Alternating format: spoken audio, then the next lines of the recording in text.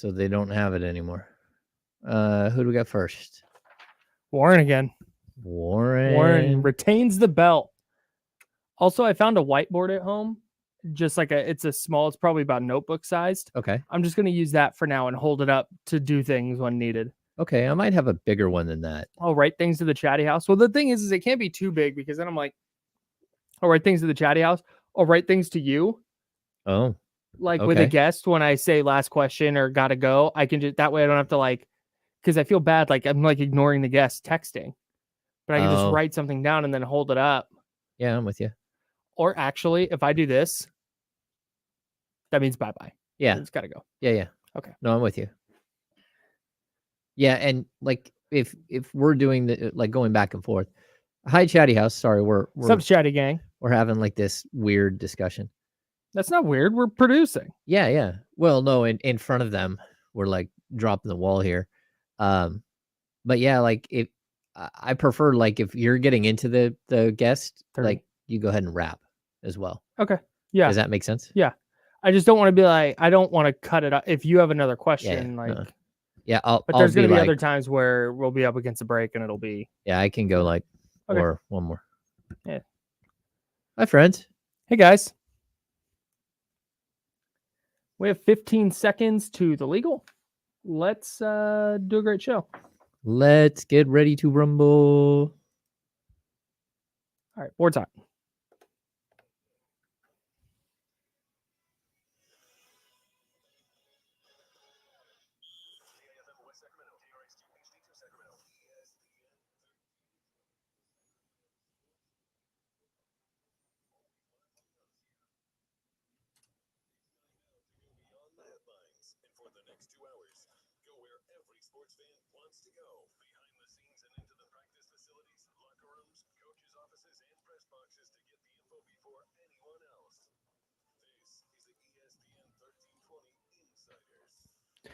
Yeah, you bet it is. Kyle Madsen, James Ham, sponsored by Jiffy Lube. Not only did the Kings season begin last night, the Kings season began with a resounding 130-114 thumping of a very strange Utah Jazz team. A very, very odd Utah Jazz club. Very strangely constructed team. Yeah, really weird. But we'll talk plenty about the Jazz. Let's talk about the Kings first, because I thought last night, and we'll get to James' 6 quick thoughts. We'll have a first half and a second half. So if you need me to do the quick math for you, we'll do 3 in the first half, 3 in the second half. But for me last night, James, I thought that was such a convincing win because it was so businesslike. It wasn't like anything happened that, and Harrison Barnes scoring 33 points is not a thing you expect to happen every night, but it's something he's done before. And something that you expect, hey, yeah, he could do that again. De'Aaron Fox was fine, not awesome. There was plenty of good. We'll get to the good, bad, and the ugly. But the thing I took away was that was just a very workmanlike, this is a worse team. We're going to pound them into submission and leave Utah with a win. I think, Kyle, what it was for me, I know it's weird to say this, there is no must-win game in game one, but you certainly can have a statement game. 1,000%. And what this was, it was a statement saying, we're going to walk into Utah, one of the toughest places to play in the league. It's a weird flight. It's at elevation. They're, historically a good ball club. Mm-hmm. We're not in their tier and they are not in our tier. That's what that game said. And It was a very clear statement. Now we'll see this weekend, are the Golden State Warriors in the Kings tier? Are the Kings in the Golden State Warriors tier? Or is one way above the other? We'll see it on Sunday against the Lakers. Is this your tier? And I think it's a really good measuring stick weekend for the Kings because you want to come out and you want to play good basketball. And the first week of the season doesn't really matter in the grand scheme of things, but it does. It does when you're playing teams that you're going to be competing against for rosters, for playoff spots. And to me, this was a game where you walked in and you handled your business. Keep in mind, this was the Jazz 50th anniversary celebration. This is a big thing for them. And they were in the throwbacks. Okay, look, hang on real quick. Another weird Jazz thing. Don't wear purple. I get it's their color, but do yellow. I think they had some green in their first uniform. You're playing the Kings. It looked like a Kings home game. Everybody was in purple. What are we? Kyle, the one other thing about when you go to Utah in the Delta Center now, it's back to the Delta Center. Sure. They have a giant, it's not even like, I mean, it's professionally done, but not really. It's like this giant, maybe like 25-foot long banner, like 8 feet wide, that hangs up in the corner of the arena that says racism is not tolerated. If you hear racist comments, call this number, all this stuff. That's where you're at. That building is very unique, and their clientele base is very unique. Boy, is it. There was even a weird moment where Colin Sexton like flew out of bounds and some lady started touching his hair that was on the broadcast. It was like, what are you, lady? What are you doing? What is happening? This is all weird. It's all weird. Very, very, very odd. Get into Utah, get your win, get out. Yeah, no, and I thought they did what they needed to do. Opening that game, that was never in the balance. There was never any point of that game where you're going, oh man, they got, even when the Jazz cut it to like 10 and they get it to 10 in the third quarter, you never felt like the game was out of control. And ever. No. And that's just given all the questions that we had about the Kings defense going into the year and what's their starting lineup look like and all that for game one. Again, there's 81 more of these, but for game one, not an issue. Nope. And we may look back on this and the Jazz might be terrible. And we might be like, oh, of course the Kings beat the crap out of them. But for now, that's a team, like you said, that expects to be in the playoffs. And the Kings handled them with extreme ease. Yeah, I would even go back to what Sarah Todd told us yesterday from Desiree News. Like, look, this team expects to be at a minimum in the play-in, but more likely a full-fledged playoff team. That's what they expect. Yep. That last season, they were a really good team until they decided to shut it down in the last month of the season. Yep. And they were a team that could have easily been in the play-in, could have competed for a potential playoff spot, but they are the ones who chose to pull back. Yep. And the Kings just went in there and, made sure that they know that that's not how you finish a season. And this is how you start a season when you decide to play out a season like that.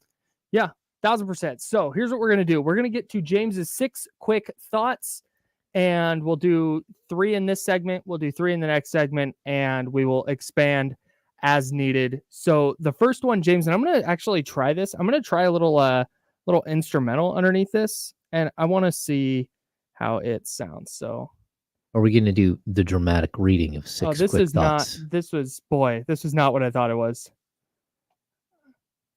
That'll play. Oh, you can't hear it. There we go. It'll play? I don't like it. All right. I'm good. You want to play? You want to rock with this? Yeah, I'm good. Let's go for it. Okay. Dig the beats. All right. What's your first of your 6 quick thoughts? My first quick thought from the game was Harrison Barnes struggled out of the gate last season and looked motivated to avoid that situation. HB jumped straight to ludicrous speed, scoring 27 of his 33 points in the first half. He was an absolute flamethrower. Okay. Yes. He was sensational last night. He was the best player on the court. He was one of the best players in the NBA, and you love to see it. Yeah, he came out. He was 10 of 11 to start the game, and he was absolutely incredible. Like, they had no answer for him, and the funny thing is they had no answer for him, even though they have like this gigantic front line, 6'9", 7 foot, and 7'1". Yeah. And here's Harrison Barnes just soaring through the air, doing his best Black Falcon. This was why this last night and how freaking awesome Harrison Barnes was last night is why he is such a frustrating player for me. Remember, I told you he might be my surprise player because everyone's thinking he's going to do this and he's going to be still the same guy. That's just it. Is you watch Harrison Barnes last night and you go, dude, he's not obviously, what did he go, 5 for 5 from 3? Something like that. He started 5 of 5. He was cash from 3, right?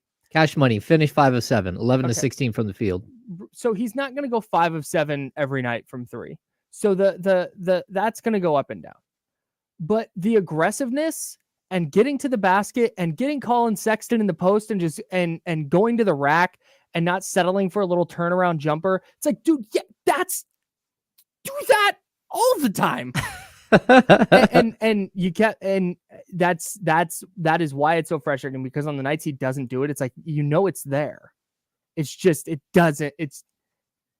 doesn't happen consistently enough. And so that's why I think he's going to be about the same player he was last year.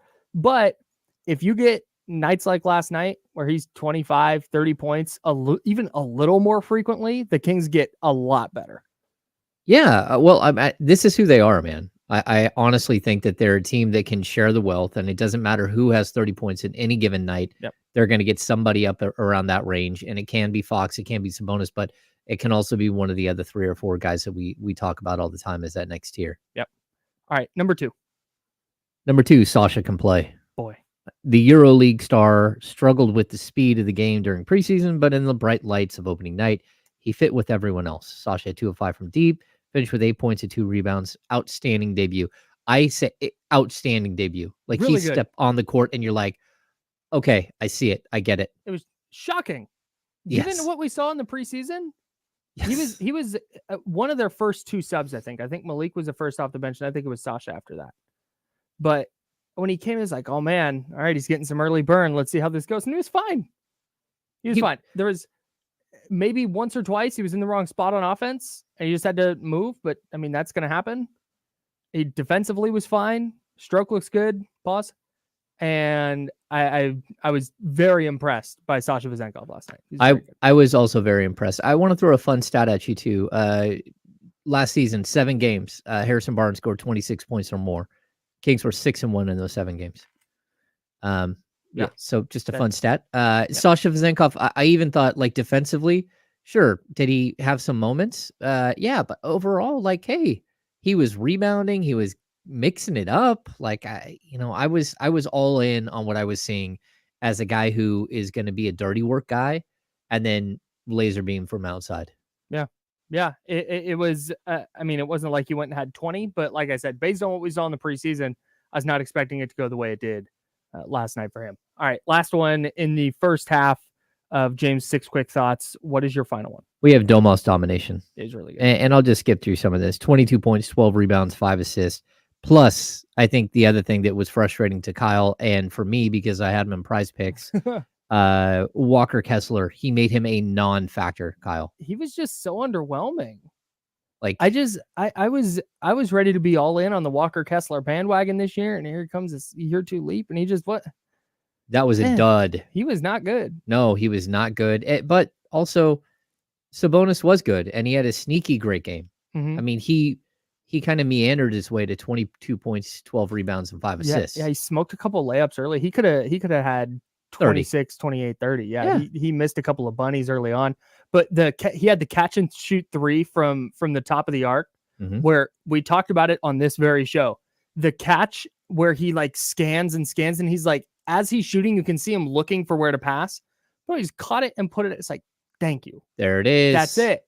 Yep. That's it. If he can do that every time, it again, that improves the Kings offense just that little bit more. Yeah, and I would point out Walker Kessler had a second worst plus minus for the Utah Jazz. Mm-hmm. He was a minus 14 for the game. Mm-hmm. Minus 14. Yeah. I thought Domas did a really nice job defensively too. Just staying vertical, defending without fouling, not being a traffic cone. He was good defensively as well, and I think that goes for the Kings as a whole. But we'll dive further into that a little bit later. Did you want to real quick in a minute talk about the news that broke last night? Yeah, it broke last night. It was supposed to be embargoed until this morning. I didn't know, like, on Wednesday, maybe it's Tuesday. Maybe on Tuesday I knew. De'Aaron Fox is joining Stephen Curry with Under Armour. He will have his own signature shoe in 2024. This is a big deal for Fox. He is the first true Team Curry like addition. And it's a big deal because Steph is 35 years old, and they're going to want someone to carry this brand forward. And that person is De'Aaron Fox. So kudos to De'Aaron Fox, who's been a shoe free agent for over a year. Mm-hmm. Good for him. He went out and got the right shoe for him. He's tested them all. This was the right shoe. He is, without question, the best basketball player now next to Steph Curry on Under Armour's roster. Yeah, it's huge. And it is not even close. No, it's not even. And he'll be the first one to get his own signature shoe, I believe, outside of Steph. Yep. And this is a huge deal. It shows you sort of the shift in the understanding of who De'Aaron Fox is. Yep. It's also shout out to Rich Paul. And it's like this is part of why De'Aaron Clutch with a K. went to Clutch, and this is Clutch with a K. Exactly. All right, James, final 3 quick thoughts coming up on the other side. This is The Insider, sponsored by Jiffy Lube on ESPN 1320.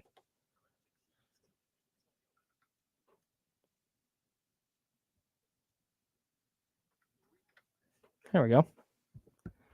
Oh, Kyle, I'm gonna start teasing now for all the way up in December and our December mad rush that we're gonna have. Oh, okay.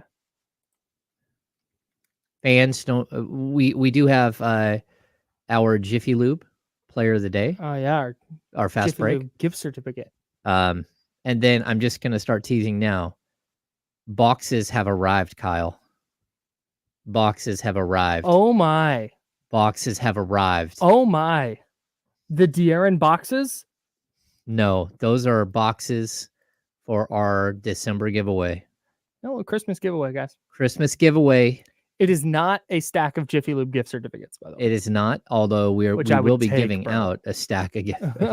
We got 82 of these bad boys to give away. If someone pulled up with a box of Jiffy Lube gift certificates, I would use them post haste. Yeah.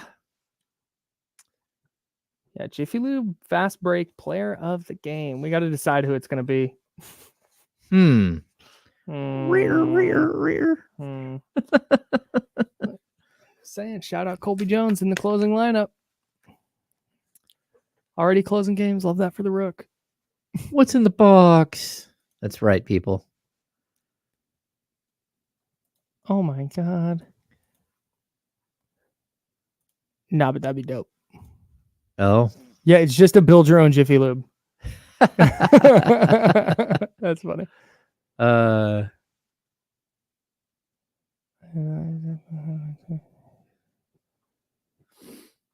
Chatty House. Oh my God, Chatty House popping today. Hey, if you're in the oh my goodness, if you're on YouTube, go ahead and hit like right now. Subscribe if you're not already subscribed. James and I do this show every day, 10 to noon, leading right into D-Lo and KC. So make sure to stay locked in. And by subscribing, when you go to YouTube, it will be right there at the top of the page. And by liking, you make sure that we get pushed up to the top of other people's pages. There's a little notification bell that'll tell you when we go live, which we are every day, Monday to Friday, 10 to noon. And we'd appreciate if everybody did that now. So thanks. Thanks in advance. Thanks in advance for your help is my go-to email sign-off. Thanks in advance for all your assistance. Oh, I have some new songs to play, by the way. And thank you for your They're not like support. new songs. They're old songs, but new songs that have been uploaded for me to play on Rejoins. All right. Yeah. I'm pretty excited about it. The single longest rundown in the history of... Yeah, it's big time. 20 seconds. Pick number 1 through 6. What do you mean? Pick a number 1 2. through 6. Okay. That's the song we're going to play. 10 seconds. Board's hot.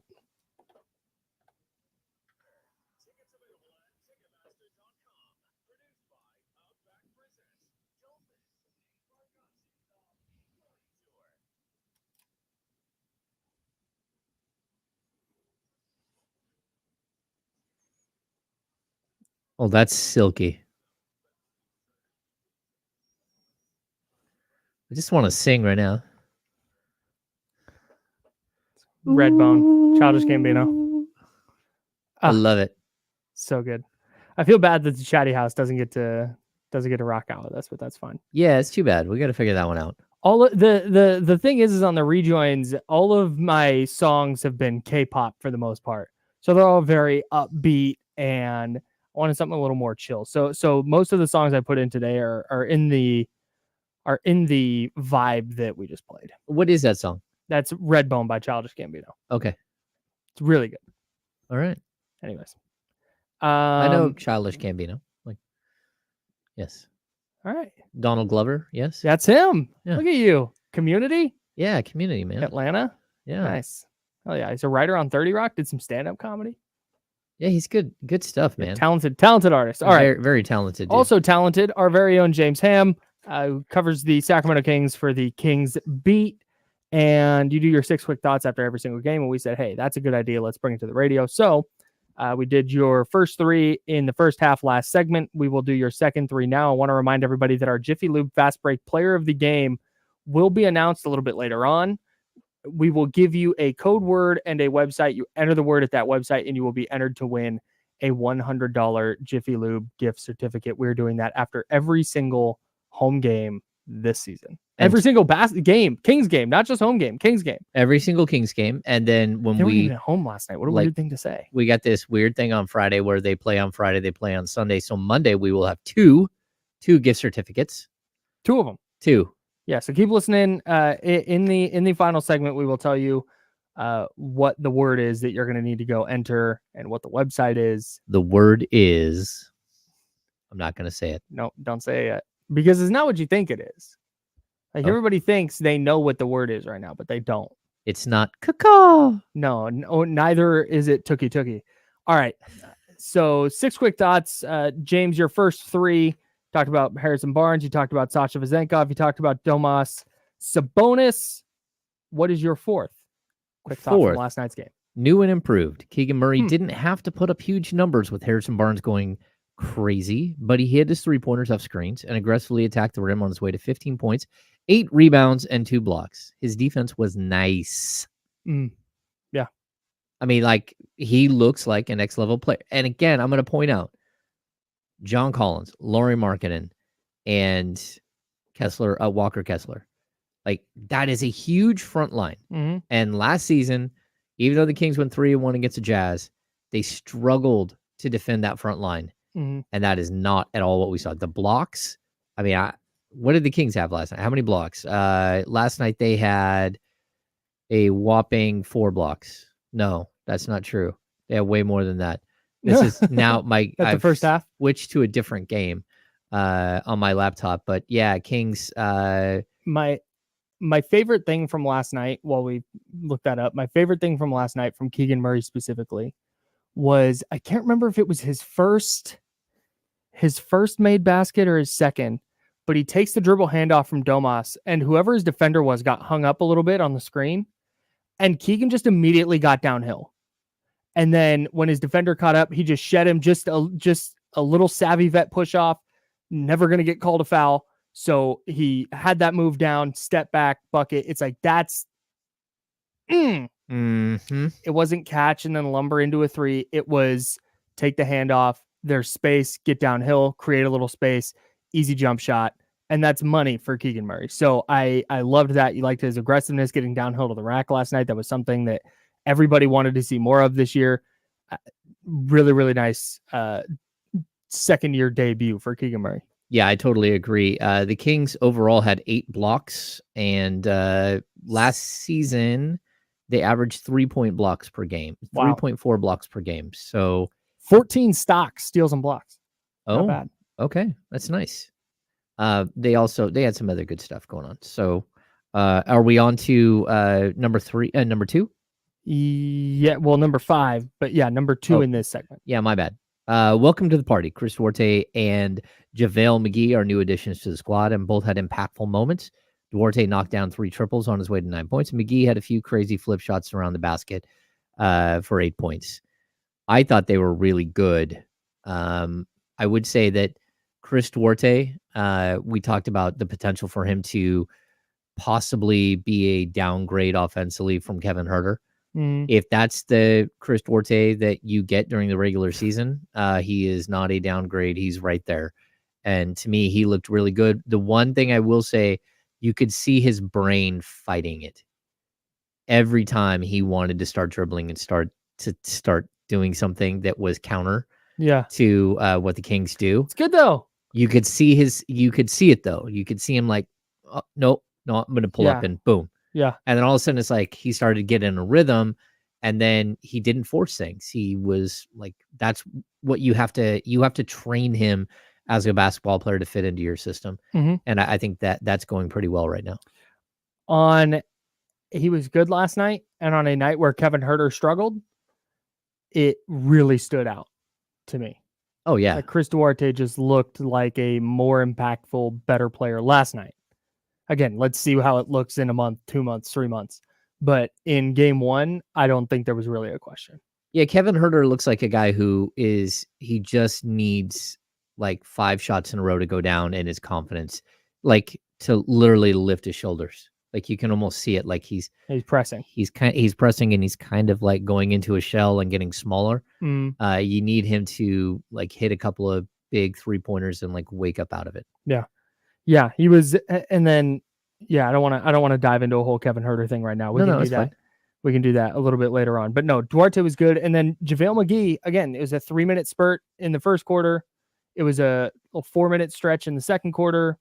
And then I think another 3-minute stretch in the third quarter. And then he played a little bit in the fourth, maybe 2 or 3 minutes in the fourth quarter. And it's like, that's where you are maximizing what he does and limiting his opportunities to make mistakes. Exactly. That was 4-4 from the field. He played 13 minutes, 27 seconds.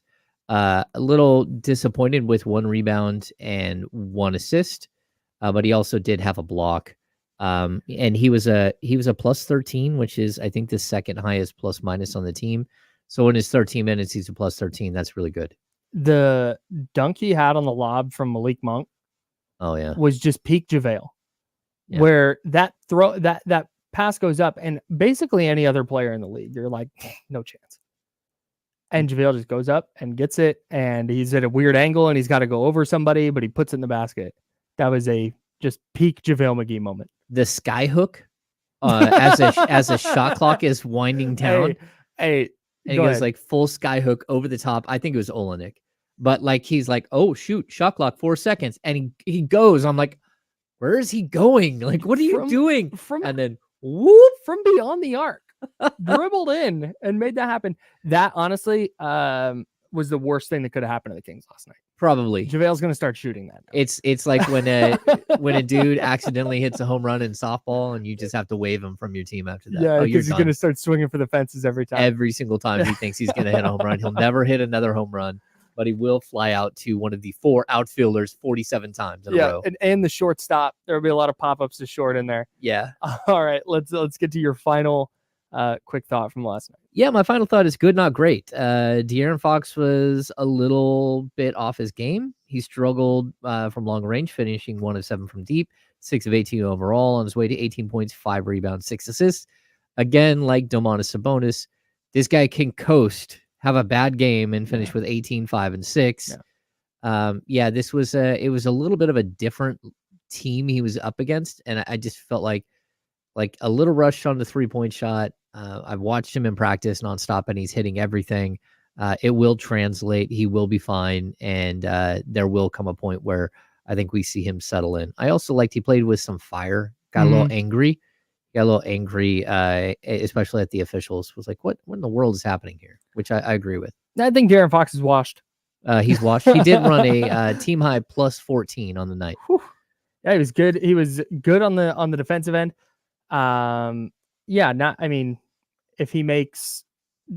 If he goes 3 of 7 from 3, he's sitting there with 24 points. And the threes didn't go down last night. That was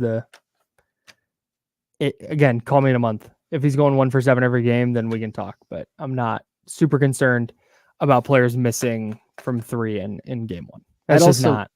The other thing I like, Kyle, 5 of 6 from the free throw line. I don't, I would like to see 6 of 6 for sure. I'd also like to see that number more like 8 or 9. Yeah. But I'm okay with him with 6 free throws. Sabonis with 7 free throws, and Harrison Barnes with 6. When you have 3 guys that are in the 5 to 6 category, that's pretty good. Yeah.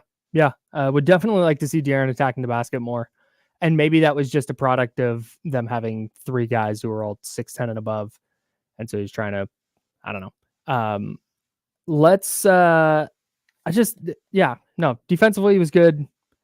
Like you said, good, not great. Yeah. But he's their best player. So. Yeah, it was a perfectly solid game for an opening night, and you expect bigger things from him down the road. Yeah.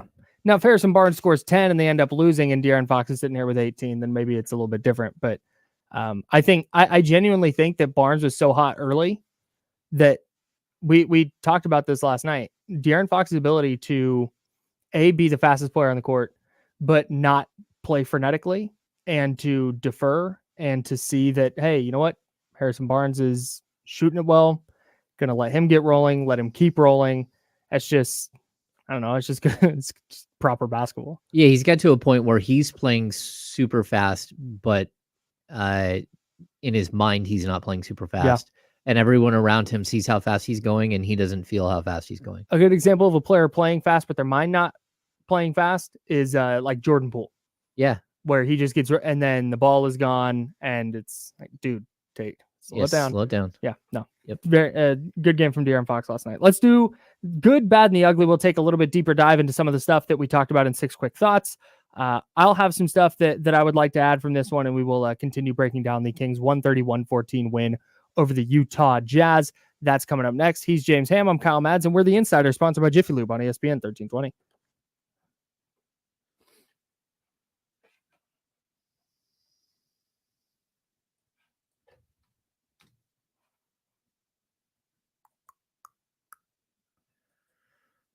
What's going on, Chatty House?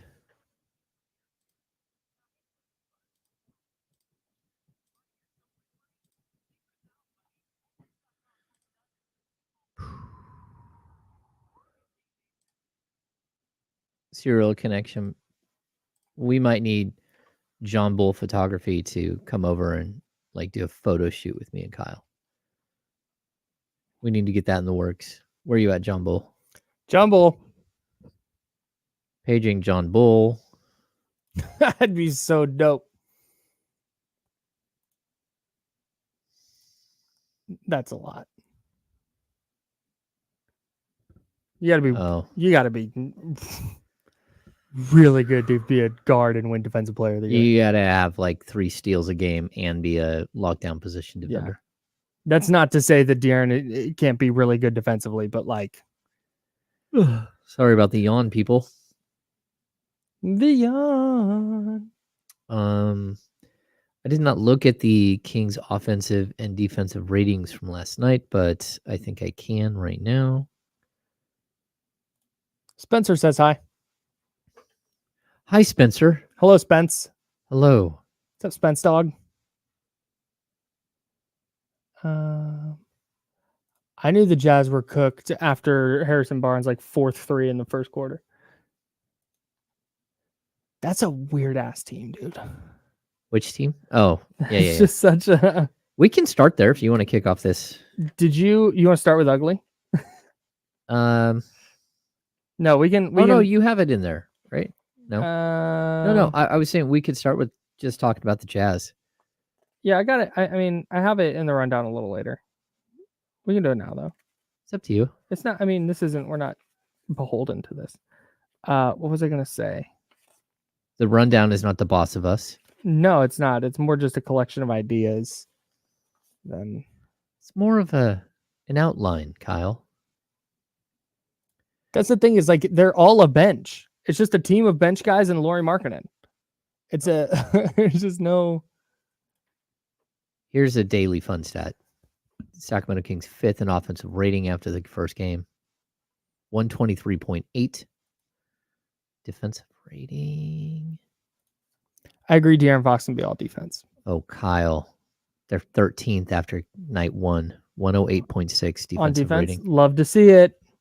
And their net rating of plus 15.2 is 4th in the NBA. Mike Brown is going to be thrilled. Assist to turnover ratio, they're 4th in the NBA.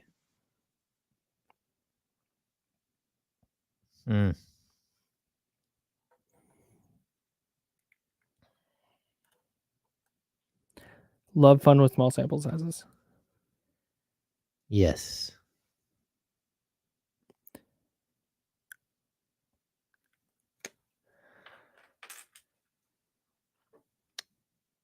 One minute. Nope, minute and a half. Jeez, always a long break. This is a long break. Did we go into the last one late? What up, bro?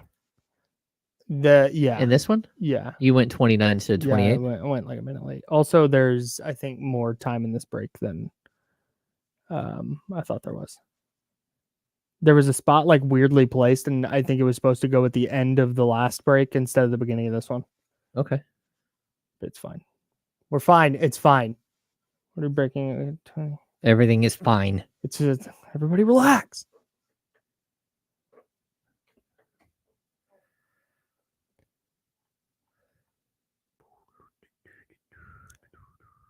Tough debut for Scoot.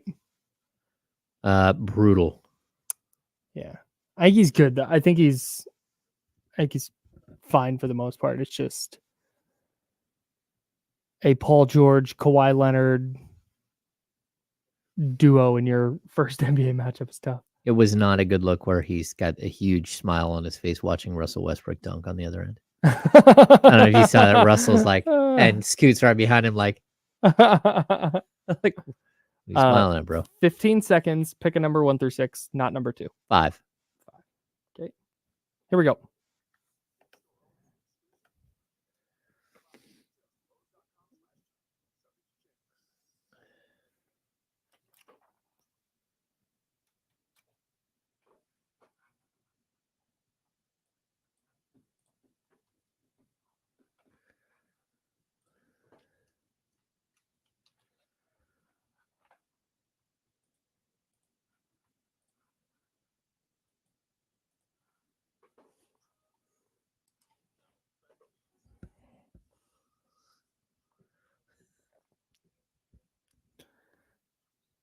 We're fine.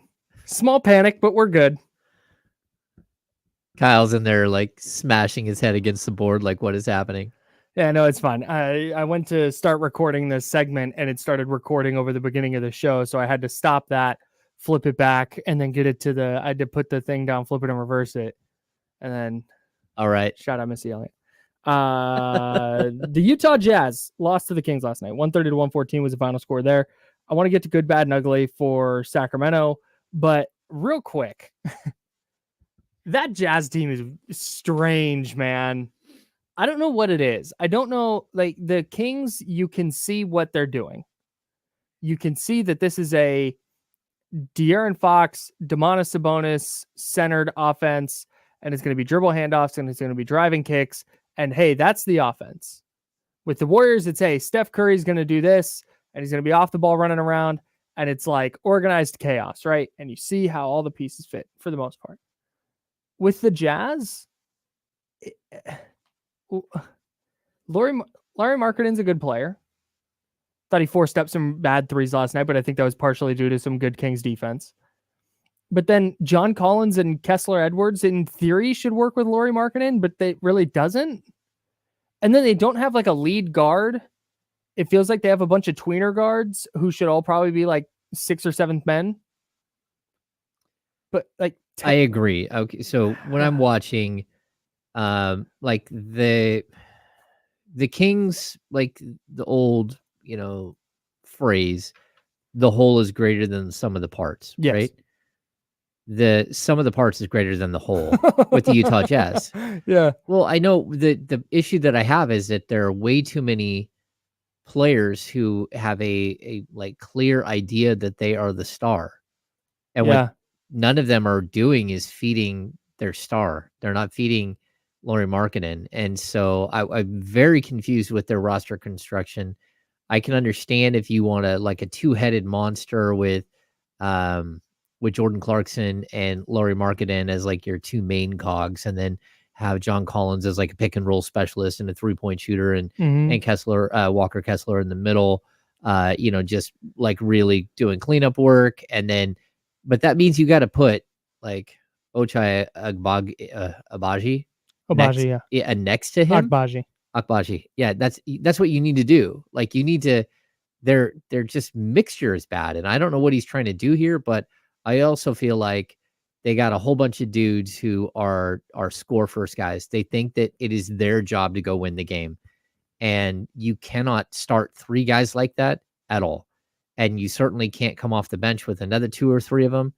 I don't know. Like someone brings that up. Like there is no world in which Jordan Clarkson should become a starting point guard. Jordan Clarkson led the team in field goal attempts with 16 and assists with 6. Yeah. It's a lot of Jordan Clarkson, man. It is a lot of Jordan Clarkson. So I don't know what's going on there, but I will say this. There's something that like Malik Monk might not like that he's a 6-man. But Malik Monk, if like he was being honest with himself, and if other people are being really honest with him, they will continue to tell him that, look, man, this is where you can be great. Mm-hmm. Like, this is who you should be. And you can make a lot of money as a 6-man. Yep. But this is who you should be. Don't fight it. Embrace it. And I feel like the entire Utah Jazz team outside of Lauri Markkanen is probably like a lot of 6-men who are trying to not be 6-men. Yeah. And that is like really difficult to watch. That's why I don't get why Jordan Clarkson is starting. He was really good in that. He is a perfect 6-man. He is. I don't understand. You have Chris Dunn, who Sarah Todd yesterday, Deseret News Jazz beat writer, was on with us. She's like, Chris Dunn has morphed his game. He is a really good defender. He's transformed his game offensively. He's worked really hard. Why is that guy not starting?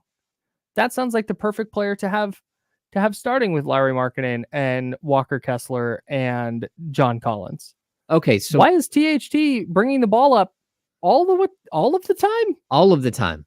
Like, what is happening there? Like, there's so many question marks that I feel like what happened was Utah thought they were going to be really bad for a couple of years, right? Yeah. So they went out and they said, hey, we can get Colin Sexton for almost free. Mm-hmm. Let's get him. Actually, Lauri Markkanen, same thing. Lauri Markkanen is just sitting there.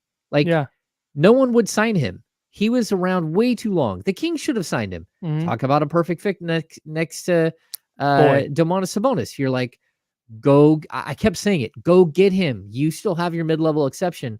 Go get him. No one has signed him. They end up getting him for like a $16 million deal per year deal. He's on such a bargain contract. Yeah, it's crazy. But if I feel like Utah, they did the same with Colin Sexton. They did it with Lauri Markkanen, and then they doubled down on this idea with John Collins this year. Like, okay, he's got talent. It doesn't matter how much he makes because we got a bunch of free salary space. Let's just go get as many talented pieces as we can get. Mm-hmm. They do not fit at all. No. And that, like, you see it like right away. You're like, oh no, it was no. Like Keontae George, their rookie, their 16th overall pick, was maybe their second best guard last night. Oh yeah. It was a really tough. Every time I looked up, and again, this is partially due to the Kings defense, and we'll use that to get to good, bad, and ugly here. But it's partially due to the Kings defense. The Jazz chucked up some really bad shots last night. Oh yeah, there were so many contested threes and fall away looks inside, and just shots at the rim that had no chance. And that's partially due to the Jazz, but it's also partially due as we get to good, bad, and ugly.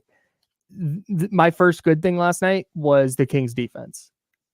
Okay. It wasn't perfect by any means, but you saw them imposing their will a little bit. You saw that, physicality that was such a buzzword through the preseason. I thought you saw that particularly early in the game. It was every time the Jazz drove, it felt like they never had an open layup, and there were a couple for sure, especially in transition. But defensively, I'm guessing Mike Brown was a lot more pleased last night than he was after practice the other day when he lit the team up. I would agree. And I'm going to caution everybody, like, the Kings gave up 114. People are like, oh, that's a lot to give up. It's really not in the NBA anymore. And I also think, the Kings pushed the pace. Their pace was 105 last night, which is basically possessions per 48 minutes, like projected. So like they really did push the pace. And I think they made Utah play to their speed, not the other way around. Mm-hmm. And Utah's not built to do that. And they don't have the horses to run with the Kings. And, anytime you hold it, 45% isn't great, but it's okay. You held them to 32.1% from three. That's great. Mm-hmm. These are things that I think that matter. Some things that they do need to clean up. They did, foul too much still on the defensive side. Yeah. Anytime you're putting the other team on the line 31 times to just hear 20, That's a problem. Again, 25 personal fouls for the Kings to just 20 for Utah. But it's a work in progress. I think for day one, this was like, holy cow, you're moving the ball quick. You're actually showing us some of the defensive talk. I saw it. Like I did. And like, again, there were some bad plays. There were some players who did not play well on the defensive side of the ball. But there was also, like, schematically, you're like, okay, I'm okay with a lot of this. Yeah, this fine. There just weren't a ton of major breakdowns where the Jazz are getting a bunch of wide open looks and they're getting to the rim at will. There was really none of that. They made some shots for sure, and the Kings, like you said, fouled a little too much. But I didn't walk away from that game going, "Oh man, this defense is going to do them in again." Yeah, that wasn't a take. What was something good for you? The next, let's see, at the assist to turnover ratio, I thought was amazing. Yeah, 29 assists, 11 turnovers. Take that every game. Yeah, I would take that every game, especially for a team that had 3 new rotational players. So like, I think that's a big deal to point out. That they went out there and they played their systematic game, and they beat up on an opponent, and like what their offense did, they could have easily had another like 8 assists. I mean, Domantas Sabonis should have had closer to 10. There was a bunch of wide open shots that were missed, and that's we're saying that, and the Kings still hit a whole lot of threes, but there were plenty more they left on the table. Yeah, 19 of 51 from 3 is going to do it. That'll work. That'll play. Yeah, I mean, I think it's one of our other 19 to 51, but I pointed out in the rundown, they outscored the Jazz 57 to 27 from behind the arc. They outscored them by 30. Like, you're winning a game when you outscore someone by 30 at the 3-point line. Good point. It is what it is. I mean, there's no way to compete with that. That's one way to overcome the foul shot discrepancy. Yeah, like points per possession. That's how you beat someone. If you're gonna, like, again, what you just said, if you're gonna get beat by 11 free throws, like 11 free throws can't make up for 30 points that you're beating someone on 3-point shot. Another good thing for me last night, Malik Monk. More like Malik Dunk. Oh yeah. Oh my gosh. Where's the "you will not be slept on" anymore? Oh yeah, here we go. Hang on, let me find it. Here we go. You will not be slept on no more, brother. You won't. You will not be slept on no more, brother. The thing, and you highlighted this in the rundown, and this was the thing that jumped out to me. 7 assists for Malik Monk. Yep. It was not a Jordan Clarkson style sixth man, just to that's the name I would have picked even if they hadn't just played the Jazz, where it is, you know what? Go score. You're going to get on the court and you're going to shoot it. And if you're open, or if you think you're open, just throw it at the rim. No, he was the de facto backup point guard last night. Oh yeah. It was not, hey, here comes Malik Monk, go try and score 30.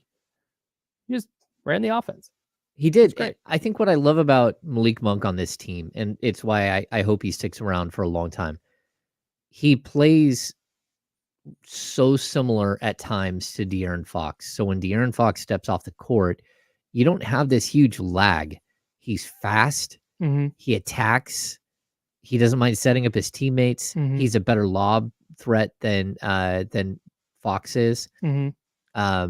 These are things that matter. Like, if you have continuity of offensive structure, like, I think the Kings always have this issue. They don't have another Domantas Sabonis, but they do have another De'Aaron Fox, and it's not as good, but he's really good. Yeah. And when he plays like that, where he's smart, and he still got up 12 shots, so let's not act like he was some right. Yeah, he wasn't still prime Steve Nash. Well, that, and he played 23 minutes, but I think watching a player come in, 10 points, 7 assists, 2 blocks, and he only turned the ball over 2 times. And the thing, when you're dealing out that many assists and you're dealing with new players, again, Sasha Vezenkov, Chris Duarte, he's the one who's playing with those guys primarily.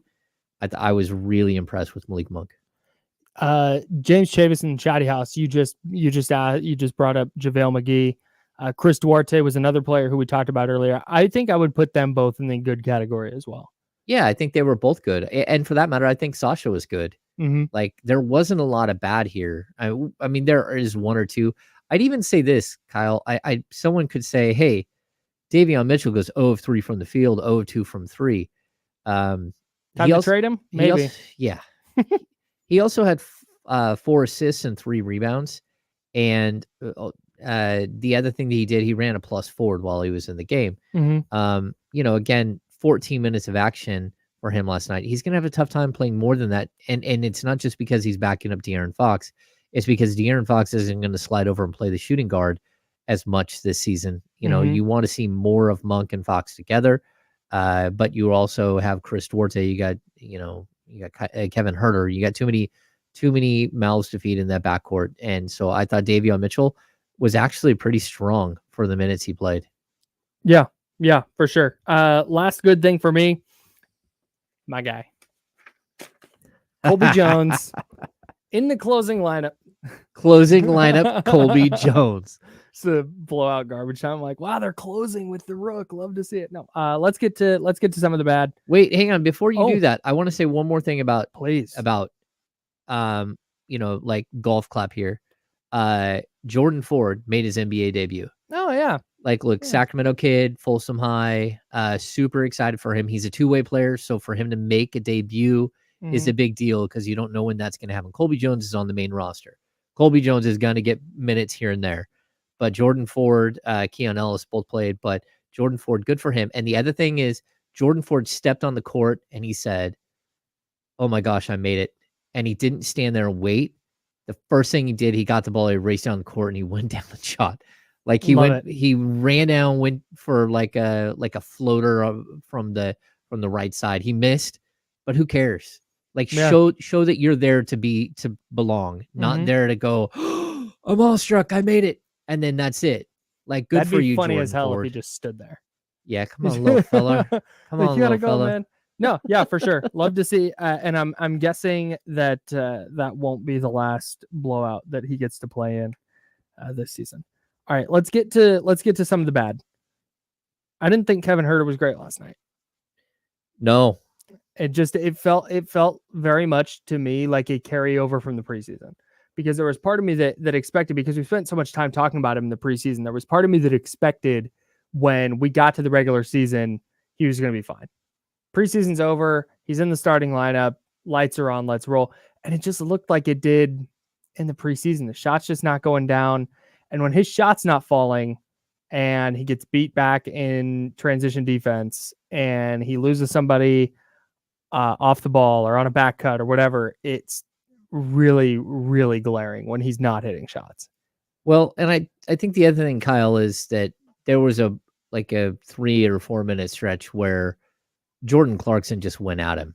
And I think that's a little unfair because Jordan Clarkson is, an electric scoring guard. He is, whether he was great last night or not, he ends up having, 24 points to lead the team. Doesn't he have a 50-point game in the NBA? Yeah, I believe so. Jordan Clarkson can really score, and he's shifty. He's fast. He is like a Malik Monk. And to put Kevin Huerter on him for long stretches, I don't know that that's the most advantageous thing. I would rather have him on Talen Horton-Tucker, just because, again, I think Huerter can use his size and his length to sit there and try to defend against a bull rush guy.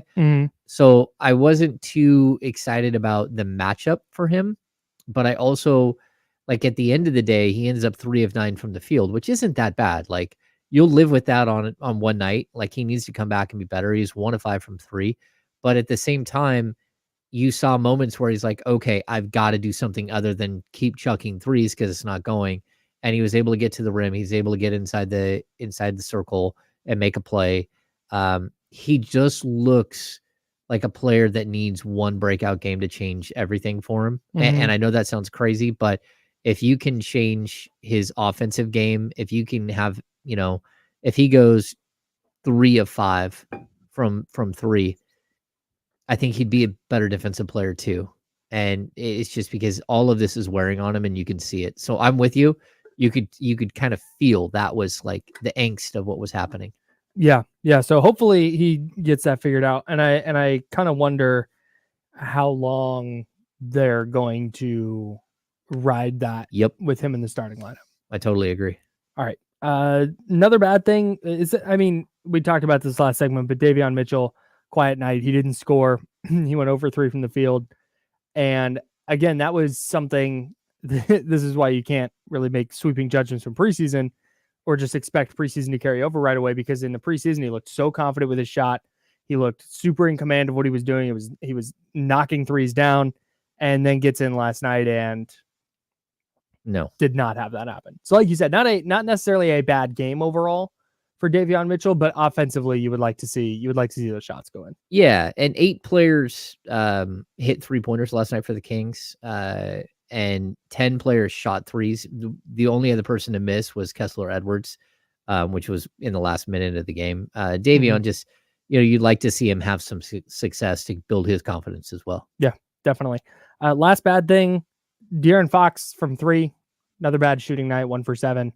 But again, we talked about that earlier. It's not like a concern. These are isolated to this game. Yeah. And I think so De'Aaron too. Fox did not shoot it well last night. That's my thought. I totally agree. The shot's gonna fall eventually. He didn't take bad shots. No, and I think we're gonna see him, like, especially the next 2 games, he'll really get up for these games. Like, yeah. Well, the next 3, because you got the Warriors twice.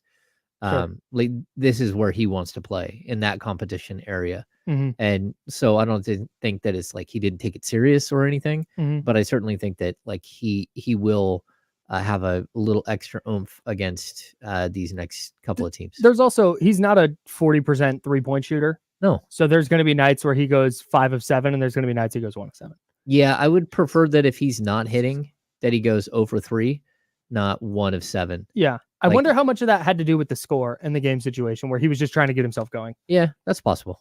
Yeah. All right. It's hard to find a lot of ugly stuff when you just thoroughly beat a team down like the Kings did last night. Yep. To Utah. You had the Jazz rebound advantage down here, 64-52 for Utah.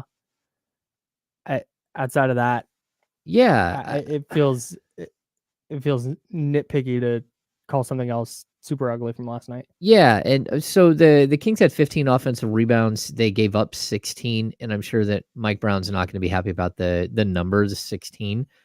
But I'll say Utah missed a bunch of they were really bad shooting wise.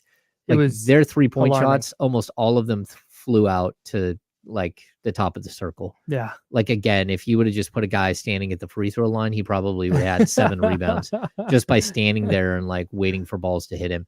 And I think that was a little bit of crazy. The Kings need to be better on the glass, and it's something that we will continue to point out, because Mike Brown said he's not gonna, if it becomes like an issue, he's gonna have to address it.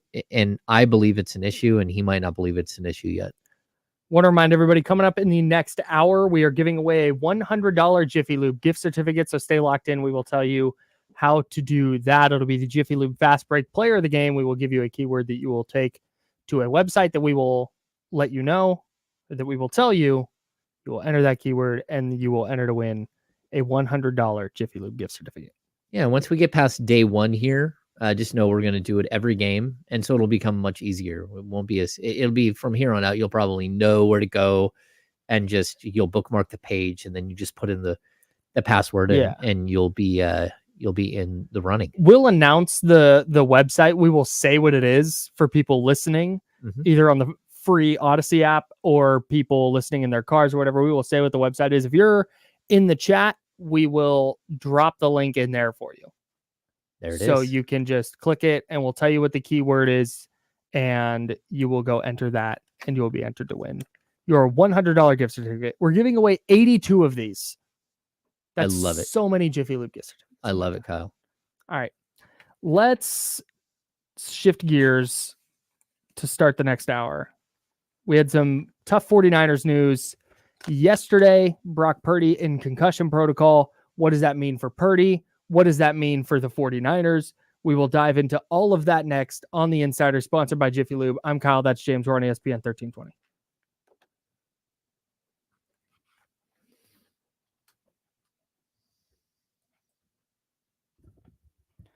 Hello.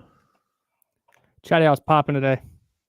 Yeah, it's been a little crazy. We have 340 people in here, so friends, if you don't mind, hit the thumbs up button and subscribe to the channel if you haven't already, and then hit the little bell so you get notified every time we go live, because we do go live way before. Well, we don't go live, but the chat is live earlier than a lot of people know. So even today, Warren was in here at, oh man, the chat is, man, there are a lot of It's popping, dude. It is popping. Yeah, Warren was here at 8:59 this morning. Whew. So if you want to come and hang out and, chill with the good people of the Chatty House, it's open. The door is open early. Want to welcome people who don't typically watch the show or listen to the show. Thank you for dropping in. Would appreciate it if you guys wanted to hang out every day. That'd be awesome. Yeah. Maybe people who typically only watch D-Lo and KC. What up? We are here every day, 10 to noon, leading right into D-Lo and KC. Plus, we have a $100 gift certificate from Jiffy Lube to give away every day, and they do not. And we're going to have a super dope prize to give away around Christmas time. Super dope. I'm not going to say what it is. We can't say what it is. But it is. But the boxes have arrived. The boxes are. The boxes have landed. Where's. All right, there we go. Yeah. Octopus ears. I do not think the Kings are going 82-0 this year. I'm not ready to rule it out. I'm just saying. I love the people who change their Twitter handles to like 82-0 and then 81-1. It's really funny. And then yeah. I like it. I just enjoy it. So I've been on Twitter for Warren got no job. Damn. Shots fired. Shots fired from the Serial Connection. That's cool. I bought cereal that's in my locker that I have a bowl of cereal every morning now. Oh. Yeah, it used to just be like apples and like granola bars or whatever. Got some Jozos from Trader Joe's. Oh. It's like $1.99 for a big old box. Wow. It's A+. It's really good. I've been bringing Danishes in every day for Kyle and I. Here we go. 5 seconds. Board's hot.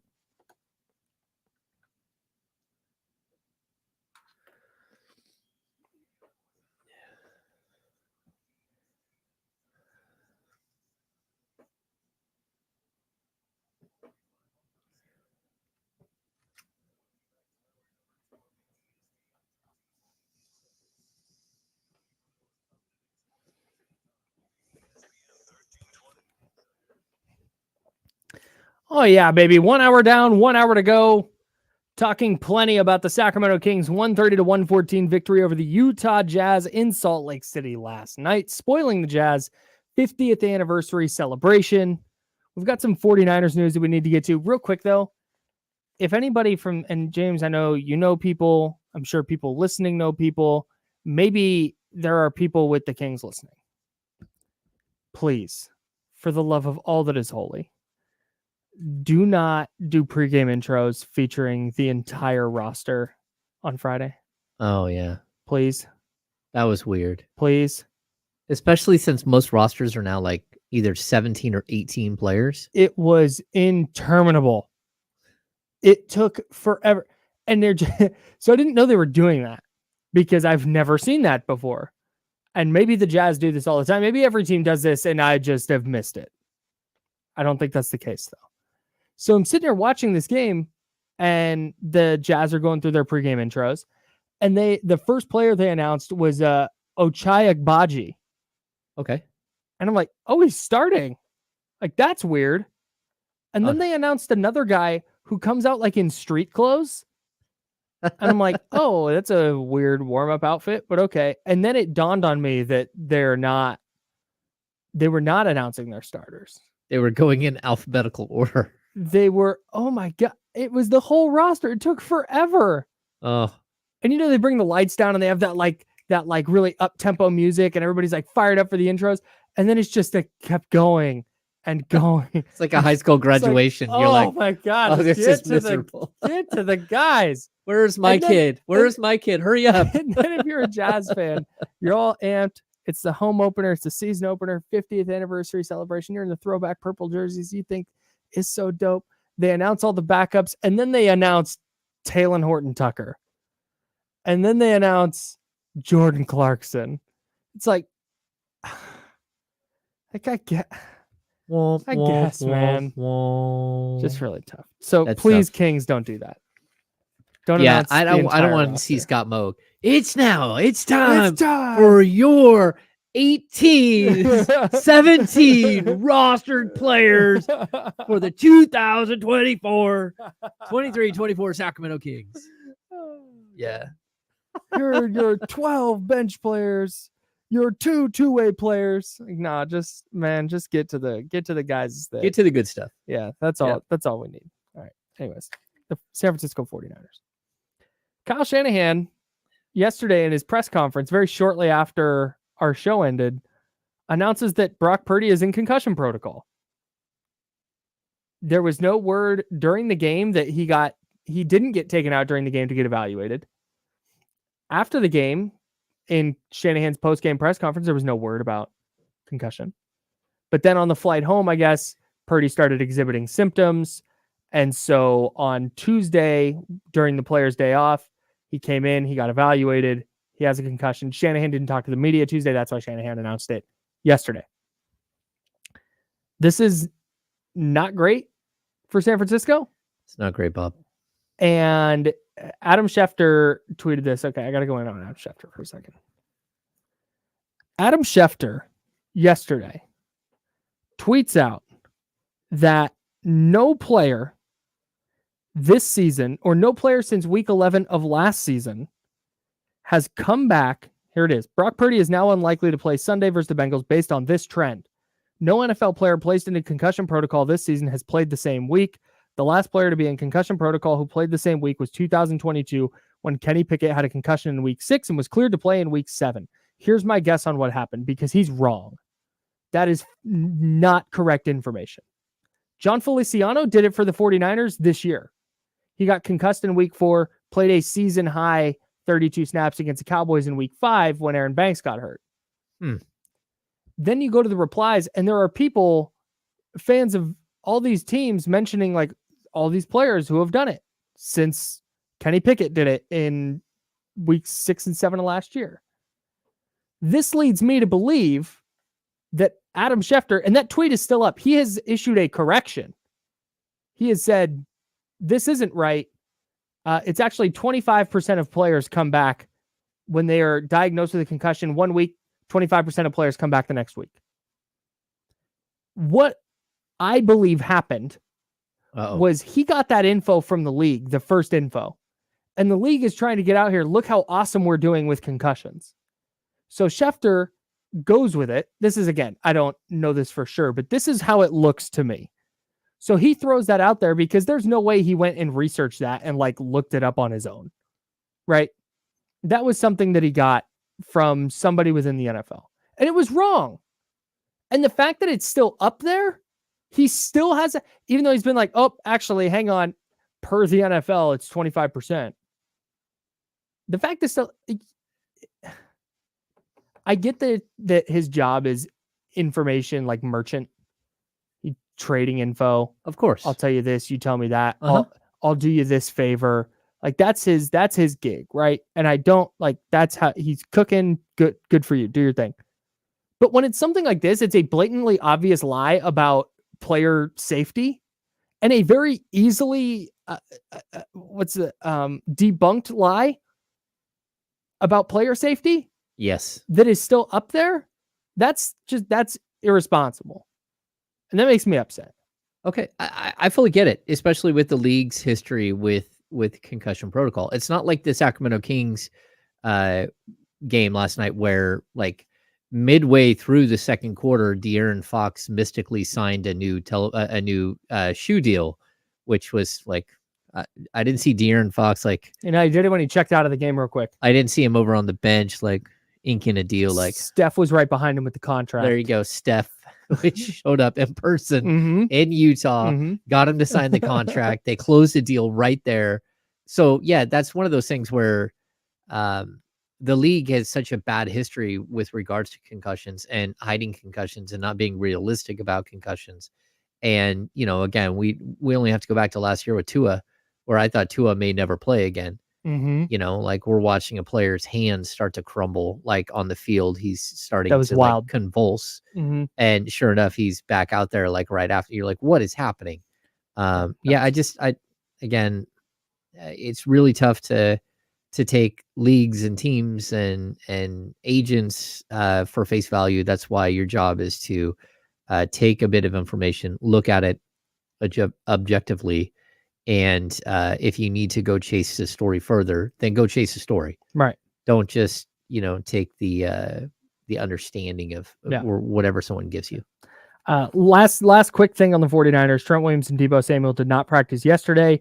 Deebo's already been ruled out for week 8 against the Bengals. Shanahan expressed some optimism that Trent Williams would practice today and potentially be available Sunday. So he has not been ruled out. Christian McCaffrey had a full practice. Dre Greenlaw was given a veteran rest day. There was no injury designation for him. Okay. Which is good news for now. We'll see today. But again, McCaffrey a full practice. Brock Purdy in concussion protocol. If Brock Purdy can't go, the Sam Darnold era in San Francisco would begin. Anyways, back to the Kings. You just said that. You need to rewind. This Sam Darnold era in San Francisco would begin. It would. It would start. Yeah. But we'll see. We'll talk plenty about that tomorrow on a Football Friday. We have a Kings victory over Utah to get into right now. What for you was, because again, there's 81 games. So much is going to happen between now and the end of November, much less the end of the season. What do you think? What did you take away from last night that you think can be extrapolated over the full season? Like what's the, I don't think I'm asking this right. I got you. What was the takeaway last night that like Harrison Barnes isn't going to average 33? He had an excellent game. I don't think he's going to average 30 plus. That's just my take. But what's sustainable from last night that you saw? Well, I think the one thing I would circle is that they shot 51 3-point shots. And we saw this all the way through preseason where they're shooting between 45 and 50 every game. And you're like, holy cow, that's a lot of threes. That is a ton of threes. That is a lot. Now, they're able to combat that with the fact that they had 102 field goal attempts. That's a lot, man. Kyle, that is a lot. That means that a lot of shots. They are getting up and down. They are like in their offense quickly. I think that they can even get faster than what we saw last night. This offense looks unstoppable. And I know that we saw it slow down to a crawl in the postseason against the Golden State Warriors. But if you're able to open it up where you're shooting 51 threes a game, and that's literally a 50-50 split of all your shots, this is going to be a crazy season where 130 a night, it might be the norm. Yeah, the Kings last season, they were 12th in pace at 100.3 possessions per 48 minutes. Last night, they were north of that number at 101.6, which would have been second in the league last year. And like you said, it felt like for a lot of the second half, it was cruise control. Oh, yeah. Yeah, there came a point. I thought Utah, I think that might be the one other takeaway. Utah came out in the third quarter and punched the Kings in the face. It wasn't a 7-0 run. They kept saying it was a 7-0 run to start. It wasn't. It was a 7-2 run.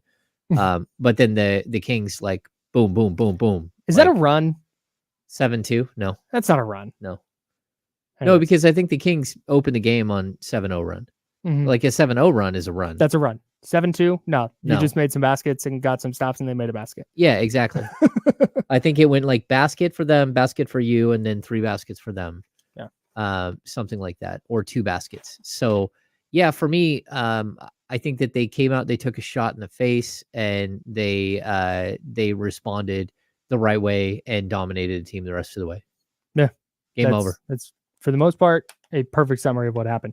I have a couple more sustainable things from last night that I would like to get to. We also need to look around the rest of the Western Conference. We'll talk some other NBA stuff because, of course, with the Kings now expected to be one of the top teams in the West, got to pay attention to what else is going on around the league. So we'll be sure to do that. But first, Before we go to break, I want to let everybody know about Socktober. This is something we're doing here at the station. An overlooked item for the unhoused is a common clothing item, and that is socks, hence Socktober. So ESPN 1320 is hosting a sock drive to collect new, unused socks. Underline new and unused socks. At the end of the drive, socks will be donated to the Gathering Inn, a nonprofit organization dedicated to helping people on their journey to sustainable housing. Donate new and unused socks at the ESPN studios in Roseville. More information at ESPN1320.com. Listen, we are at 594 pairs of socks. We need 6 more to get to 600. All right. This goes through the end of October, so we can blow past 600. We have. But let's get to 600.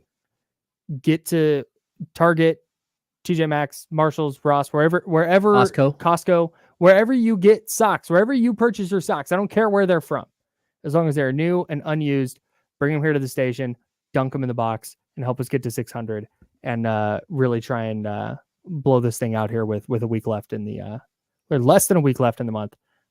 So really cool thing we're doing here with Socktober. Appreciate everybody who has and who will donate. It means a lot to us. So thanks so much. We're going to break. On the other side, something that I found was not only sustainable, but I think is going to be the biggest key to success for the Kings this season. We'll talk about that next on The Insider, sponsored by Jiffy Lube on ESPN 1320.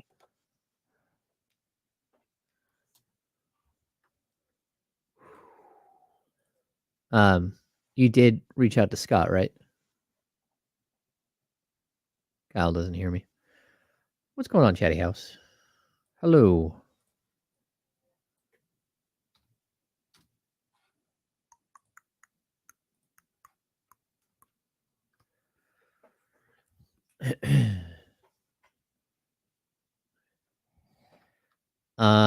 Chester Jackson, if you bring a lot of socks, then yeah, you probably could wave in the window. Yeah, 100%. Yeah, if you bring in just a boatload of socks, brand new socks, not like don't clean out your drawer. Yeah, no, but you have to go buy socks. Yep. Unless you have unopened packs of socks at home, which if you do, that's kind of weird, but you know what? More power to you. Okay. Then yeah, go buy some socks, bring them here. And if you just bring in like, I'm not even going to say a number, just like an armful of socks, we can facilitate standing here watching. Yeah. I think. I mean, there were stools at one point. It's a table. There was a table and stools. Like we could have like a little sports bar out there. It'd be kind of fun. That'd be fun, Kyle. This would be a fun bit. Just reading promotional emails that we get from people. Like, you know those emails that you get that are like, hey, we think this would be a great story for your site. And then it's about a doctor who's developing goggles for guinea pigs. Oh, yeah. And it's just like, that has nothing to do with anything that I do. G-force. Why did my email come up on this? But this one does work. John Bull said, how many socks for me not to not get punched in the face? Sorry, go ahead. This is George Kittle drops new eyewear line. Oh, really? Kyle, George Kittle is known for his bold fashion choices from week to week. He's not. That's insane. He's known for blocking. Like, let's keep it a stack. But there's one consistent element in his game day attire. Sunglasses. I was on pins and needles. Quote from George Kittle. Sunglasses are something I wear to every single football game. I wear them every time I drive to work, says George. This is not real. Swear. We need to do a dramatic reading of this. George's and his wife Claire's love of sunglasses came to life through their new eyewear collection with Zenni Optical. Cool. Did you get hiding at the bottom of this? If you say, hey, thank you, we'll send you free sunglasses? Maybe. I'll tell him I read this on the radio. Oh, there you go. I'm not going to write a story about George Kittle's eyewear, but that's wild. All right, here we go. Here we go.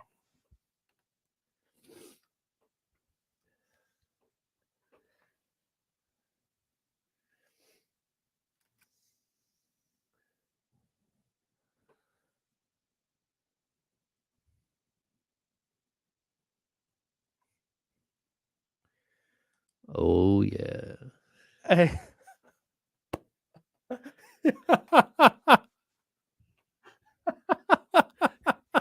Kyle, what is going on here? Kyle Renata in the chat talking to John Bull said it's Socktober, John, so we're gonna sock you in the face.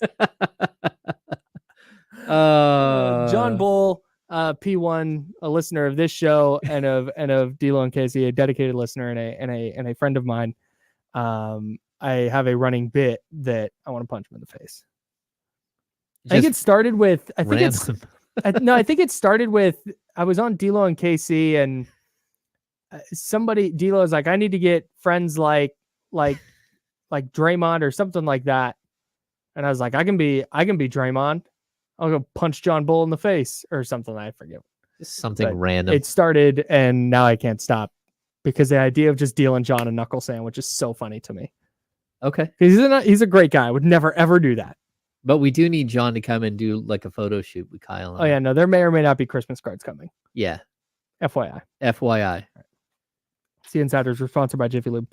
The biggest thing last night that jumped out to me that when you talk about sustainability and you talk about things, because again, sustainability is not just what's good, it's what's bad. De'Aaron Fox is not going to score 18 tonight. De'Aaron Fox is not going to shoot 1 for 7 from 3 every night. Conversely, Harrison Barnes is not going to score 33 every night. Somebody brought up in the YouTube chat, they said Barnes is capable of scoring 30 any night. It's like 100%. But absolutely, but he's not going to. So one of the things that jumped out to me, and this is I don't think you can really get this from the box score, was how different Keegan Murray looked. And that was, I mean, one of the biggest things that you and I talked about leading into the season. I think it's one of the biggest things everybody talked about leading into the season is, could Keegan Murray be like your biggest offseason addition? Could a new version of Keegan Murray be the biggest change to your offense? Because Chris Duarte was going to contribute, and JaVale McGee and Sasha Vezenkov, and you see all these like peripheral pieces, but the Kings are banking on Keegan Murray going from all rookie, setting a rookie 3-point record, to all-star, potentially all NBA type of guy. Like, that's what this core is built around. You know what you're going to get from Domantas Sabonis. You know what you're going to get from De'Aaron Fox. And maybe they take, these small levels up or make these small steps forward, but they are not in the, huge leap part of their career anymore. They've done that. Statistically, it's really difficult to go from 25 to make it an impact like above 25 points a game. That would be like, again, if he can get to 28 points per game, that's 3 points per game. Like, again, it's basically what Kevin Huerter did last season. Yeah. He went from 12 to 15. Mm-hmm. I think, again, Malik Monk could go from 13 to 16. Yeah. Like, that's something that could happen. But the one guy that can go from 12 to 18, like a 6 or 7 or 8 point jump per game, statistically, is Keegan Murray. Yeah. And, we talked about this earlier about like, if you can get one person to step up, if Sasha Vezenkov can be the player that Keegan was last year, what does that mean for your team? And because that would allow Keegan to go become something different and like almost be the addition. But I'd also say that maybe we were wrong. Maybe it's not Sasha. Maybe it's Chris Duarte, that his presence is something that can, be something that can be consistent and that could help, free Keegan to become the player that, to basically be the same team, but then have one guy take another huge leap forward. It's going to be interesting. Again, statistically, it's really tough to take a big leap in one game when your other forward just drops 33 and looks like, sure, but that's what was so encouraging to me last night. And that's why you can't look at the box score. Because if you do, you go, oh, Keegan shot it well. He got 9 threes up, which is, you love to see. But I think it was 13 shots total he had? Yeah, 13 shots. He got up 9 threes. He goes 4 for 9. That's probably about what you expect from him. It was the aggressiveness, though. Yeah. It felt when he was open, he was shooting it. There was no hesitation. And then it was has a little space to get downhill and he's taking it. He looks more athletic. He looks bigger and he's moving more athletically. Like, there is a noticeable difference in how he moves on the court and then how he's attacking on offense, both from the perimeter and just shooting, but then also literally getting downhill and going to the rim. That's the kind of stuff that you would expect to kind of gradually see throughout the season. I think we will. But just in game one, the fact that the light bulb went on right away, even though Harrison Barnes is shooting it well, De'Aaron Fox hasn't really gotten it going, but hey, there's Keegan Murray. Yeah. He's not deferring, not saying, oh, I'm going to take a step back. He's being aggressive and asserting himself. And I think that is going to turn into something closer to 18 to 20 a game. I totally agree. 100%. I totally agree. We should also note, according to Shams Charania from The Athletic, Sun star Devin Booker with foot injury and Bradley Beal with a back injury will both miss tonight's game versus the Lakers, sources tell The Athletic and at Stadium. Huh. Sure. You bring in injured players and they get injured. I'm just saying. So now they're putting the full weight of their offense on Kevin Durant.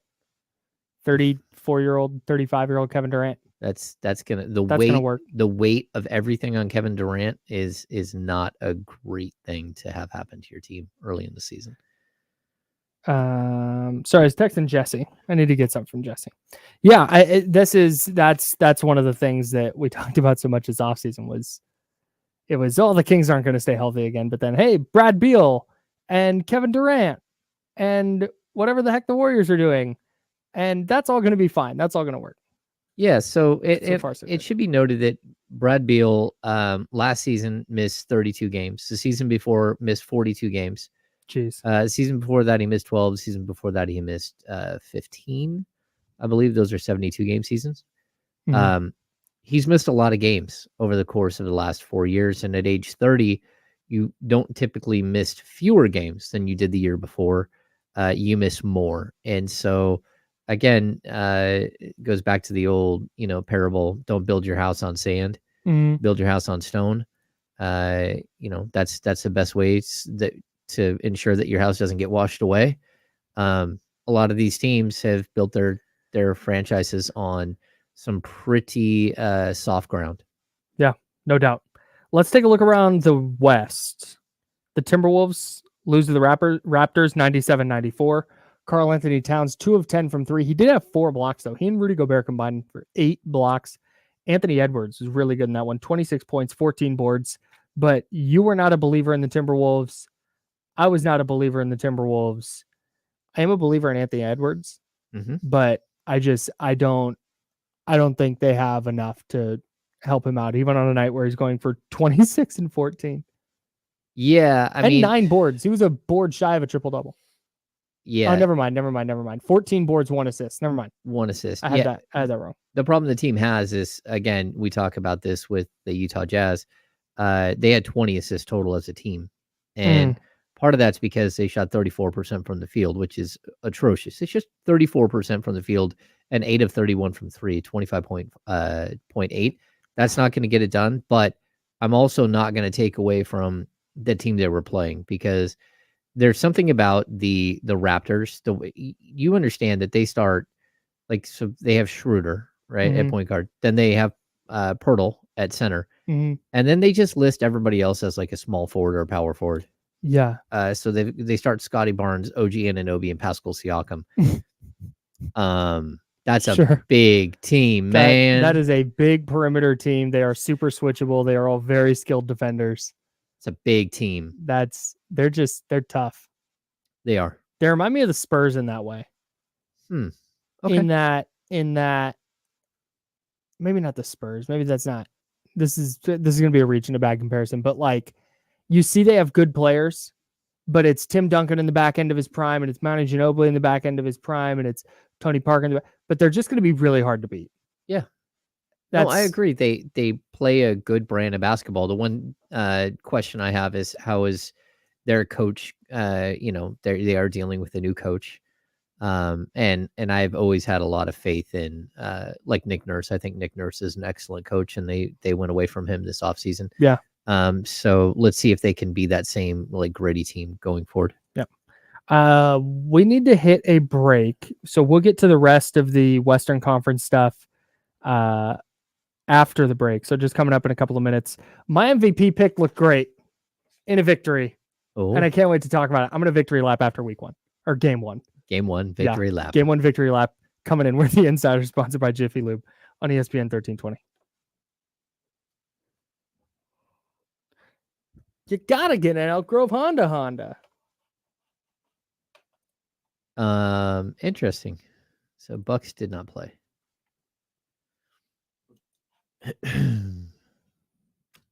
What was the final score in that Portland? Yeah, my rookie of the year pick did not look good. According to friend of the show, Danny Meringue. Oh no, Danny. Yeah. He Scoot just had some trouble with the speed of the NBA. Okay. They ended up losing by 12. That was a much worse looking. I mean, they outscored the Clippers 38-24 in the fourth. Yeah. I was so certain that's how the Kings game was going to end. Where the Jazz end up losing by like 9 and make it look way closer than it was. Gotcha. The Scoot ended up with 11 points, 4 rebounds, and 4 assists and 3 rebounds. Yeah, Danny said when the second unit came in and Scoot was running against the bench, he looked way better. Yeah. He's going to be just fine. I don't understand Shaedon Sharpe playing off the bench. Like, I need Shaedon Sharpe starting over Matisse Thybulle. But then again, it's like we always talk about having too many offensive players. Maybe that's not fair either. Yeah. What game do we want to go to next? Oh, we got to do OKC. Where's our round ball rock? We can't do round ball. That's on game days only. Ball rock for everything. It's game days only. Yeah. What did I do? I did Don't Kill My Vibe last time. That's right. Boy, Russell Westbrook was a plus 30 yesterday. Good for him. Kawhi and PG combined for 50. Oh, they did. Yeah. And if you add Zubats, they combined for 70. Ivica Zubats getting 20 is crazy. 20 and 12 with 4 blocks. God, the Blazers stink. Oh, they had DeAndre Ayton 4 points. Trash. What happened there? Oh, 5 fouls. That's what happened. Also, he stinks. That's a key. He ain't no good. 30 seconds. Is Kenny in there? You want to ask him if he wants to come in at like 11:50? You want to come in at 11:50 and hang out? Do a crossover, or you got stuff going on? Have you guys been here all day? Oh, okay. Kenny's going to make time for us. That's so nice. Kenny's going to make time for us. 10 seconds. Here we go. Board's hot. We're going hot right now.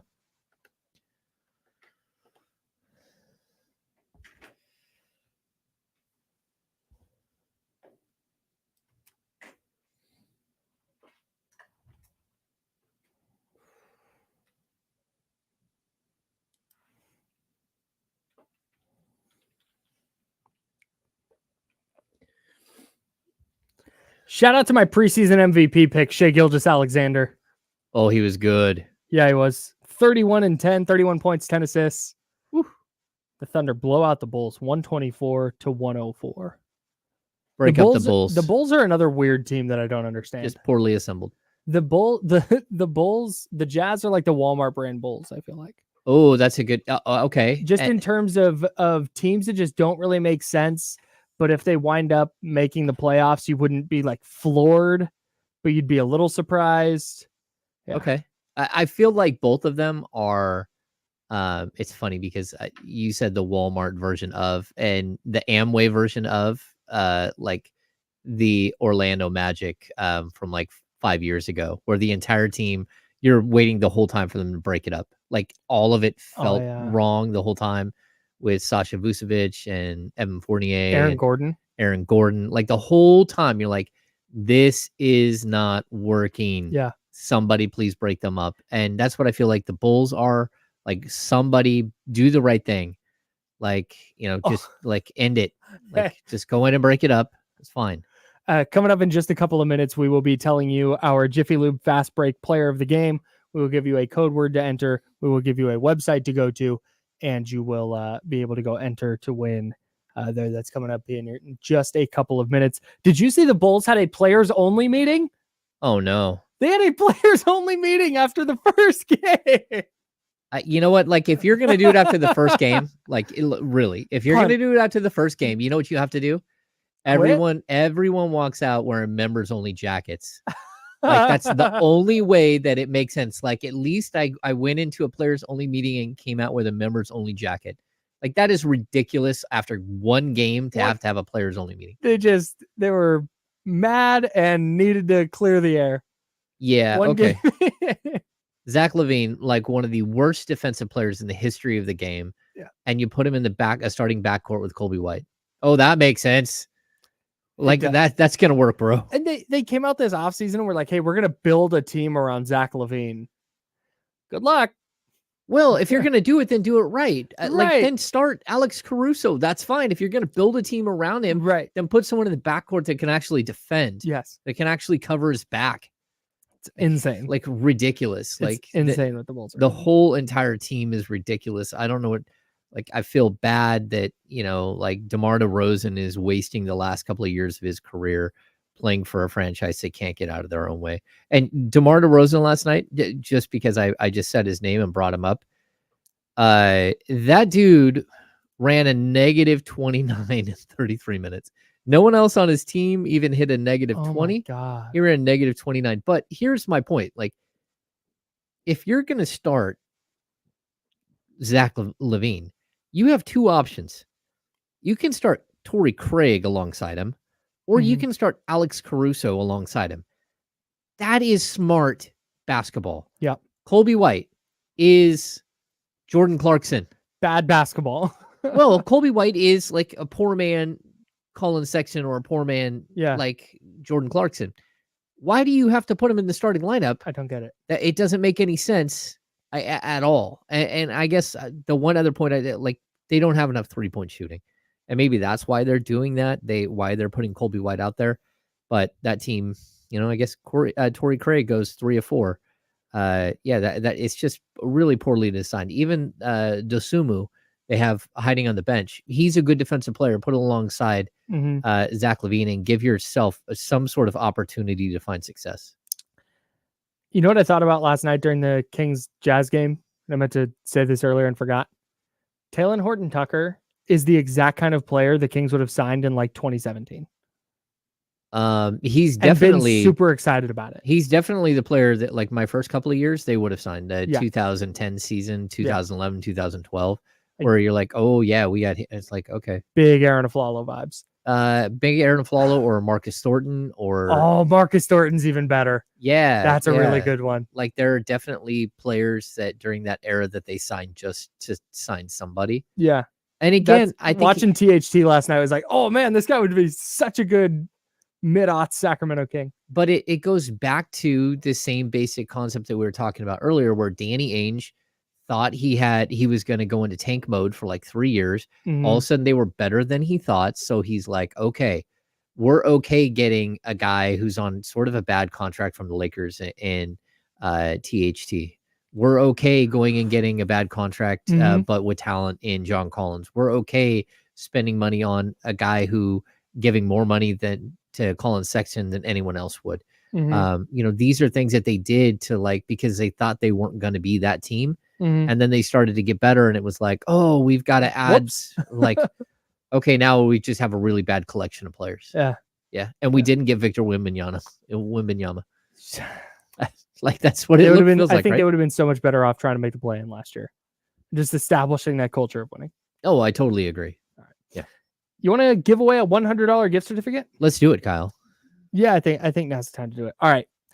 So, breaking news. Our Jiffy Lube Fast Break player of the game, Harrison Barnes. Barnes. It was a tough decision. It was hard fought between Harrison Barnes and nobody. And boy, let's see. Domas was not had a good game. He was really good. Yeah. Double. First double of the year. Come on, who else? Colby Jones. His minute 16. We could have given dynamite. Colby Jones. I thought he was really good. No, it was you said the first half. You were like, bro, it's over. It's Barnes. It's fine. I was like, let's just in case this game gets weird. Well, he did score 27 of his 33 in the first half. Yeah, I took his foot off the gas. Anyways, so Harrison Barnes. So what you're going to do is you're going to go to Odyssey.com/ESPN1320. Odyssey spelled audacy.com/ESPN1320. And right there on the front page, you'll see a big Jiffy Lube sign. Click on it. And when you click on that, there will be a place where you can enter the keyword, which today obviously is going to be Barnes. Barnes, like Harrison Barnes. Barnes, no Harrison, just his last name, just Barnes. You go to that website, audacy.com/ESPN1320. You enter the code word Barnes, and you will be entered to win a $100 Jiffy Lube gift certificate. There it is, Kyle. And I love it. Jiffy Lube Fast Break Player of the Game. Well, and like rightly so. Like Harrison Barnes was absolutely incredible. He was off the charts. And if you're going to get even half of that on a game in and game out night, just the energy he played with, the shooting ability he played with, all of those things. Leezy, you spelled Barnes wrong. If you're going to get all of those things. You did that on purpose. Right? Oh, see Tyler taking credit. He called it. Ramsey's already on it. Yeah, that's right. So everybody jump in. Odyssey.com/ESPN1320. We're going to do this after every single game. Get in the habit of doing it. And this is awesome. Yep, really, really cool. Appreciate everybody who's listening and who will enter, everybody watching. If you are watching, I threw the link in the chat, so you can just grab that directly. If you are listening, it's Odyssey, audacy.com/ESPN1320. And then right there, right on the front page, is a big Jiffy Lube sign. Click on that and submit Barnes, like Harrison. Barnes, Barnes, Barnes. Yeah. There it is. Really good last night. All right, let's keep looking around the West. The Grizzlies, they lost to the Pelicans, 111-104. Desmond Bane had 31. Zion looked great. I got a text from a buddy of mine, my guy Sean. I love Sean to death. Not Sean Cunningham, different Sean. And he hits our group chat that we have with our friends Micah and Sean. And he goes, man, if Zion can stay healthy, watch out. Yeah. Like, yep. One of my son's best friends. He's not wrong. He's absolutely correct.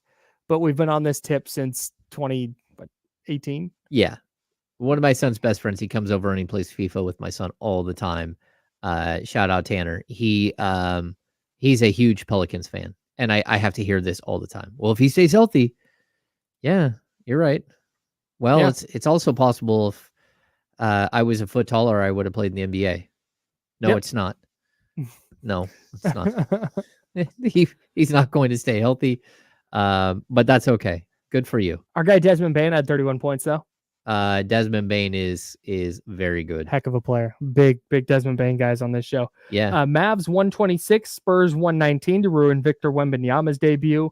Wembanyama 15-5-2 with 1 block. Luka Doncic 33 points, 13 boards, 10 assists. Had the game ceiling and won. He's a really good player. With the number 2 overall selection, the Sacramento Kings take. We can just move on. I mean, I wasn't even going to go there. No, it's fine. That just felt unnecessary. Well, it always is. I mean, can I do one? Yeah, can we go to the Detroit Pistons and see how check in with Marvin Bagley?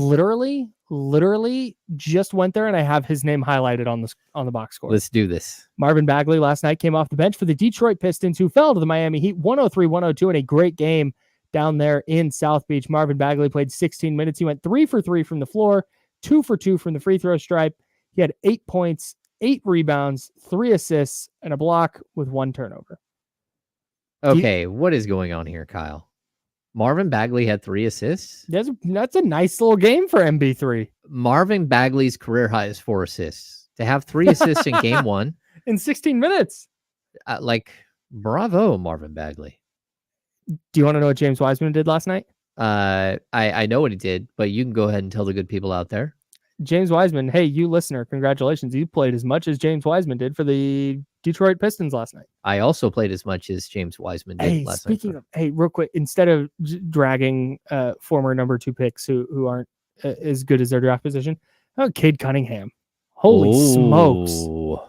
Cade Cunningham comes back with 30 points and 9 boards. But again, we're getting away. Real quick pause and we'll get back to the West and then back to the Sacramento Kings, of course. You want to talk about a weirdly built team? The Pistons, they have Jalen Duren, right? Oh, stud. Who is better than Marvin Bagley and James Wiseman. Oh, he's a stud, man. I don't understand why they traded for James Wiseman when they already had Marvin Bagley, that same guy, and Jalen Duren, who's better than both of them. 17 points, 14 rebounds, 4 assists, 4 blocks, 4 turnovers, 4 personal fouls, -4 on the night. Do you know how old Jalen Duren is? Don't look. 20. Not even. He's still 19 years old, bro. Oh, my goodness. You know who is one of the many centers on my fantasy basketball team? Jalen Duren. Oh, it's Jalen Duren. Oh, yeah. There it is. He's still 19. He played a whole ass NBA season last year. He really does have like a tremendous upside, and I was very confused why he slid down draft boards. He looked like a top 4 or 5 player any other year. If historically you have a player with that type of upside with his age and just his ability to, like, you could choose your own adventure with him. You can shape him because he was he's such a huge man. And to see teams just pass on him, like, what are we doing here? It's pretty nuts. So last year, his per 36, 13 points, 13 boards, 2 assists, and a block and a half. Yeah, he's solid. The other interesting thing about that game, Kyle. Yeah. The starting point guard for the Detroit Pistons. And the reason I bring this was a good game. It's the Heat hold on 103-102, and you know, they actually the Pistons had a late charge. They outscored the Heat 27-20 in the fourth quarter. The guy that many people in Sacramento wanted the Sacramento Kings to select in the 2022 NBA draft, Jaden Ivey, did not start. Goes 1 of 7 from the field. Scores 4 points, 3 assists, 2 rebounds, and 17 minutes to play. He played. He was benched in. Well, he did not win the starting job. Killian Hayes did, alongside Cade Cunningham. And again, I understand that because now we're talking about, you know, a defensive mind in Killian Hayes and a guy with great court vision to go alongside Cade Cunningham to do sort of like his Eric Snow to Allen Iverson, the guy who's going to do all the dirty work and take the tough guard. I don't hate their design, this team. I think that the Pistons are they're so young. They might be a year or two away, but that Jaden Ivey pick, we'll see what happens. I'm so happy to be on the right side of history with that one. I was all in on Keegan Murray being the guy for the Kings. See, I get that Jaden Ivey had cool highlights and it was awesome, but I was all about Keegan. Okay, so I think that I have receipts too. On draft day, the day before, I was vehemently opposed to the Kings selecting Keegan at number 4. It was not because I didn't believe in Keegan, right? Because I did like Keegan. I actually started talking about Keegan a month and a half before everyone else when I watched him play in the Big East tournament, Big Ten tournament, Big Ten. Yeah, but the problem that I had is that you should have been able to extract something out of the Detroit Pistons because they wanted Jaden Ivey. Jaden Ivey was considered the number 4 pick in that draft. You wanted Keegan Murray. There should have been a way for you to get something as some sort of asset in some exchange. Again, my point of view is always if you could get, you could trade from 4 to 5, get your guy and get Sadiq Bey in a swap, then all of a sudden you've sped up your process and you all of a sudden have a backup small forward to Harrison Barnes or a future starting level forward. If that deal was there for them. Well, it wasn't. Yeah, and that's just it. And they were locked in. They were not going to do anything different than draft Keegan Murray at number 4. Good. They did the right thing. Oh, they loved him. Let's see. Victor Wembanyama, he was fine. Nothing insane last night. And then the Clippers beat the Blazers. Somebody we talked about already on this show, Scoot Henderson, 123. 111 was the final there. Kawhi and Paul George, they combined for 50. The Blazers aren't very good. The Blazers are not good at all.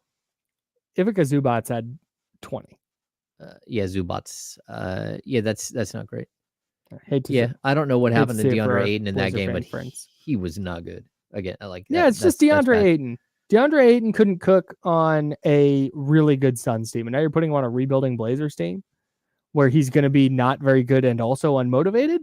I kind of feel like he might be the right guy to be there. We had like a thud in here. Yeah, I thought Kenny was walking in. I'm wondering if Kenny's bag fell off or something.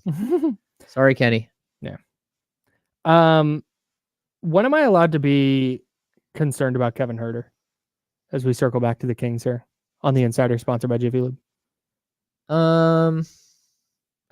Like if 20 games in, he hasn't like found his game and he isn't averaging like 12, 13 points a game on 38% 3-point shooting, then I think that's when you start to become concerned that you've messed with the psyche so much that he might not be able to. So 20 is your cutoff?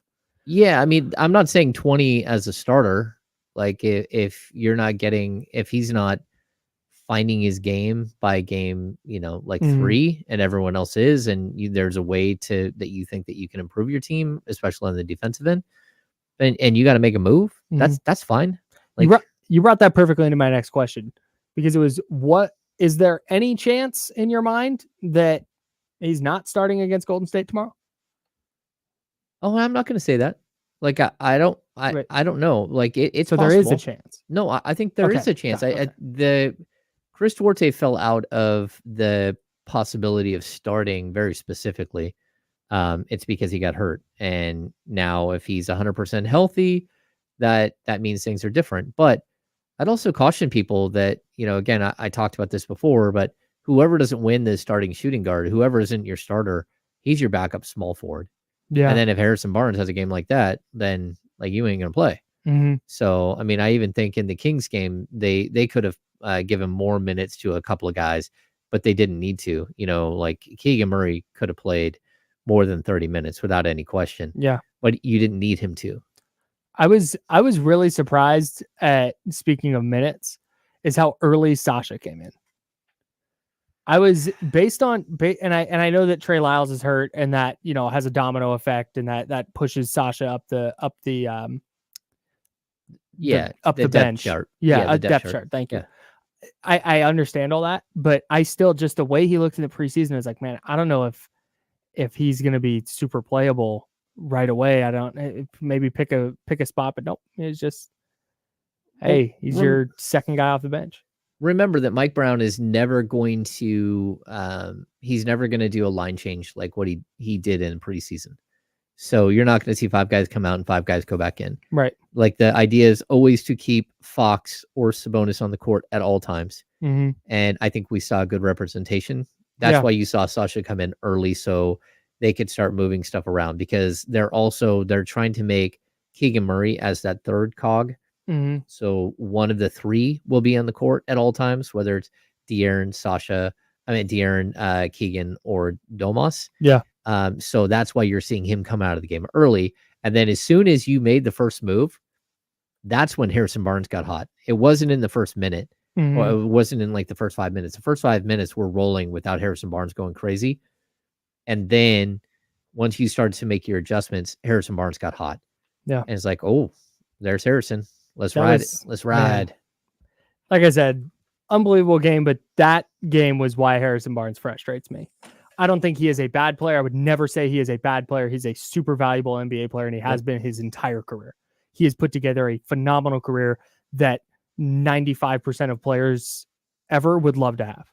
I think, but when you see him play, not the point, I don't even care about the point total, but the aggressiveness that he played with last night. Yep. And the way he attacked the rim, and he attacked mismatches, and he didn't hesitate from 3, and making the 3s helps. It's like, when he doesn't do that stuff, it makes it extra frustrating. I think that there's because you follow the Warriors and you've been a Warriors fan in your life, I think there is residual with every Warriors fan that you always have question marks about Harrison Barnes. As someone who's covered him forever, like, sure, there are games where he doesn't show up in games that he does, right? But overall, he is one of the more consistent dudes that you're going to run into. And it's consistent in every walk and every bit of what he does. That's what I think it is. He's consistent off the court. He's consistent in the community. He's consistent with how he deals with his teammates. 1,000%. And he's also relatively consistent as far as like his 5-year span in Sacramento. It's right around 15, 16 points a game. It's right around 4.5, 5 rebounds a game. It's right around 38 to 40% shooting from three. Like there is such a consistency to him. And the fact that he shows up every day and that he's not an injury prone guy, that he, for the most part, outside of like here and there where the Kings needed him to sit the final 10 games of the season or something, he has historically been very healthy and very reliable on a night in and night out basis. So I think part of the issue with Harrison Barnes with a lot of people is that you had this vision of who you thought he would be. Yes. And he didn't live up to that. And so if he doesn't live up to it, then you're feeling but then and we welcome in Kenny Caraway. I didn't realize you were up and running. We welcome in Kenny Caraway, D'Lo and Casey coming up here in just a couple of minutes. Yeah, Kenny, I don't know how you feel about this, but like that. But James, what you just said is exactly it. I had this vision that Harrison Barnes could be a player who was doing what he did last night all of the time. And again, it's not like he hasn't had a bad career because of that. That's the tough part of making this point.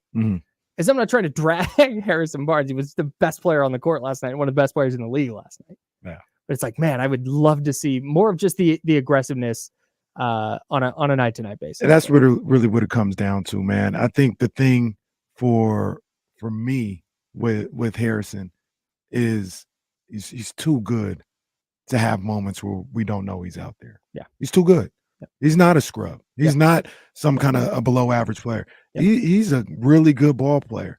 And the frustration for a lot of people, I think, comes when he has 2 rebounds, 6 points, and no impact on the defensive end. He's too good for that. I agree. He's too good. And last night, 33 points. I mean, a phenomenal night for him. I'm not expecting 33 points.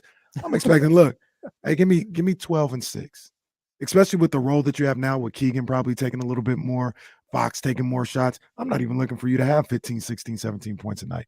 Give me 12 and 6, be active. And I think that's all you need from Harrison Barnes on a regular basis. Last night he did that and then some. So he was phenomenal, man. I think give me 15 and 5 this year, and then we can start talking about pulling back a little bit. Like this year, he's 31. Like let's let him like play out his prime. He's not done with his prime. Let's let him get 1 or 2 more years into his prime and then pull back a little bit, because I think there are other players on this roster that could take a step back that aren't as efficient. And look, if he wants to score 33 a night, I'm not going to stop him. Who are we to say no? Who are we? Kenny, we got 30 seconds. Is De'Aaron Fox washed? Take him out to pasture. D'Lo and Casey are next. Thanks everybody for watching and for listening. We really appreciate it. Everybody who's hopping in for D'Lo and Casey right now. James and I are on from 10 to noon. Would love it if you guys were with us every Monday through Friday. We would really appreciate it. We'll be talking Kings, Niners. Got it all for you. D'Lo and Casey next. James, thanks, man. This is great. Awesome. All right. See you, everybody. This has been The Insiders on ESPN 1320. My guys. What's happening? Not much, man. Appreciate y'all. Wait, what? I thought they had a shock drop. Sneakers almost got me. I can't tell you guys, and I know I've said this on the show before, but I cannot tell you how much more fun it is talking about the Kings now than it was when I first started out here in like 2011, and then again in 2017. This is so much more fun, and it's also more fun thanks in part to y'all. So appreciate it. See you tomorrow.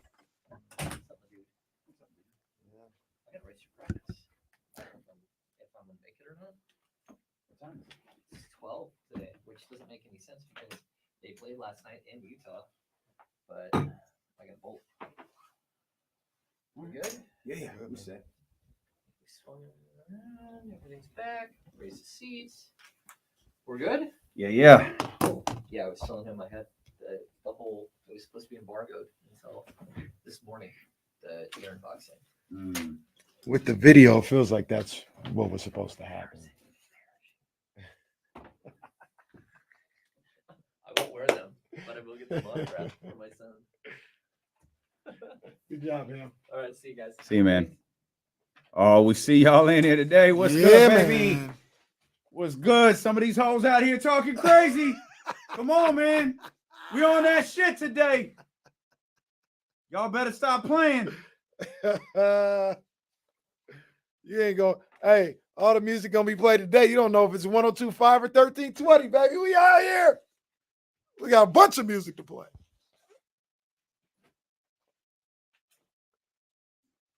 I'm going to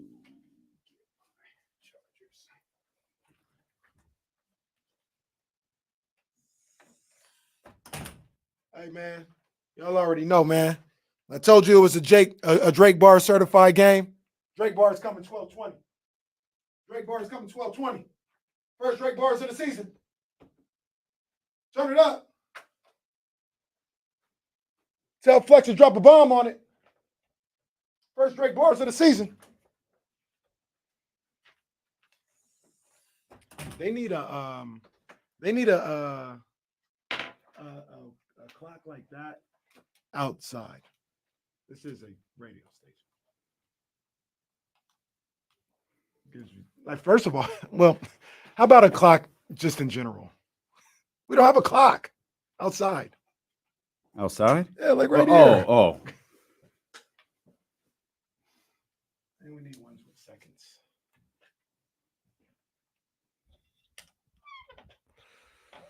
You know what it is, Jacob. You know what I'm saying? I only say those things because I believe in you, Harrison. That's it. I only say those things because I believe in you. If you were some type of scrub, we wouldn't have these type of conversations. I just let you be a scrub, but you're not a scrub. March 23rd.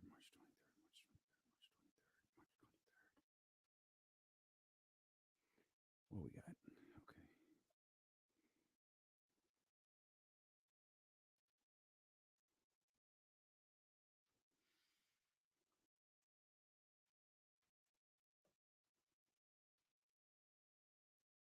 If I was Bob Myers, I don't know if I'd ever go back to the NBA. Did you hear did we talk about? Were we together when we were told what he was offered? Yeah. Jesus. That's a lot. My God, man. But That's a lot. like, for him, it probably don't even matter.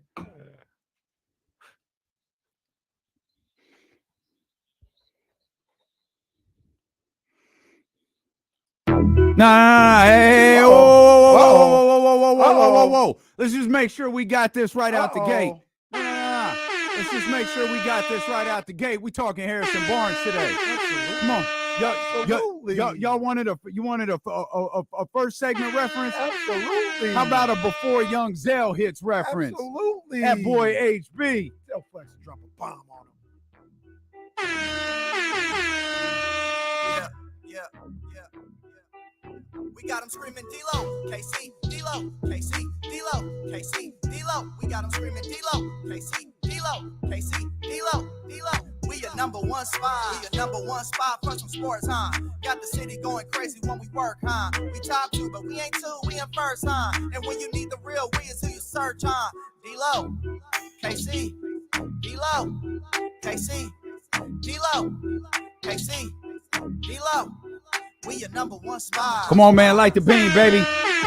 Light the beam, baby. Give it to me. Some of y'all hoes out here talking crazy. Give it to me. Come on, man. Some of y'all NBA hoes out here talking crazy. No barista, we talking Oh, to you. we in here. Come on. Coffee boy, we talking to They you. do not know what Sacktown brings. When on the low, that's a Sacktown thing. Talking about us, it's a bounce out thing.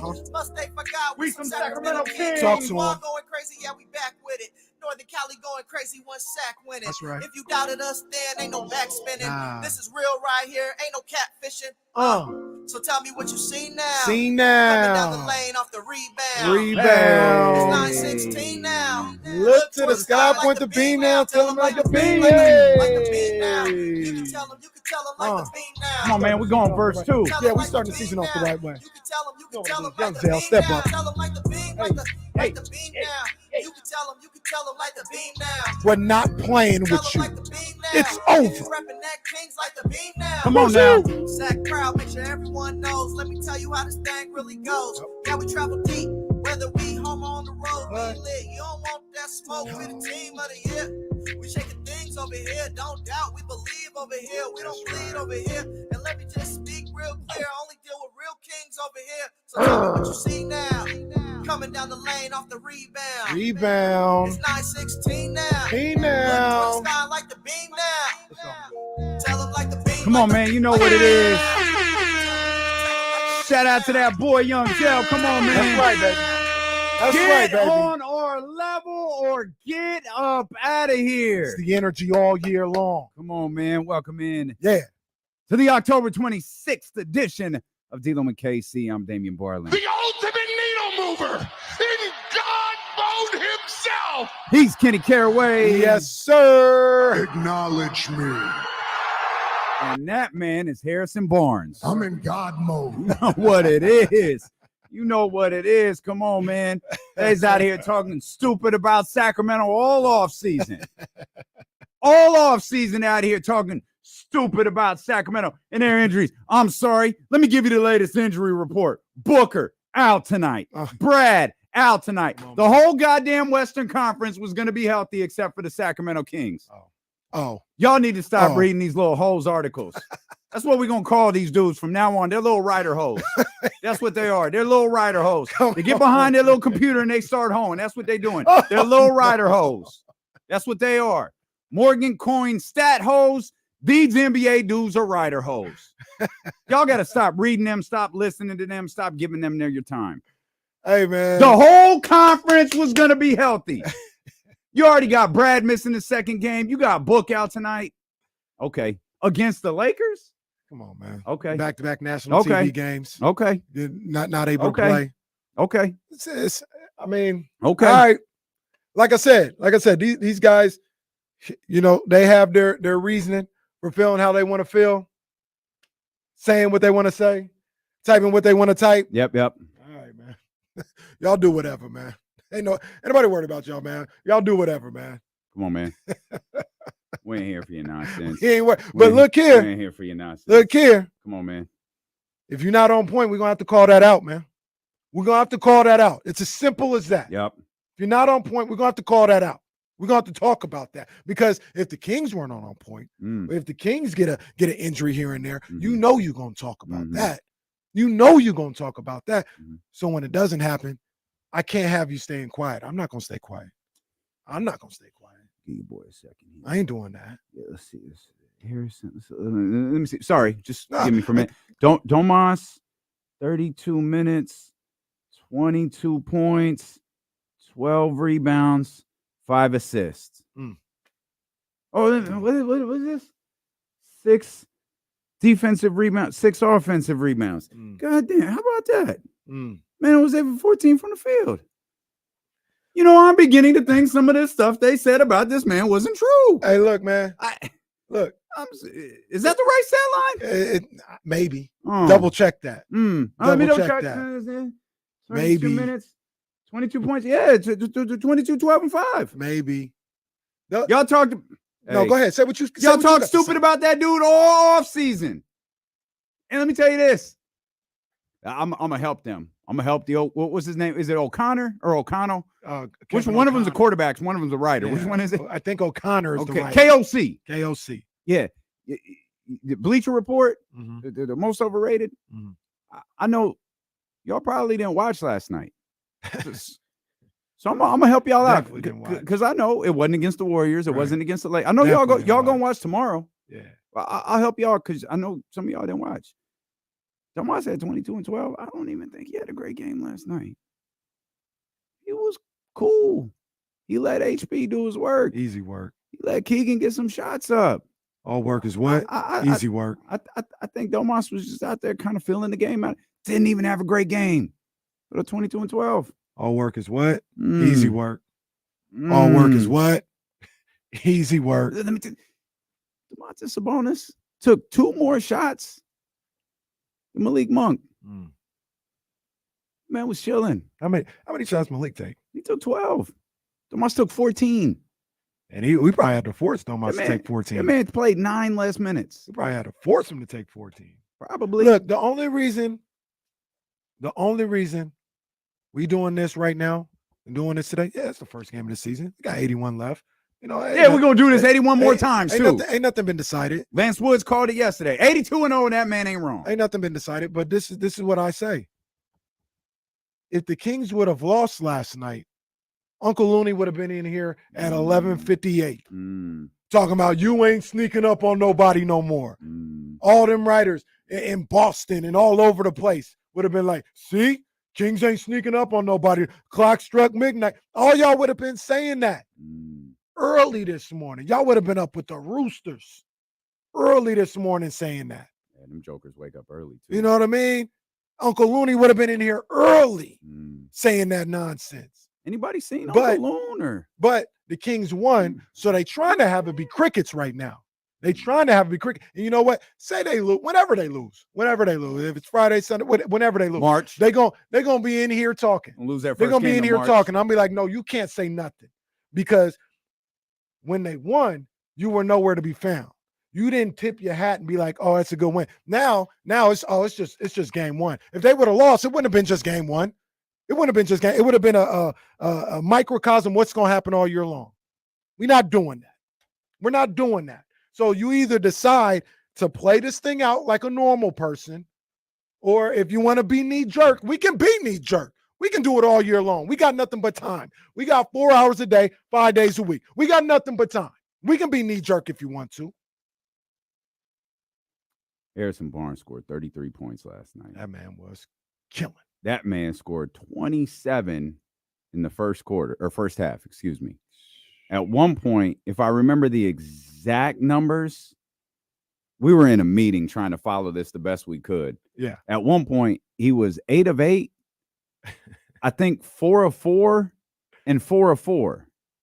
He was killing. That boy was killing. I don't know this for sure because I'm not in the locker room. And then when they took the DPOG player of the presented game, by Ann Fong. shout out Ann Fong, man. She a hustler's hustler. I ain't mad at it. She presents the DPOG. What a wild turn of events. But she's a hustler's hustler. I'm not mad. He had that DPOG chain on. Yeah. And no shirt. I heard, I don't know this for sure, he had a modified version of George Kittle's F Dallas shirt. I heard it said FKC. I don't know that for sure. No, it wouldn't say that because HB no. HB no. Absolutely. We got the tape. Absolutely. HB no. We got the tape. HB no. Okay. HB a baller. He know what it is. Mm-hmm. He knows exactly what I said. If he was a scrub, I wouldn't say nothing to him. He knows that.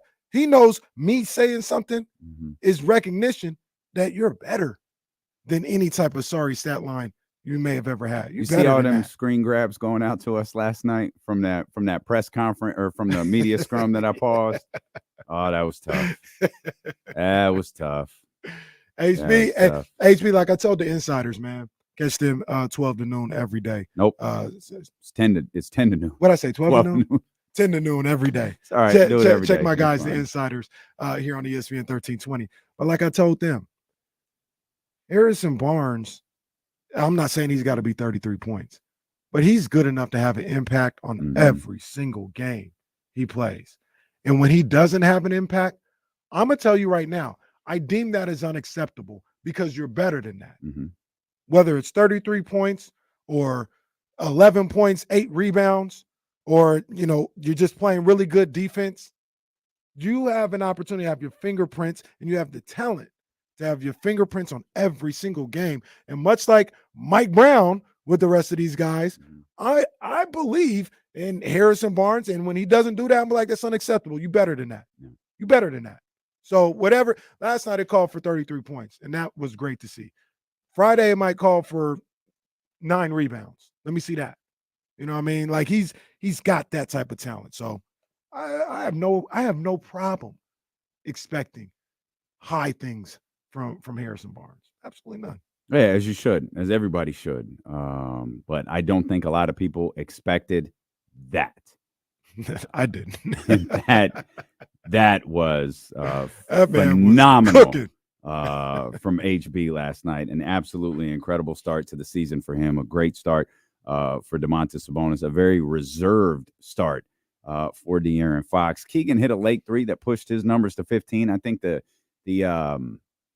number that probably has people more excited, maybe even Mike Brown more excited than anything else, is that 8. We'll talk about that. There's some really good numbers to be excited about in this game. We are, to the best of my knowledge, guest-free the entire day.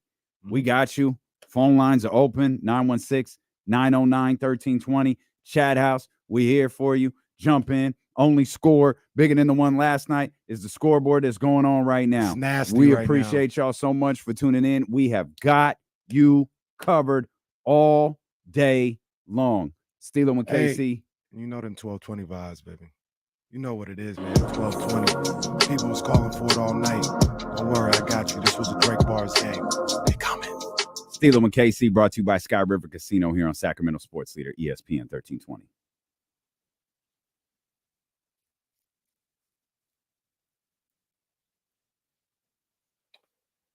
I mean, it's there if we ever want to use it. I sent the young MA. Ooh, if we ever want to talk about it. So it's not clean. What is it? What did she say? What's the N word? Oh, it's supposed to just be. It's supposed to just be ooh, like nothing else. Oh, all right. I'll get that to you. I don't Jesse got that in his email. Like, what am I supposed to do with this? It was just supposed to be just a 2-second. Ooh. Okay. By the way, speaking of music, just right quick, I think I'm Team Jazz. I hadn't heard the Bust the Coil Ray joint until you mentioned it. It don't bother me. It doesn't bother me. I just didn't really like it. It's cool. It's not song of the year or nothing. But I'm also at the point where, like, I did the story on Busta Rhymes yesterday. I don't know that I really wanted Busta to make a record. I mean, Complex said it was cool. Said it was good. It's like, all right. That Coil Ray joint, though, didn't get me. I think that's the conundrum for all these older rappers. Like, yeah, do we really need them to make another album? Yeah. But I don't want to some I do. I don't want to tell them to stop getting money and stop making records. No, like, I want Jay to make a record. Jay's 50-something. Diddy just made a record. I mean, look, I don't need Jay-Z to make another record. That's because you don't like Jay-Z. I do. That's cap. I don't think What's he going to tell me now? You going to talk about art again? Yeah, maybe. For 14 tracks? Maybe. How much money he's got? I can listen to Watch the Throne. Like, you pick like the worst album. Are you serious? Watch the Throne's not that good. I mean, it's fine. Like, it's cool. It's not a classic. Watch the Throne's not a classic. You froze like James. We got a Kenny freeze. Got a Draymond Green out freeze. Of your mind? Bro, it's fine. It's not fire. All right. It's fire. What's the third best song on that album? Take your pick. You got a bunch of good songs on there. Yeah, right. You're right. You're 100% right. There's a bunch of good songs. You got on there. Otis. You got yeah, that's like one. No Church in the Wild. Okay, two. Then you got. I like the song where he's talking to the sun. Paris is on there, right? No, that's on. No, I think it is. I'm trying to. Yeah, Paris and Otis are on there. I think. Or Magna Carta. No, it's not on Magna Carta. Yeah, so Paris is on there. Then you got the joint with Swiss Beats. You got. Is that the one with the? I'm gonna pull up the track list. There's a Beyonce track on there I don't like. That's the second song. I don't like that song. We gonna take it to the moon. Yeah. That's the one. I'm not. And I like Beyonce's part on there. I don't really like the track. Flows. I feel like the album is like fine. It's cool. That's it. You got No Church in the Wild. Yeah. In Paris. Yep. Otis. Yep. Gotta Have It is smash. New Day's a smash. Really? Welcome to the Jungle. Smash. Woo! Welcome to the Jungle goes crazy. Who gonna stop me? Go crazy. Yeah. All right. He's got at least 6-7 songs. I'm listening to that album like after Blueprint. After it's not number one, but it's 444 after. It might be better than 444. It's not. After Reasonable Doubt. I really enjoy 444 is an acquired taste. I enjoy 444. 444 is an acquired taste. But I get that. It's on par with 444. They're even. I guess for some people maybe it is.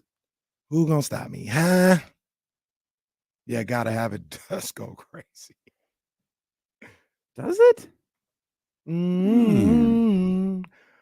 What you need? What you need?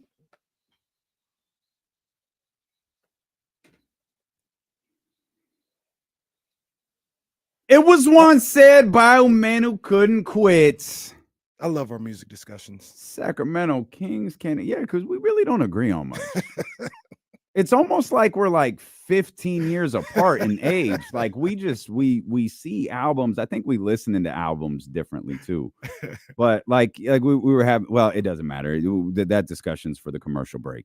You gotta tune into the stream. But one of my favorite Jay-Z albums is an acquired taste. I understand everybody does. It's one of my favorites. I consider it a classic. Like I think I can listen to that album every single day with no issue. Be perfectly happy. I love that album. I ain't got no issues with it.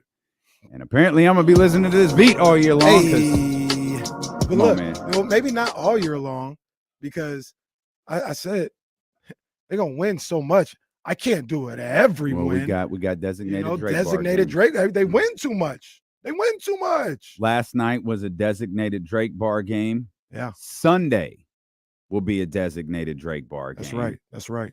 And it's that time, man. Ain't nothing changed. Sacramento Kings go into Utah, smack up the Jazz, 130 to 114. 40. Give me the beat. Yeah. We're starting off the year the right way.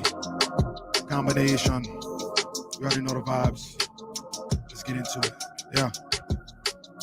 Stressed alone in my room in the dark. Thinking back on summer nights, long walks in the park. I miss them. Those lips, miss, I used to kiss them. Stole my heart like second base, Jazz Chisholm. Luck, opening night versus the Jazz, gave them the blues.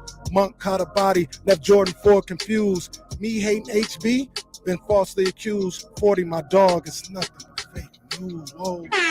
I said 40's my dog, it's nothing but fake news. Whoa.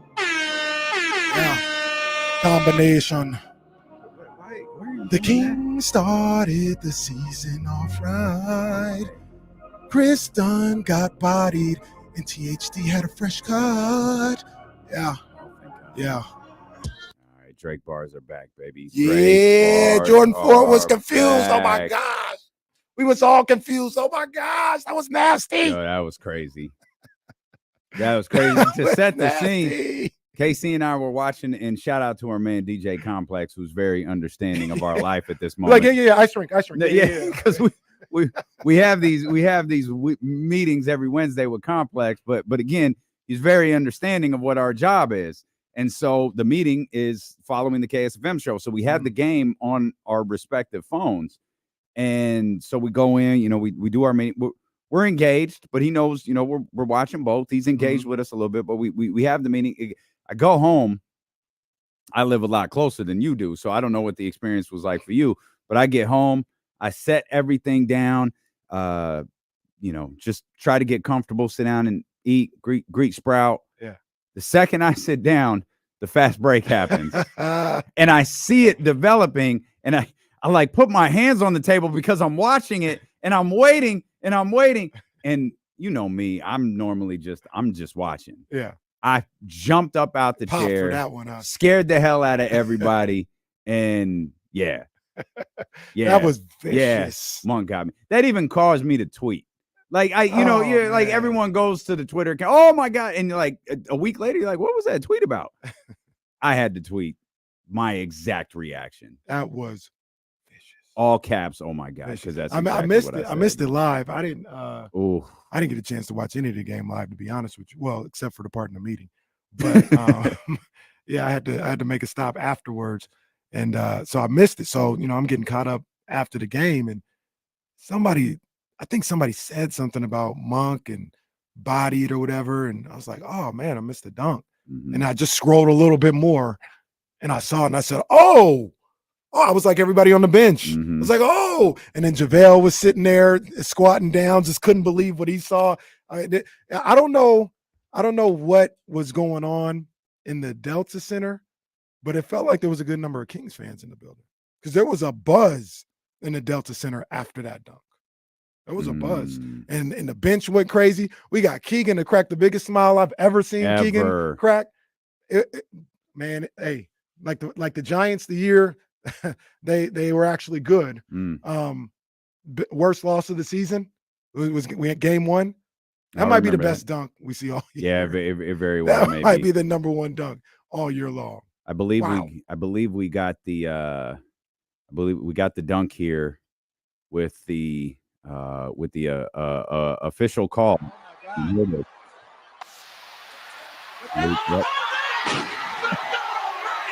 Yeah, he got him. Oh, I don't. Did you see Doug? Doug was upset because Chris Dunn pushed him. Oh, got him. Oh my goodness. Look at Doug. Oh yeah, Doug is furious. Yeah, Doug is furious. Also, I want to scan back. I'm gonna mute the sound this time. I'm gonna scan back. Watch, because you talked about confusion. Watch Alex Lynn. I missed this. Look at Alex. Oh, oh my. Alex Lynn. Jordan Ford is right behind Trey Lyles. He's confused. I think that's Keon back there. He's confused.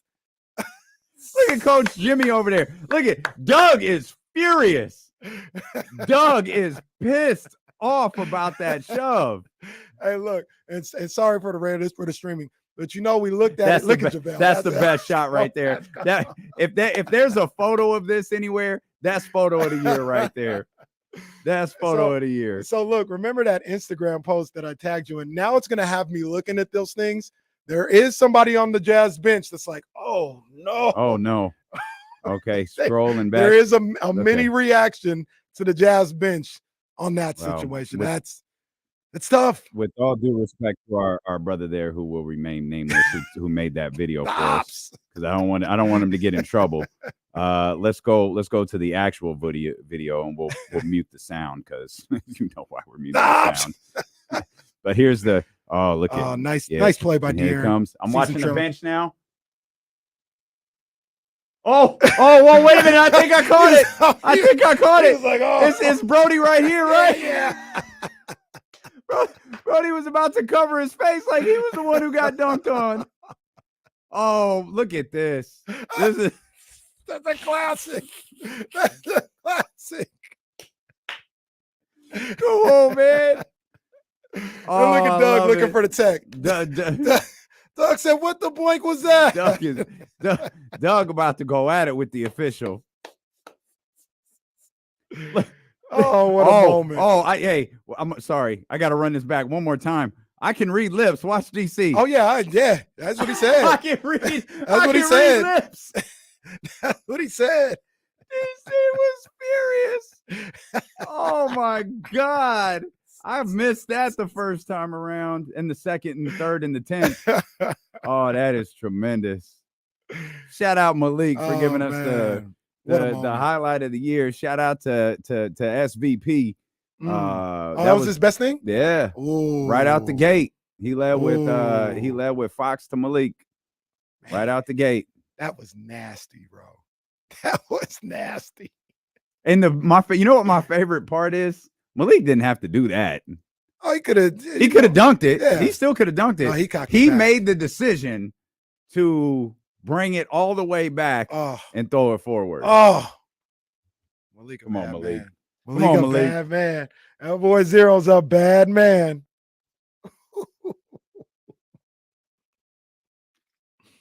Hey, before we dive further into the game, we've been waiting for this. We've been waiting for this for a little while, man. Shout out to De'Aaron Fox. De'Aaron Fox signed his shoe deal. It was announced. Well, the news was broken last night. It was announced this morning by Under Armour that De'Aaron Fox will be the first athlete to sign with the Curry brand of Under Armour. And I think this is a really dope achievement for De'Aaron. I think it's a really, really dope achievement for Steph Curry. And I think this is an incredible move by Under Armour. For Under Armour and Steph to stick together the way that they have and to build out a brand. Like, it's one thing to have a shoe. It's a whole other thing to have a brand. Yeah. And the fact that Steph has remained loyal to Under Armour, the fact that that shoe is really, really popular amongst young ball players, and the fact that their first athlete endorsement is going to De'Aaron Fox, I think is awesome for everybody involved. Absolutely. You said it perfectly. I mean, I thought the same thing. When you think about launching a brand and, having somebody be a part of that brand, it's a serious business. Like, you want to go with somebody like I trust as a ball player, as an individual. Yeah. That's going to help this brand grow. This is not something that you throw it off flippant. Like, oh, let me just go get this good guy that can play. Like, this could possibly make or break your brand. Mm-hmm. So you're very strategic Mm-hmm. and exact with who you choose to be a part of that. And I say all that to say, for Steph Curry to have that in front of him and say, I want to put the trust of my brand into De'Aaron Fox. Yeah. That's major. Yeah. That's major. That's nothing. This, like you said, this isn't just he signed with Under Armour. This is a little different to me. This is a big vote of confidence and show of respect from Steph Curry to De'Aaron Fox. So congratulations to De'Aaron, and also congratulations to Steph Curry for being able to launch this brand and start this, this next project of his signature series. Your memory's better than mine. Jordan's run with the Bulls, there was no Jordan brand athletes. No, not any specific athletes. He just came out with the shoes. Yep. And the people would wear them. Yeah. There were no specific Jordan person. athletes until Jordan was done. Right. There might have been with the Wizards, but I don't even know that for sure. No, I think the first So it was person 2001. that was a Jordan athlete, that was said to be a Jordan athlete, because like Richard Hamilton would wear Jordans and stuff like that. The first one might have been Jeter. It might have been Derek Jeter. It might have been, I don't think it was Dwayne Wade. I think it was Jeter. The first basketball player might have been Dwayne Wade to be labeled as a Jordan brand. Or it was Carmelo, actually. Carmelo was the first one. Okay. Yeah. Yep. And think about that. I mean, But Mike was a Jordan brand athlete. Mike who? Bibby. He was, yeah. He was. Like, he yeah. definitely was. I know that for sure. He was. But I he don't wasn't know. Anointed. No, like he didn't have like a Carmelo. bib. Yeah, but Carmelo had a shoe. Right. Carmelo had a shoe. Chris still has one. And it's unclear whether or not De'Aaron's going to have a shoe or just, wear the Steph Curry's. Is Zion's Jordan? Yeah, he's Zion. Yeah, Zion, Luka, they both Tatum, obviously. They have their own shoe under the Jordan brand. So Mike was definitely team Jordan. You know what I mean, for sure. But yeah, I'm trying to find. I can't find it. I feel like the first person that was like announced as like a like your PR and stuff like that, I think it was Jeter. Okay, that's my guess. It was Derek Jeter. Either way, tremendous. Again, I'm so happy for De'Aaron. This is long overdue. I'm happy that announcement was made. It's a great video, but I don't want to underplay how dope this is for Steph. Yeah. How dope this is for Steph and for Under Armour, because Skechers trying to get in the game. Yeah. That's cool. They got a lot of ground to make up. Puma tried to get in the game a few years back. I know they're still throwing haymakers. Reebok has just brought Shaquille O'Neal on board, and I think their main guy will always be Allen Iverson, and they're kind of leaning into that a little bit. So for De'Aaron to join Steph in what is really building a attempting to build, what could become a legacy shoe company, is awesome. Absolutely. So I'm and good for Under Armour for stepping out there and finding, that Steph is their guy, and let's build off of Steph's name using guys like De'Aaron Fox and whoever else they may choose to sign in the future. But big ups to Swipe. And big ups to him, and kind of have a look at the orchestrator, who could have been anywhere in the world. He was in the building last night. You see him? Sitting right there courtside. I know it wasn't Adam. We saw Adam at a weird game. That man, Rich Paul. He was right there courtside to see De'Aaron Fox. Could have been anywhere in the world. He's got other clients all over the place. Ben Simmons played last night. Is he still with Clutch, or he might have left? No, I think Ben's with Clutch. Okay. I think. Yeah, I thought he might have left over the offseason. But either way, I don't think so. Rich Paul was there in the building, and he's part of the orchestrator with this whole thing, man. and making that happen. So Rich Paul, he looks at De'Aaron as one of his top guys, I think. Maybe he did. Yeah, I thought I read that over the summer. Well, this dates all the way back to March. Yeah, I guess I guess in the midst of all the this was March. We weren't thinking. We weren't worried about Ben Simmons. Yeah, with all due respect to Ben Simmons and Rich Paul, I do remember a flux of athletes leaving. Some of which were public, some of which were told to us were leaving Clutch. I don't remember the Ben Simmons one at all. I don't even know if the one that we knew privately ever happened. Yeah, I'm not sure either. Atlanta, did that happen? I'm pretty sure it happened. I don't know if it got announced. We know nothing, man. We're just here to talk basketball. That's all we here for. That's all we here for. And we're happy that you're here with us, man. Shout out De'Aaron Fox. Shout out to Swiper, Steph, Under Armour, and shout out to the Sacramento Kings. Going to give me some Under Armours now. Going to give me those De'Aarons. Yeah, I don't hate it. I've never worn Under Armour shoes. I've never worn Under Armour one shoes pair. before. They were fine. And the only Under Armour gear I ever had were the Project Rock shirts. I love training in those. I always like the Stephs. I don't have a pair, but I always like. Doesn't Reese have? Yeah, he's got a couple pair of Under Armours. He got a couple pair of Stephs. He got some Project Rock joints. Yeah, I've never been against getting Under Armour. Just hasn't happened. I just don't know what I do. The app always drops a well that gets me distracted. I just don't know what I would do with them. Because I don't hoop, you know what I mean? So unless I'm training in them, I don't really know what I'd do with them. Yeah, they'd be my hoop. Because I don't know. Yeah, I don't know that they're they're shoes you wear fashionably. There's different shoes for that. There's I don't know if nobody in basketball has those type of shoes right now. Fashion shoes? Oh yeah, no, I don't think so. Which is fine. They're not supposed to be. You should not be playing basketball in Jordans. Like legacy Jordans, like 3s and 1s. Don't play basketball on those. Just change the insole. And them things hella heavy, dude. Not that heavy. I saw, man, PJ Tucker was playing in Jordan 1s. I was like, how? PJ Tucker. He's playing in Virgil Abloh's one night. He was playing in Fear of Gods. Well, Fear of Gods, for those who don't know, they're basically bricks. They're shaped like bricks that go on your feet. That's why he was averaging 2 points per game.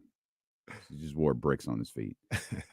Speaking of shooting, King shot 51 threes last night. 19 of 51. 37%. Get him up. Guess I don't have to ask how you feel about that then. Get him up. Get him up. You saying that because of you're good with 53s. Yeah. That's a lot. 53. We talked about this all off season, not off season, all preseason. That's a lot. As long as you're open, let it fly. And it really helped. It helped last night. They did. Will Hardy, really good young coach. Well, not sure what he was thinking. I'm not sure. Staying in that zone the entire game. They got zone busters. Sasha, Malik, Kevin Herter, Keegan Murray. They got zone busters all over the place. Last night, Harrison Barnes. He's just, we're gonna stay in the zone. It's working. Oh, okay. Okay. No, I'm not arguing, though. They helped Kings. I ain't tripping. 7 for Harrison, 9 for Keegan. Domas took 2. Herter took 5. De'Aaron took 7. Malik took 9. Sasha took 5. I'm sorry. Chris Duarte was 3 for 4 from 3. Chris Duarte had some nice minutes last night. Yes, he did. He did, and that's going to create a conversation. I don't think it should, though. There's an easy solution for that for me. Okay. Well, let's keep it. Let's table that for just a second because you brought up when we get there. You brought up a name just a minute ago, and that was Sasha Vezenkov. Sasha, I walked into the floor, did like he did in the middle of the third quarter of the first preseason game, just started hitting threes. It's good to see that from him, man. To get out there, shoot the ball with confidence. I was glad to see that from him. it was kind of tailor-made for him with Utah being in that zone. So all he had to do was once again just be his zone buster and find the open spots to receive, catch, and shoot. So that was a good way to start your NBA career, being in that particular situation.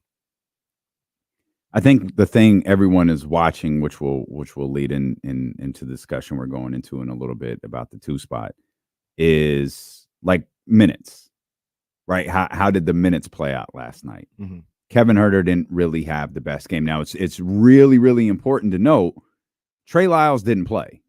And I just saw a tweet from James Ham. Trey Lyles was very limited in practice today and is out tomorrow due to that left calf injury. Jalen Slauson is ill and out for a second straight game. With all due respect to Jalen, that's not really part of the equation here. Trey Lyles is, though, because Trey Lyles is going to get minutes. In the absence of Trey Lyles, we saw Kevin Huerter, again, who didn't have the best opening night, played 23 minutes. Sasha played 15. Duarte played about 15. And JaVale played 13. I don't know how much that's going to change when Trey becomes available, or where minutes get taken from and where they go to. Because you look, Keegan played 29. Harrison played 33. Fox 32. Like, it wasn't a game where you had to play guys, 38, 39, 40 minutes. I'm looking at this like, wow, this worked out pretty well. Yeah.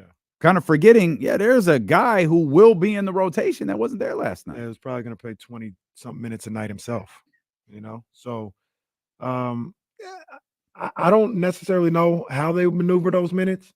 My first thought is maybe they're taking away from Sasha. My first thought. Mm-hmm. But I'm not exactly sure. Because I think I want Duarte out there. Obviously, I want Malik Monk out there. Yeah. Obviously, regardless of what happened last night, I want Davion out there for sure. So, and JaVale. JaVale quietly had a really good game. Mm-hmm. 4-4 from the field, 8 points. I'd like to see a couple more rebounds in this 13 minutes. But the thing lost in that whole Malik Monk dunk is we almost had like one of the crazier moments already of the season. Right after the dunk, I think it was Chris Dunn maybe tried to attack the basket. JaVale wiped it away, and the loose ball went to a Jazz player and he scored. So that kind of took away from it. But that's what everybody's looking for, right? That type of rim protection and that type of intimidator in the paint. So I don't want to take away from his minutes. So my first thought it would probably be Sasha. Maybe he wouldn't see the floor at all. Wow. Yeah, change my note card to KC hates Sasha. The man played well in his NBA Get debut. rid of that whole note card. Well, I can't. I need it. Well, scratch out the back. I'll stop showing KC hates Harrison to the screen. I guess the bit will be I'll just cross out names, and so cross out Harrison and write Sasha. There we go. Man debuts in the NBA last night, and Kenny craps. Takes away all his minutes. You know where it may come from as well, though, is last night. I don't think that'd be the case because he was playing so well, but maybe Harrison's 33 is more like 27, and Sasha gets some of those minutes. Maybe, but I don't know. Harrison's a 30-minute a night guy still. Especially if he's, you kind of play that by ear. If like it's not necessarily about hitting the shots, but if he's playing well early on, you keep that going. You ride that out. I got you. I say all that to say, I don't know. Yeah. All right. I don't know. Let's do this. I want to get to the phones, but I don't want to rush anyone. So Daniel, hang tight. I think Jeremy's there too. Jeremy, hang tight. We'll come back, and we want to hear from you. It's a Victory Thursday, I guess. Steeler and KC, hit us on the phone lines, man. Let us know what you're thinking about this first Kings win of the season. Hopefully, the first of many. 81 more to go. Yes. To make Lance Wood's prediction true. Yeah. 916 still alive. 916-909-1320 if you want to get in again. 909-1320. Steele and Casey, brought to you by Sky River Casino here on Sacramento Sports Leader, ESPN 1320.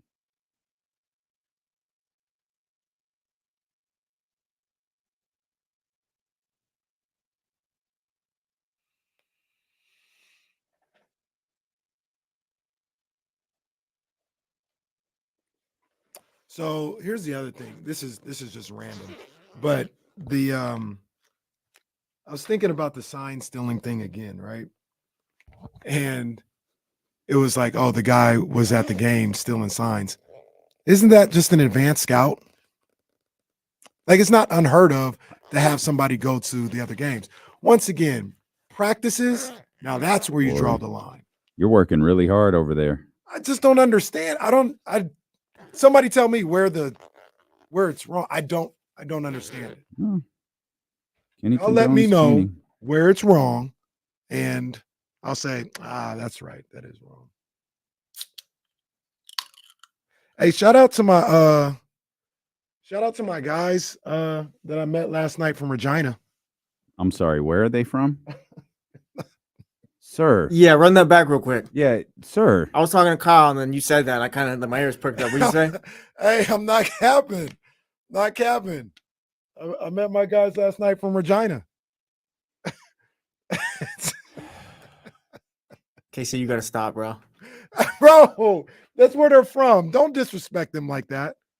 Don't disrespect them. It's a real place. Look it up. What was it called one more time? It's Regina, Canada.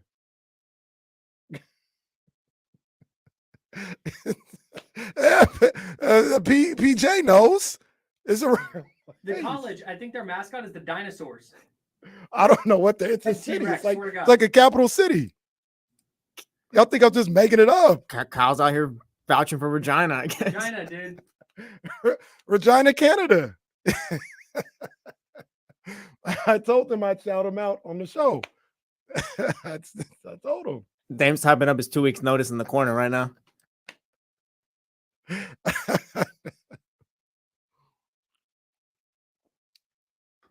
And that's how it's pronounced. And look, I would say Regina.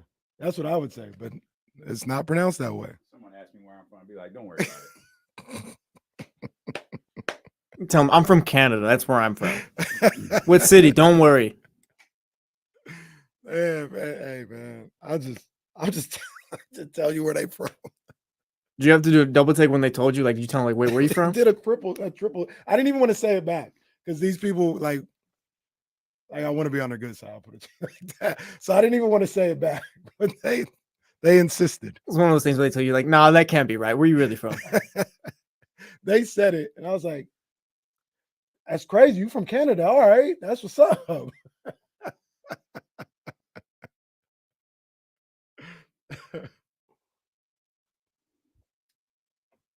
I think it's a capital city too. Capital of what's the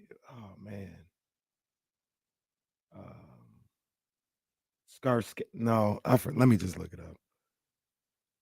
You think it's Saskatchewan? Saskatchewan. Yeah, it's the capital is Saskatchewan, whatever you say. I don't know, man. What?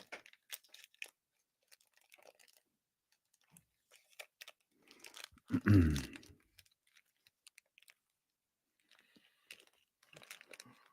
know how much we love Kimberly. We talk about her regularly on this show. Mm-hmm. Love her and trust her so much. I just sent her sister, who I've never met before, all of my credit card information because she's trying to help get Adele tickets. Like, yeah, here it is. Picture and all. Just you were braver than I. Do your thing. Well, that's no different than ordering some online. It's really not. It's really not.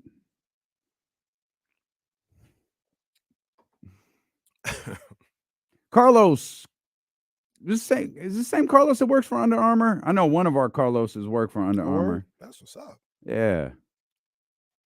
That's what's up. Thank you, Ramsey. I'm trying to educate these people out here. Ramsey has some facts about the place I'm in. Oh, you riding with Ramsey now, huh? Of course, Ramsey had fun facts on that. Yeah, riding with Ramsey. Once again, if I was reading it, I would have said Regina. I would not have said how they said it. I just think that's what we call it from now on.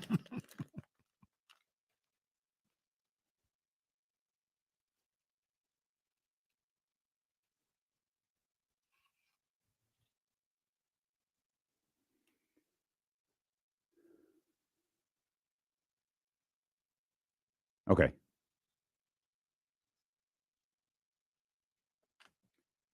All right. We want to hear from you. Phone lines are open for you. What's the best version of this song? Of this beat, excuse me. I mean, the original's pretty hard. It is pretty hard. Yeah, the message is pretty hard. Check Yourself is up there. I thought my favorite is probably Can't Nobody Hold Me Down. Yeah. I mean, yeah, I got you. That's my era.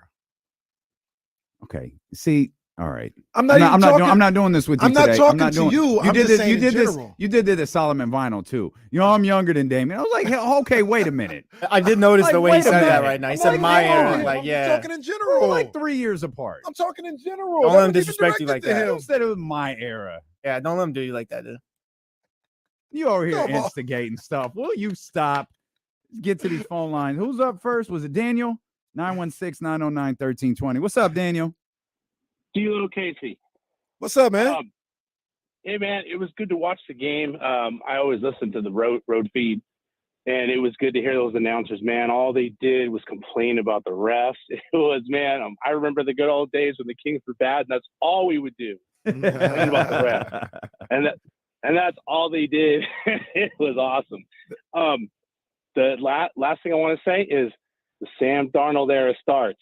Oh, boy. Oh, it's on. Oh, boy.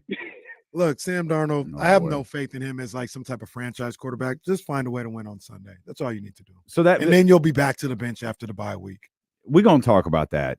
We didn't really, you know, we had such a great lineup of guests yesterday. We didn't really get a ton of time to talk about the Brock Purdy situation. Mhm. We've got Kings basketball to talk about. We'll get to it for sure. I got a problem with like all of it. Oh, go ahead, get me started. We'll talk about it later. Yeah, I got We'll a talk problem about with everything that is going on right now. Not just with Brock Purdy, I think, but with the NFL overall. Go ahead. There's a lot there. There There's a really lot is. There really is. Yeah. Real quick. Yep. Daniel's point. I don't know why those announcers were complaining so much about the refs. They outshot the Kings at the free throw line by 11. How Daniel watch the road feed? That's what I want to know. Like, wait a minute, what kind of life hack you got? Well, yeah, maybe he doesn't subscribe to something. So that's a good point. That's a good point. There are workarounds for sure. Let's get our man Jeremy in here. 916-909-1320. Jeremy, what's going on, bro? Hey, not much, guys. How you doing? Good, man. Hell yeah. So first off, I think the reason they got the line more obviously is because we were shooting threes. We're playing against the zone. The zone collapses more. We're gonna have more outside shots uncontested. First off, Fox can get to the paint wherever he wants, get whatever he wants. The guy's a legend. I'm so happy for him in Under Armour. Harrison Barnes is like, I can't score 30. I'll do it in the first game. And what do you guys think about the bench? Sosic shows up first three. I mean, the guys didn't lose a step when the bench came in. Kevin Huerter, he's going to get better. He's just going to have to because everyone on the team is just playing like phenomenal. Duarte comes in hitting step backs. I mean, the game was incredible, guys. What's your obviously you guys saw the same things I did. But anyway, I just want to chime in. Love your show. Talk to you soon. Jeremy, hang on. You there? Okay. You sound Yeah, I'm nervous. still here. Yeah, relax. You sound nervous. We're just having fun, man. We're talking hoop. And you were spot on. Yeah. Everything you know said what was it is. spot on. I don't even have nothing else to say. You know what it is? Jesse got everybody nervous. Hey, get your points in quick. we got 4 hours to get through. Get your points in quick. Jesse give you the hook quick. Jeremy was just trying to get his stuff off, and Jeremy was out of breath because he knows Jesse's right there. Jesse don't play. Nobody wants the Jesse fade. No. Nobody wants the dreaded fade. Look, man, Jesse don't play. The fade is like a badge of honor. Let's be real. The fade is funny. That's what the fade is. But to Jeremy's point, 10 from Malik, 8 from Sasha, 8 from JaVale, and 9 from Chris Duarte, all from 3. Yeah. Well, that's the other thing. He did bring up a good point. The 53s, and we talked about it earlier. I mean, they're sitting there giving you wide open looks. Now, sometimes as a defense, you're going to say, hey, we'll live with the 3.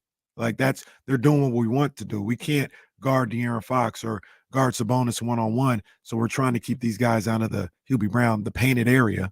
So we'll give up the long-range threes because we don't think they can hit them at a high clip. Well, in that first half, they were definitely hitting them at a high clip. It got the Kings going. So now they were able to score in different ways come the second half because they were just in such a groove at that point. So I think that was part of the reason why one of the reasons why we saw 53s.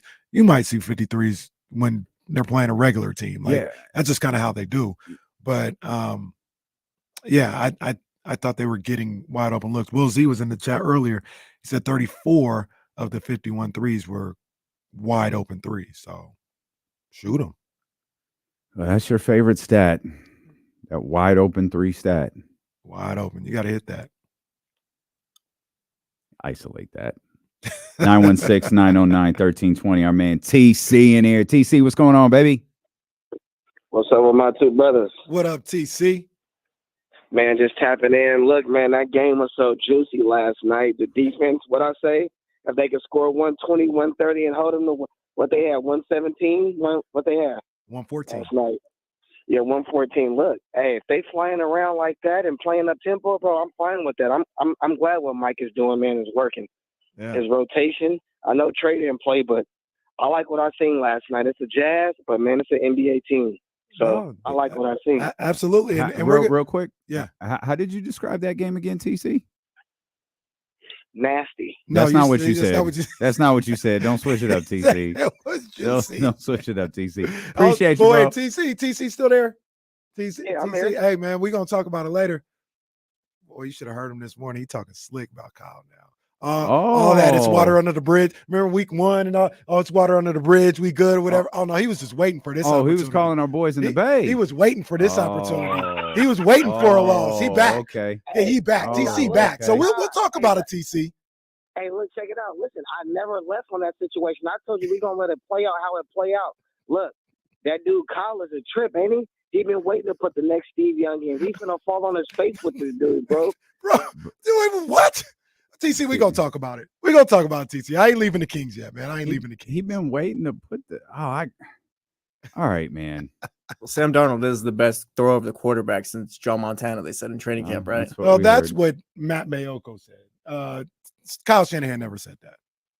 That was a Matt Mayoko quote. But once again, hell, just throw it on Kyle Shanahan. Somebody else said it. Just say Kyle said it. It's his fault. That's what they do. That's what they do. Goddamn Peter King said, Ron Jaworski says Colin Kaepernick might be the greatest quarterback of all time. Kyle Shanahan said Colin Kaepernick might be the greatest quarterback. Just put it on him. Kyle Shanahan said Domantas Sabonis was overrated. And he showed out last night. Let's get back to these phones. 916-909-1320. What's up, Ross? Hey, what's up, fellas? First off, just wanted to give a shout out for you guys giving a platform to the insiders. They've been killing it. It's just cool for you guys to be able to do that. And the 102 thing is going well. Been listening to you guys on my way home. So, thanks, man, thank you, my guy. I got 10 to noon every morning. The insiders. Yes, check them out. I'm listening to them. You need to too. Man, not to go all LeBron, but I remember calling you guys 6 months ago and saying this team just needs to have a heartbreaking playoff loss to really realize what the NBA is about. And you could see what it did for them. Usually maybe they go into game 1 nervous, but they just came out like, this is just a game. Like, we know what the mission is. So shout out to Brown. You could see how hard he was being on them in the preseason. And you could see that they were prepared. Utah Jazz just looked like shook after it was 7-0. The game was basically over after that. But Kings just run a really nice offense. The thing I'd like to say is that they actually run a real offense. All these teams with superstars just kind of toss it into their stars and let it go. So just curious, you guys, your thoughts on that. Oh, man, I hear you. First of all, I mean, when he says something like that, you should listen. This guy has won championships on every level. So he's won as a coach, as a player, you know. Will you stop? That wasn't Luke Walton. Well, I also want to congratulate. Nice win last night in Brooklyn. Was not. Congratulations. And tell Dave Yeager what's going on. You know what I mean? That's Dave and Luke Walton back together is wild. Or not back together. Together is wild. But no, in all seriousness, I like everything that he said. I mean, they do run an offense, and it's what I talked about with the Kings going up against the Warriors. Like, yeah, the ball's trying to find Steph or Clay, but there's so much movement. There's so much movement that isn't scripted that it's hard to plan for on a daily basis. Or if you're trying to play this team in the regular season, it's hard to plan for. And I think the Kings have that type of offense and have those type of capabilities. And they're starting to understand it more and more. It seemed like they were tinkering with stuff in the preseason and in training camp. And they said, all right, some of the things we tinker with work, some of it didn't, but you guys know what we do. Like, the lights are on now. Let's get back to how we run the offense, and the things that did work, we'll incorporate that on the way. They looked great on the offensive end. Real quick, he said another good thing that I agreed with is Mike Brown was pushing these guys really hard in training camp, and they looked ready to play last night. Yep. They looked ready to play. They looked ready to execute all the physicality that he's talked about. I thought they were very active on the defensive end last night. And that's what I was going to ask you. Yeah. All this talk about offense. That was not the talk during the preseason or training camp or even through most of the offseason. It was about defense. You say you thought they looked active and moved well. Yes, absolutely. I thought they were active. I love what I saw. But this is what I'm talking about. Now, this can't happen, regardless of what TC thinks. Although TC is 1-0, like I said, just win by 15 or more, and then you'll win. They won by 16 last night. So TC not wrong so far. But you're not always going to score 130. Yeah. But this is what I'm kind of talking about and what I was getting at, where people like get hurt or out, all this other stuff. I think this group is capable of scoring and still playing better defense. You don't have to substitute anybody or get anybody out. I think the group is capable of playing good defense. Now you got Duarte coming off the bench, JaVale McGee you got new additions to that as well that help out. But I think they can score and play defense. I don't think you have to sacrifice, you don't have to come down a couple points per game to play better defense. I think they can score 119 a night and play defense that has them top 15 in the league. Is it ridiculous to say that I thought they played really well defensively last night? Yeah, I thought they were not just active, aggressive. Yeah, not just physical. like, they were fine, or they certainly weren't embarrassing. Like, I actually thought they were good defensively. I'm sorry to you. It feels like a buzzword at this point. I thought they were really physical. Physicality was a buzzword all training camp, to the point where I think it started to frustrate you a little bit. Like, you don't need to be all this. Right. You're not Detroit. You're not the the Bad Boys or the group in 05, 06, that era. Like, that's not you. Don't try to be them. No one wants to watch that, and you probably can't win that way. But exactly. to your point, there's a balance between the two. We saw them do what they did offensively. We saw them be able to get those comfortable, would you say, 34 wide open threes, 51 threes in total, and still be physical on the defensive end. Still see guys like Keegan Murray just up on the offensive guy. I thought there were a lot of positive takeaways. I feel like defense is much harder for viewers to judge without knowing Mike's game plan. Exactly. Yeah. But just from I'm a basketball fan. I thought they played really well defensively. I thought they did too. The thing that I will say about the game last night, and just kind of give a counterpoint to what I said earlier, Utah being in that zone allowed them to move freely offensively. So as opposed to like you have to cut hard or come off the screen hard, they were just finding the open space. It's almost like they were Puka. Oh, well, if you just find the open space. No, I love Puka, man. I just had to get that in real quick. I just had to get that in real quick. Got love for Puka, man. But they didn't have to. There wasn't no. I love for Puka.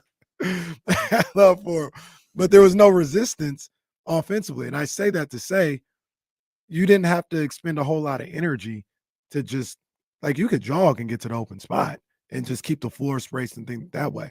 That allows you to have the legs on the defensive end to get in that stay physical. If you got somebody that's playing hard-nosed man-to-man defense and you've got to, race off these screens and do all this, maybe you don't have the same legs. I'm using a devil's advocate argument. But I thought last night the way they were allowed to play offense helped them keep that same intensity on the defensive end. Yeah. No, I don't. I'm with you 100%. And it was, I think, Harrison last night talking about everything. He did, including speak. I think he talked about the 114, and he was like, 114 may seem like a lot, or it may seem like more than what Mike would want or what you want from a good defensive team, but you have to keep in mind the pace that we were playing at. Mm-hmm. Mm-hmm. I don't know what the conversation was in the locker room after the game, particularly from Mike and the coaching staff. It sounded like this is Harrison. Mm. This is the most level-headed guy in that locker room. For him to go out there and say you got to take all things into account, including the pace at which we're played, kind of defending sort of the way that they played defense last night, or explaining what you might have saw from the Utah Jazz on the offensive end. To me, that carries a ton of weight. Yeah. I mean, it's part of the story. It's part of looking at their game. And that's why, I mean, I know people are talking about defensive rating as opposed to points per game. Right. But they might not get into the top 15. That doesn't mean they're not playing good defense. You know what I mean? They may be giving up. If the game is flowing the way it is last night, yeah, they're going to give up 114 points because you're playing another NBA team and they have so many possessions to score. Like, they're going to get to 114. But if they're in a track meet with you, you probably are scoring 125 to 130 and you're winning the game. Yeah. Like, that's what it is. I think one of the things that people worry about with playoff basketball is traditionally you don't see those high scoring games, but we saw them last year in the playoffs with the Kings. The games got to 115, 120 or something like that. So with this team, if they're clicking on the offensive end, they're going to make it real hard for a team to be able to catch up. Stand by, figuring something out. Hang on. No worries. Everybody just talk amongst yourselves. Is this the right thing? One game in. If I'm looking at this right, I'm not D'Lo Z here. D'Lo Z. Kings 13th, one game into the season. Defensive rating. Mm. So instead of looking at the 114, looking at the defensive rating, I got them right now, if I'm looking at this right, 13th. Okay. Good stuff. We did it. We did it, Joe. We did it, Joe. Here we go, baby. We are on our way. 916-909-1320. If you want to get on the phone lines and talk more about your Sacramento Kings being 1-0, one game into the season. We brought this up a minute ago. Let's elaborate on it a little bit. Kevin Huerter, not the strongest start, given how much noise was surrounding him during the preseason, in particular. The last 2 weeks, really, I said this could create a conversation at the two spot, given the fact that Chris Duarte walked in, hit 3 threes. I think he hit 2 in a row. I think it was 3 or 4 on the night, and played well in his 15 minutes or somewhere along there, 14, 15 minutes. I said this could further the conversation on Kevin Huerter at the 2 spot. Kevin Huerter played 23 last night. You feel differently? Yeah, I was thinking about it watching the game, and I mean, I guess it all depends on whether or not you're winning games or not, or if you're in some type of losing streak, or playing bad basketball for an extended period of time. But I don't see the need to bench Kevin Huerter for Chris Duarte. Like, start him. If he's cooking and playing well, keep him out there. If he's not, just go to Duarte. Seems simple enough for me. You could lose Kevin Huerter if you don't start him. Not that he's gonna pout or something like that, but it just may mess with his head even more. Why not continue to breed confidence into his game and leave him out there as a starter? If he's playing well, he plays his regular starter minutes. If he's struggling, bring him out. I think one of the reasons I thought about that is there was a play, I think in the second quarter, I don't know how long he had been in the game, but he committed a foul. It looked like Clarkson was about to start attacking him and stuff like that. And Mike just took Kevin out. Just do that. Like, if he's struggling on a defensive, you don't have to, in my opinion, you don't have to, well, we're not starting him anymore. He's going to the bench. No. Start him. And if he's doing well, you keep him out there. If not, you go to your next guy and you do it again the next day. I guess if things get real dire and you're in like I said, a losing streak or an extended period of time where you're just not getting off to good starts or playing well, yeah, then you got to reevaluate. But I don't see the urgency in it. I think that, well, there's two things there. I think that's a perfect solution. Two, it just makes me wonder. Look, Mike's got to do what's best for the Kings. Period. Like that's it. He has to do what's best for that team and for that team to achieve its goals. But it makes me wonder if he just created an unnecessary conversation, or perhaps, and of course we've analyzed Kevin Huerter videos over the last 2 weeks, and his tone is always the same. We established that. He's not, for as much as is made about Keegan's demeanor, it's not like Kevin Huerter's Malik Monk. Right. Like he's pretty reserved. He stands up, he answers questions. The video at the locker the night after he didn't start, or the night he didn't start, he had like a certain look to him. You go back in other videos where he kind of sounds the same. The look is a little bit different. And I just wonder if maybe he created some unnecessary angst within a player who was really important to their success last year. Like the Domas Kevin Huerter combination last year was phenomenal. Yeah. And Kevin's got to do better. There's no question about that. Like he's got to find a way to get in a groove, whether he needs a hug, whether he needs to be cussed out, whether he needs some weed. I don't know. Like whatever my man, like whatever it is, like maybe the idea of Chris Duarte versus Kevin Huerter wasn't the right approach. Now, Mike did try to either cushion it or just give an honest assessment of, well, everyone's position is open except maybe for Domas and De'Aaron. And it was like, I appreciate that, Mike, because he said something. He said virtually the identical thing last year. All right, Mike, like you pardon. The house is already on fire. Like it's too, it's too late. So should we go ask Keegan Murray about, Trey Lyles he's coming for your spot. Like, no. But I understand what Mike was trying to do. I just wonder if maybe it was too late. I don't know. But I actually, the way Kevin Huerter started, because I think he hit that three like in the third quarter or something like that.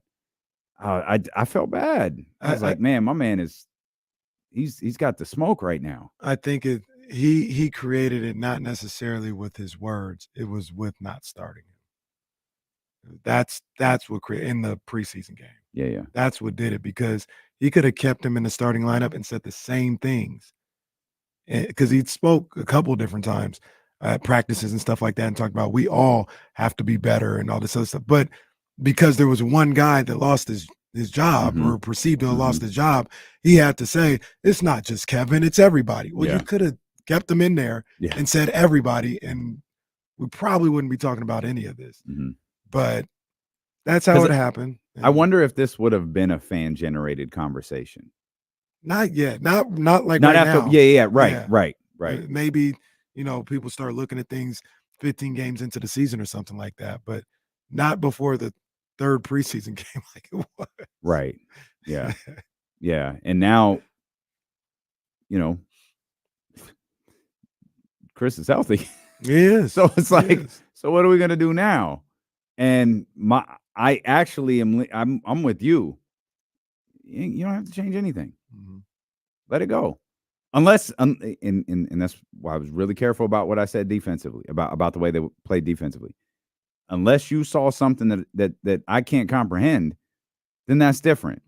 I don't think Kevin Huerter or a single player on the Sacramento Kings was anywhere near approaching a frustrating level of defense last night. No, and even though he probably like metric wise and just watching different plays, maybe it wasn't always successful. I thought this way with the 2 games left in the preseason, Kevin Huerter's busting his ass out there. Mhm. He's giving you everything that he has to try and execute what the game plan is. And first of all, I think if he continues to do that, he will improve. He will get better as a defender, as a team defender, and understanding things. But I'm okay with that type of effort. I think you always want execution. You don't ever want to mistake activity for achievement. But it's a chicken and the egg situation. Like if you give the effort, you'll get the results. I'm confident in that. And right now he's working, man. He's trying everything that they're asking him to do. Sometimes it's successful. Sometimes he gets in a situation with Jordan Clarkson where it's just never really going to be advantageous for him. But he's working, man. And I'd ride with that for a little while. So Draymond's going to be out tomorrow. Mm-hmm. There's a couple of things to talk about here. And we will. There's a couple of things to talk about with the Warriors, the Kings, and the 49ers. Steelin with KC, brought to you by Sky River Casino here on Sacramento Sports Leader, ESPN 1320. Ace Berg Slim in the building. Hey, man, it's brick out here, man. It's brick. Now, I think it's supposed to be 70 today, but it's usually 22 in these studios. And be honest with you, it makes sense. You got a lot of equipment in here. You can't have stuff overheating. So it's got to stay cool in here. Yeah, I got it. I sent it. Damn. Yeah, no, I got it. What is she on? She on the phone? Oh. Is that Kim or Caesar, the real estate agent, asking? Why is I'm sorry. Why is DJ Envy asking for my security code? Oh Lord. It's funny because Kimberly and her sister are clearly like identical people.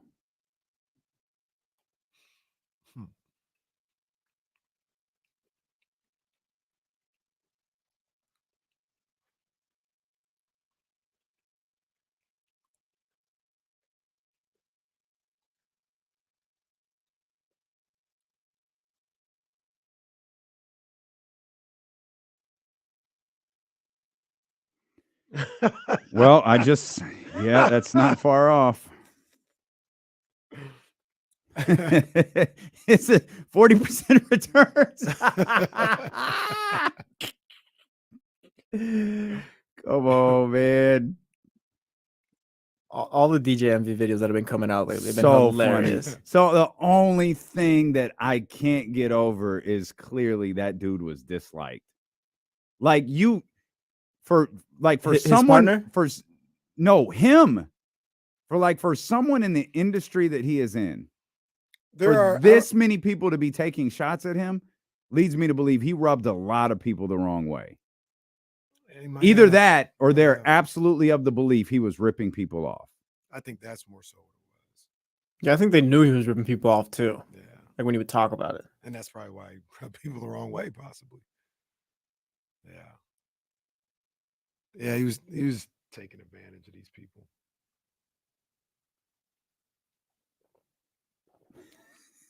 DJ Envious. I'll say this. The jokes will never not be funny. Yo, Funk Flex really does. Funk Flex really does. Hey, Funk Flex has been waiting for this moment for like 7 years to get at the Breakfast Club. He's been waiting because it was kicking his ass in the ratings for years, and they was talking crazy. And Flex couldn't say nothing. He's been waiting for this moment, and he's not letting it pass. He's not. You imagine being one of the people like almost bought a house off of DJ Envy but didn't. Hold on. Where's my Michigan? So it's weird. My girl Cindy actually got me like I have like actual paper tickets. I'm positive I'm in section 103 also. Oh, that's fire. So yeah, let's absolutely connect tomorrow. Definitely. Because this is going to be my last chance to get a hold of you. Because you Ramsey the social media thing.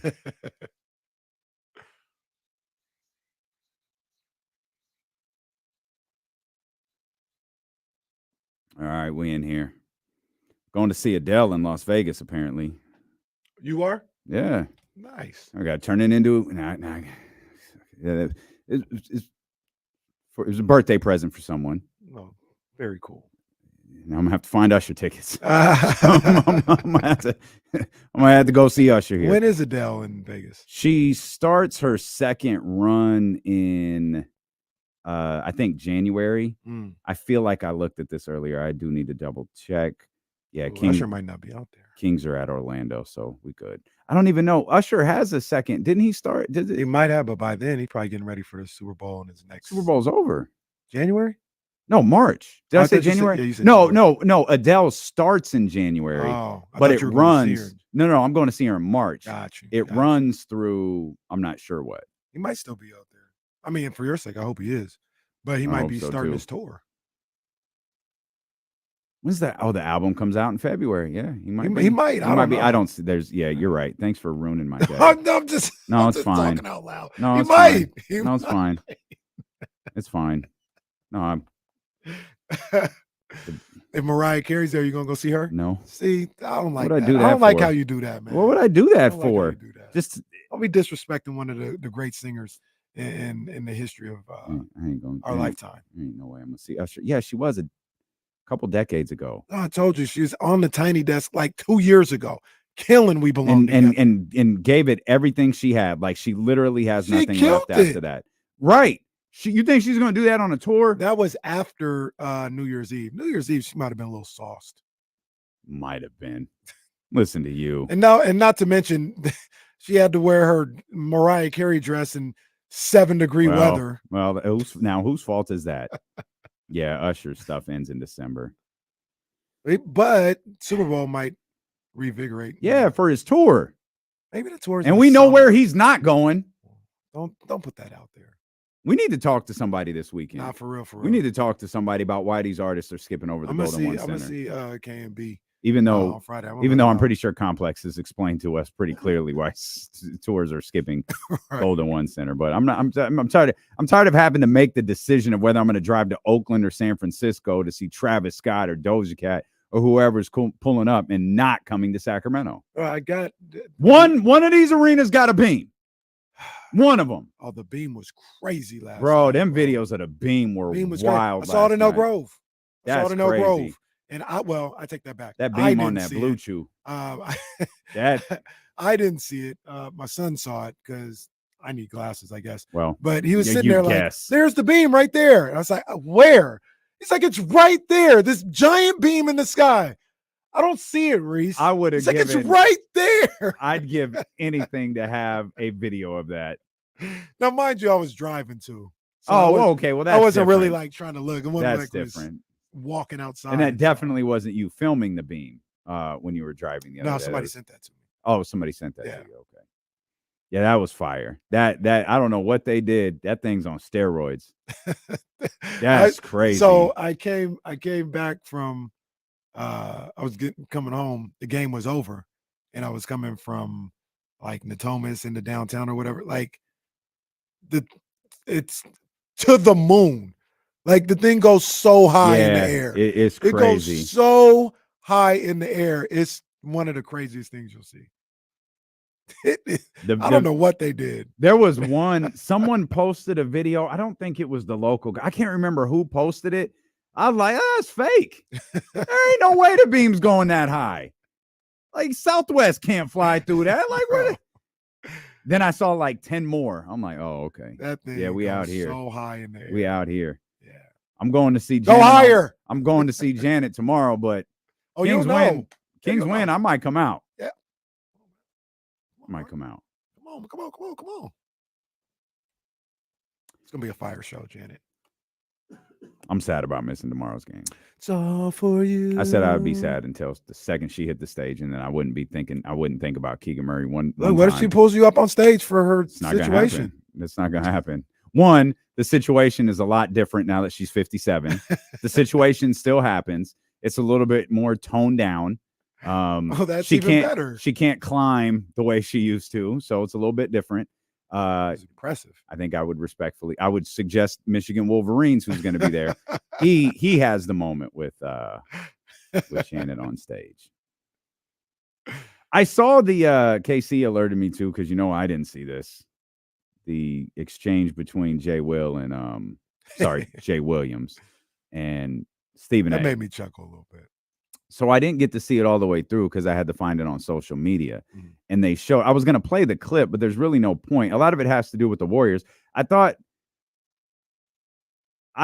his take on the Warriors was fair, if not maybe just a little bit dramatic, because he said so the idea was these were like hot takes, right? He was giving like a this is the one where they were standing up, right? Yeah. I think they did something when they were sitting down too. I saw that. Okay, I didn't see the sitting down. I didn't see one. that either.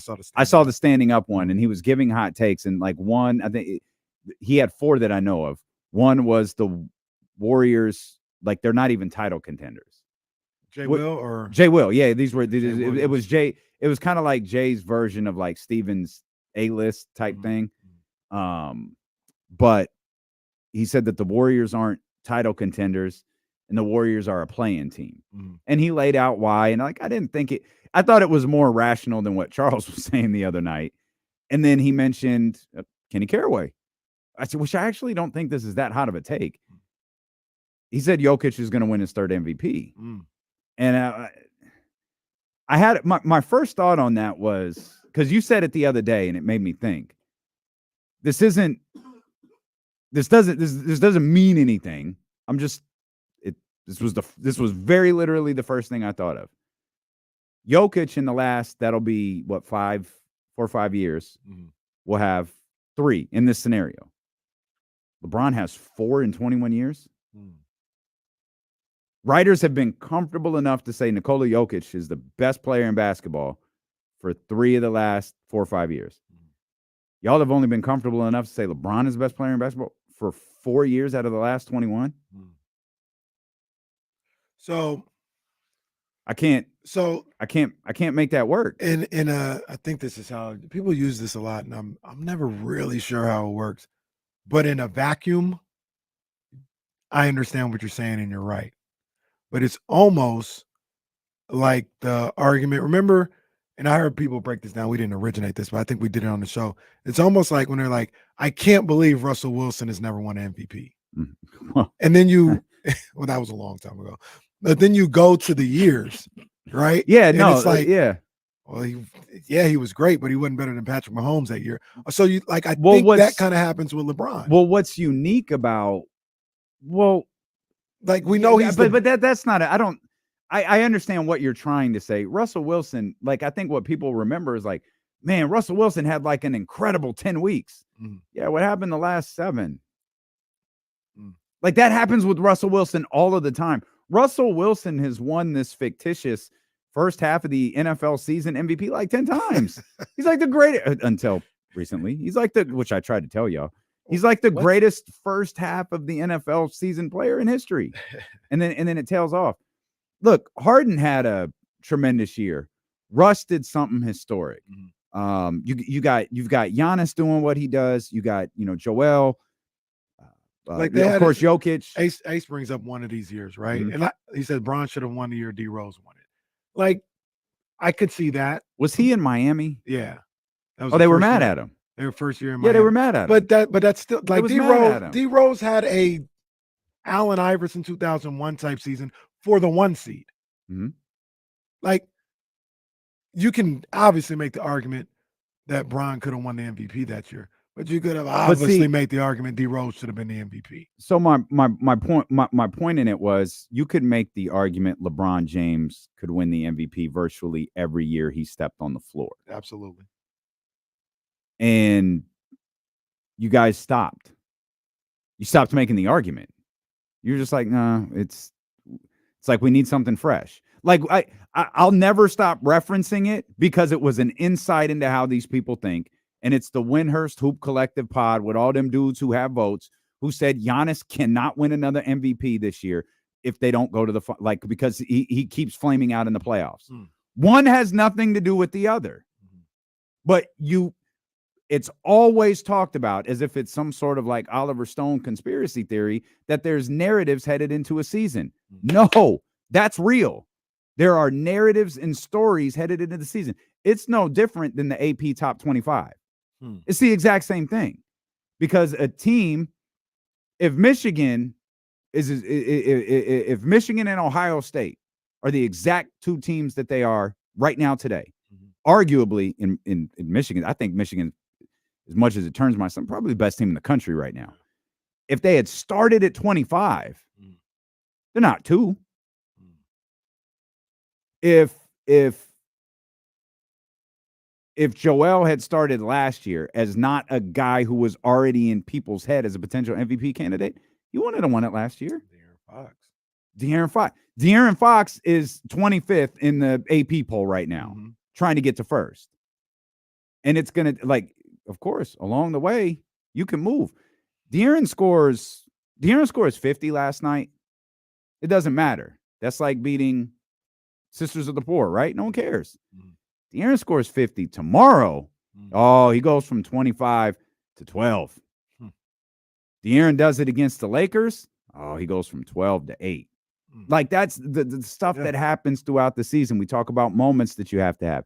And I just find it fascinating that you all have been so willing to go in Nikola Jokic. And again, it's not a question of whether if Nikola Jokic is the best player in basketball. It's a question of whether they, the voters, are going to buy into the story again for the third time when you stopped buying into LeBron years ago. Yeah, good question. I don't know.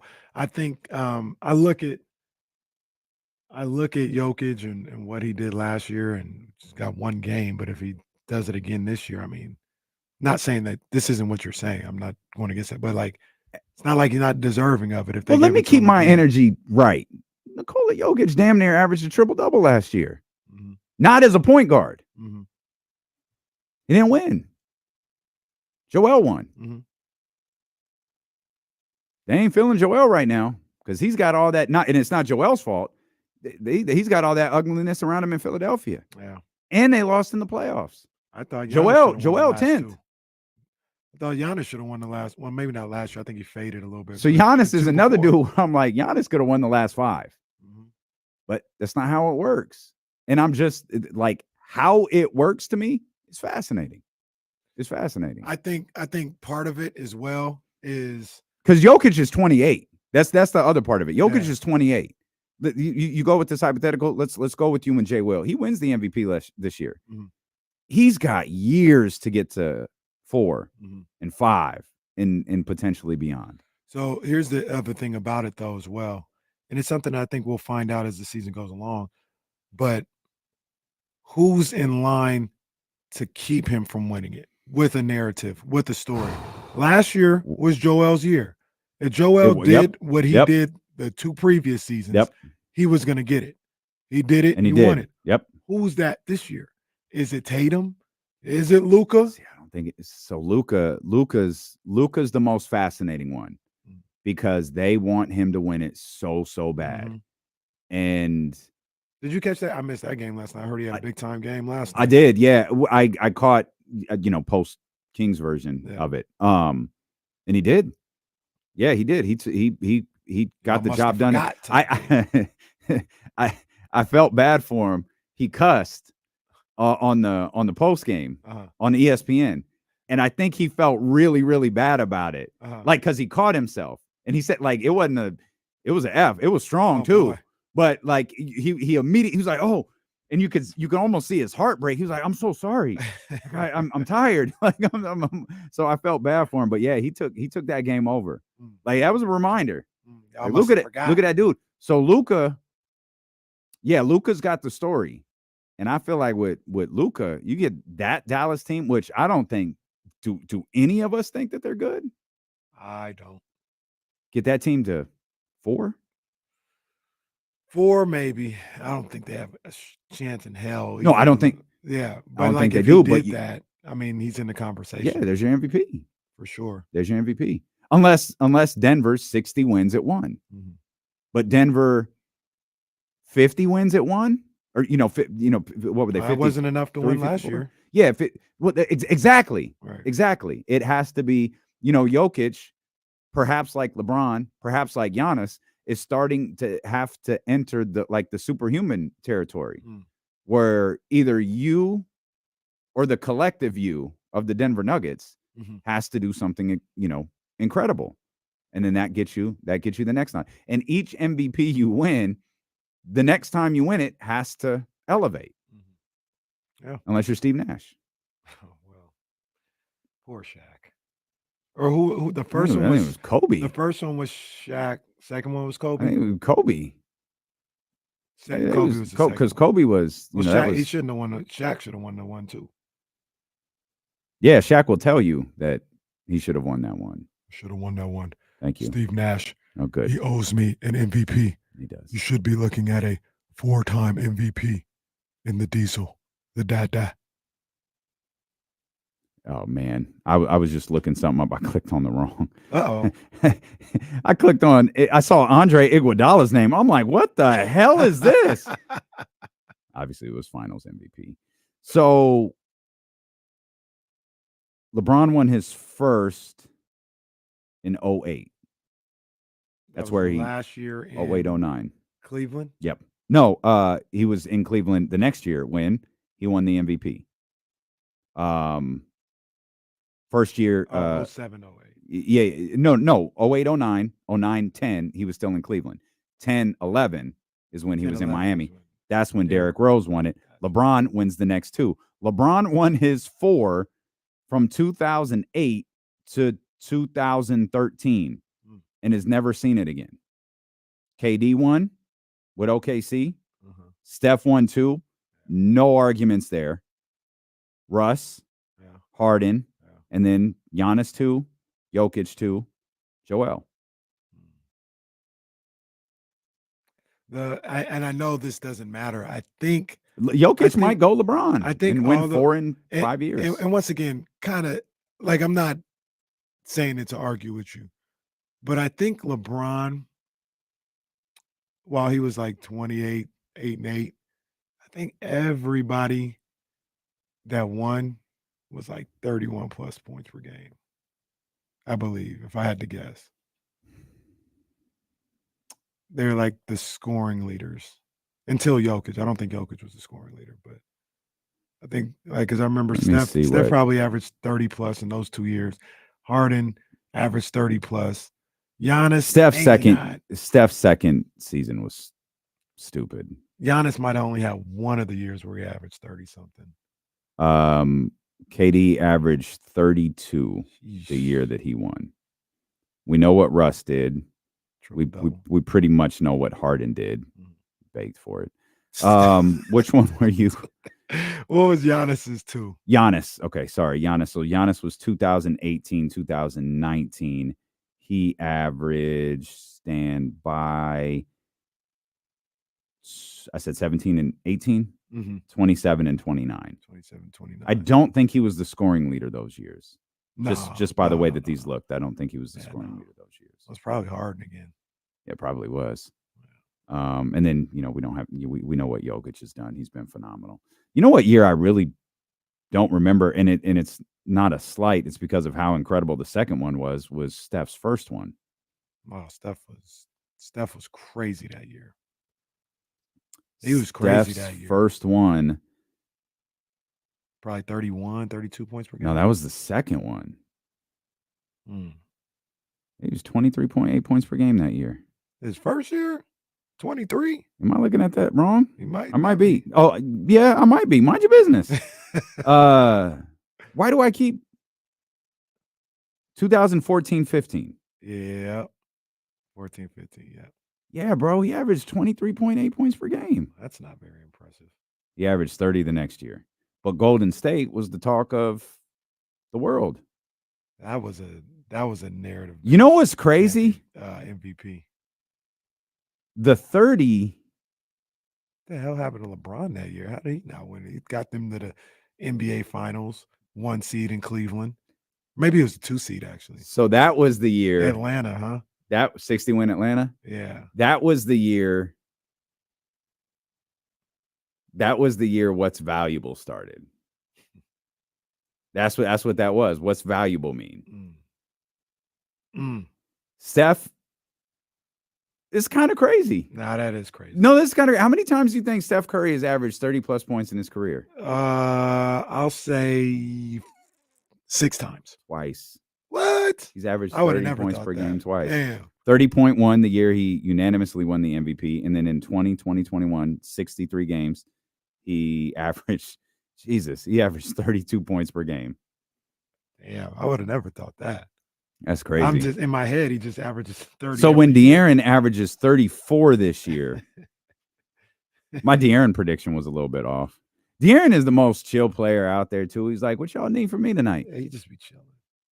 He be chilling. He's like, I'm Smooth. cool. Smooth operator. He's keeping them reserves locked up. He's like, I'm good. Yeah, no. Hey, Keegan, get this shot up, boy. Last night he was on a shot strike. Oh no. Oh no, he was not. He shot 18.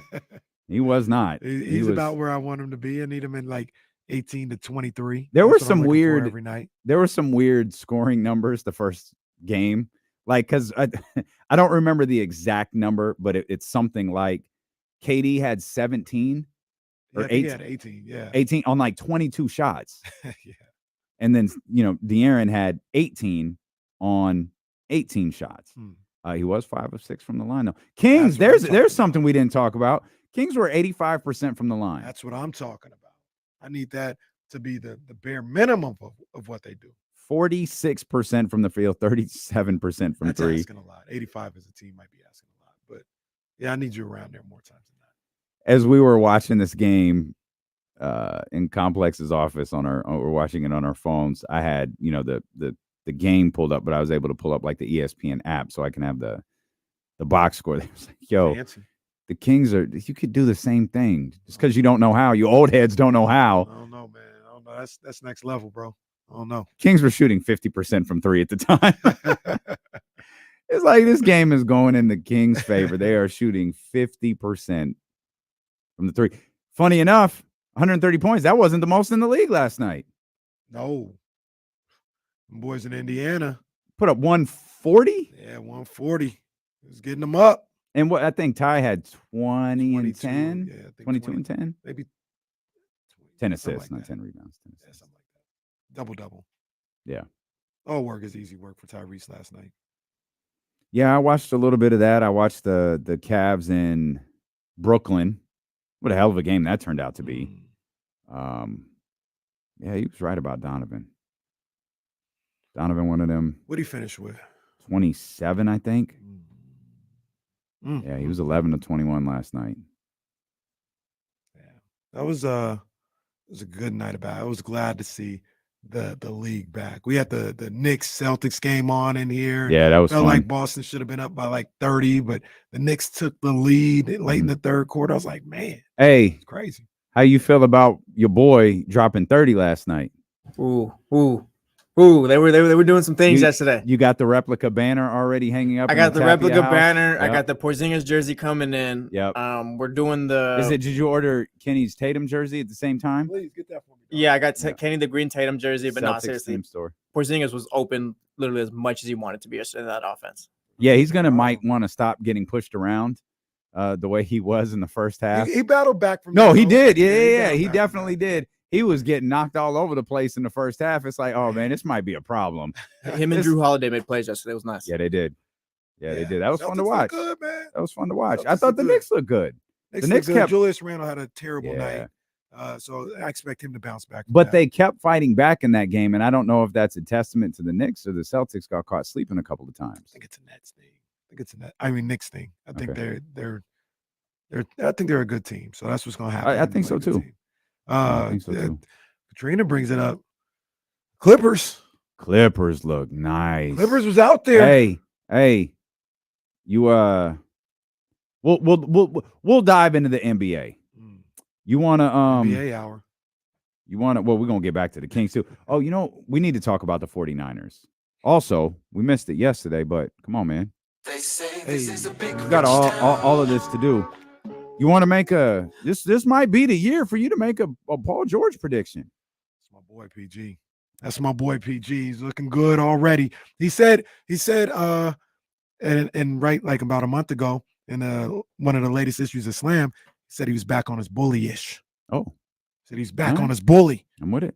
So more power to my boy Paul George. Let's come back. Let's talk more basketball. We'll talk more Kings basketball. We'll dive into the NBA and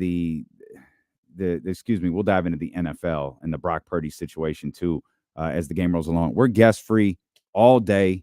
We've got you covered talking NBA, talking Kings basketball. We got the phone lines open for you as well. 916-909-1320. Stilo McCasey, brought to you by Sky River Casino.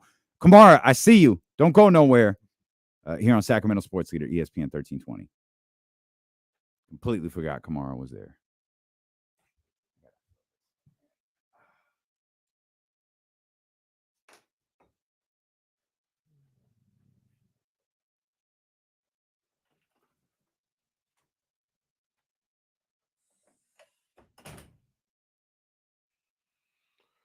Boom, doom, doom, doom, doom, doom. I just come from the poet spot. My boy Aceberg Slim, man. What's up, my guy? Big shout out. Well, whatever they do is what they do, Dr. David. I don't know nothing about nothing. We just do what we do. You know what I mean? That's all I can say. That's all I'm accountable for. Just doing what we do.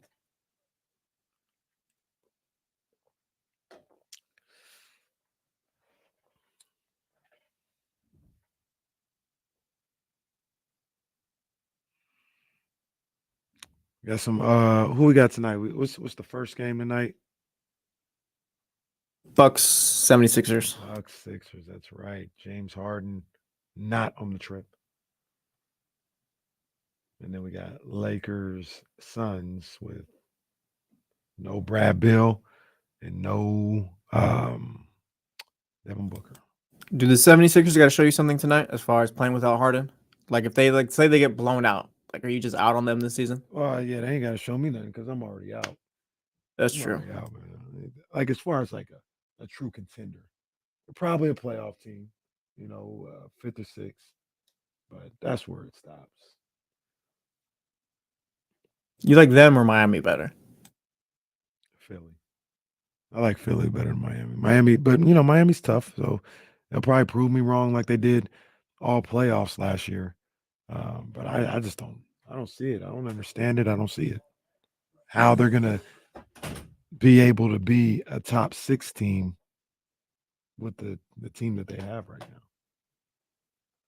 Just gonna have to develop some Joe Schmo off the bench.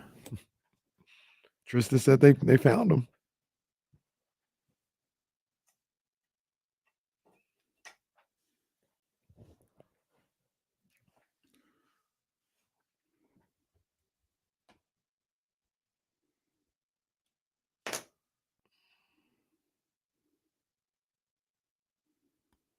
Wait a minute. Who's in here representing the Metro League?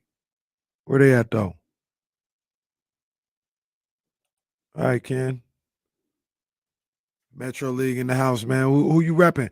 Who you repping? Now you talking new school Metro or the old school Metro League, man? I'm more the old school man. I can't keep up nowadays, but Metro got Monterey Trail, Grant, McClatchy, Kennedy. Who am I missing? Is Burbank still? I don't think Burbank's in the Metro no more. I don't know, but I'm old school Metro League, man. You did?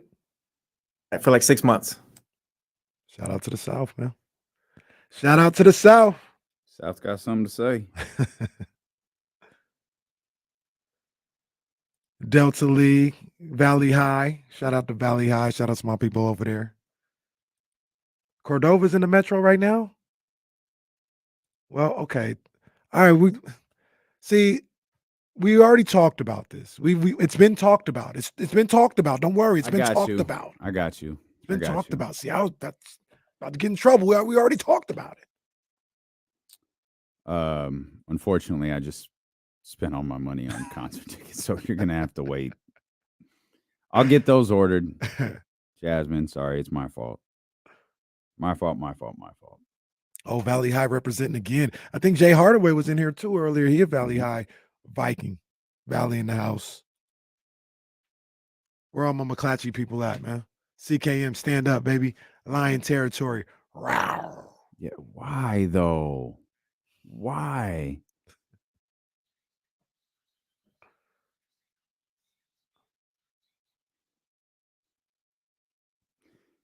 Nine 909-1320. Got a thumbs down in the chat. It's not okay. And Jasmine, why is your wife always spamming us, man? Yo, ever since the Niners lost on Monday, she been on you. Yeah. It's tough, man. Let's get we'll get some sound from Malik Monk here. Chris Duarte spoke at practice today. We got all that coming up. I was actually looking to see if Mike spoke because he did, but he didn't last night. I strongly encourage you to go see it if you haven't. Yeah, man. Prayers up to everybody in Maine too, man. Let's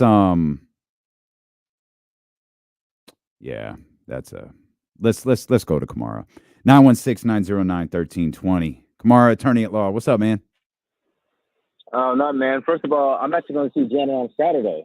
Let's go. Saturday. Where are you going? In London somewhere? Is that where you're going to see him or see Janet? Where are you going? Dubai. No, I'm joking. I'm going to Atlanta, man. Atlanta. Yo, that's wild. She performing here on Friday night and going to Atlanta on Saturday. Money talks, man. It's like, I know you got something going Everybody's on. Everybody's got a price for the $1 million man. Can you come out here on Friday? Yeah. I'm actually going to miss. I'm going to miss Sacramento playing Golden State, and I'm going to miss them playing. Well, I may see Golden State, but I'm going to definitely miss them playing the Lakers on Sunday because I'm going to be at the music festival. So, okay. Is it the One Music Festival that already happened? Yeah. No, yeah. Some One Music Festival on Saturday and Sunday. Yeah, that's fire. One Music Festival. Isn't that ours? Weren't we doing something with the One Music Festival? We were. I don't know. How's Kamara going and we're not? That's a cold world. Complex. Man. That's a cold. Yeah, Complex ain't even here to save us.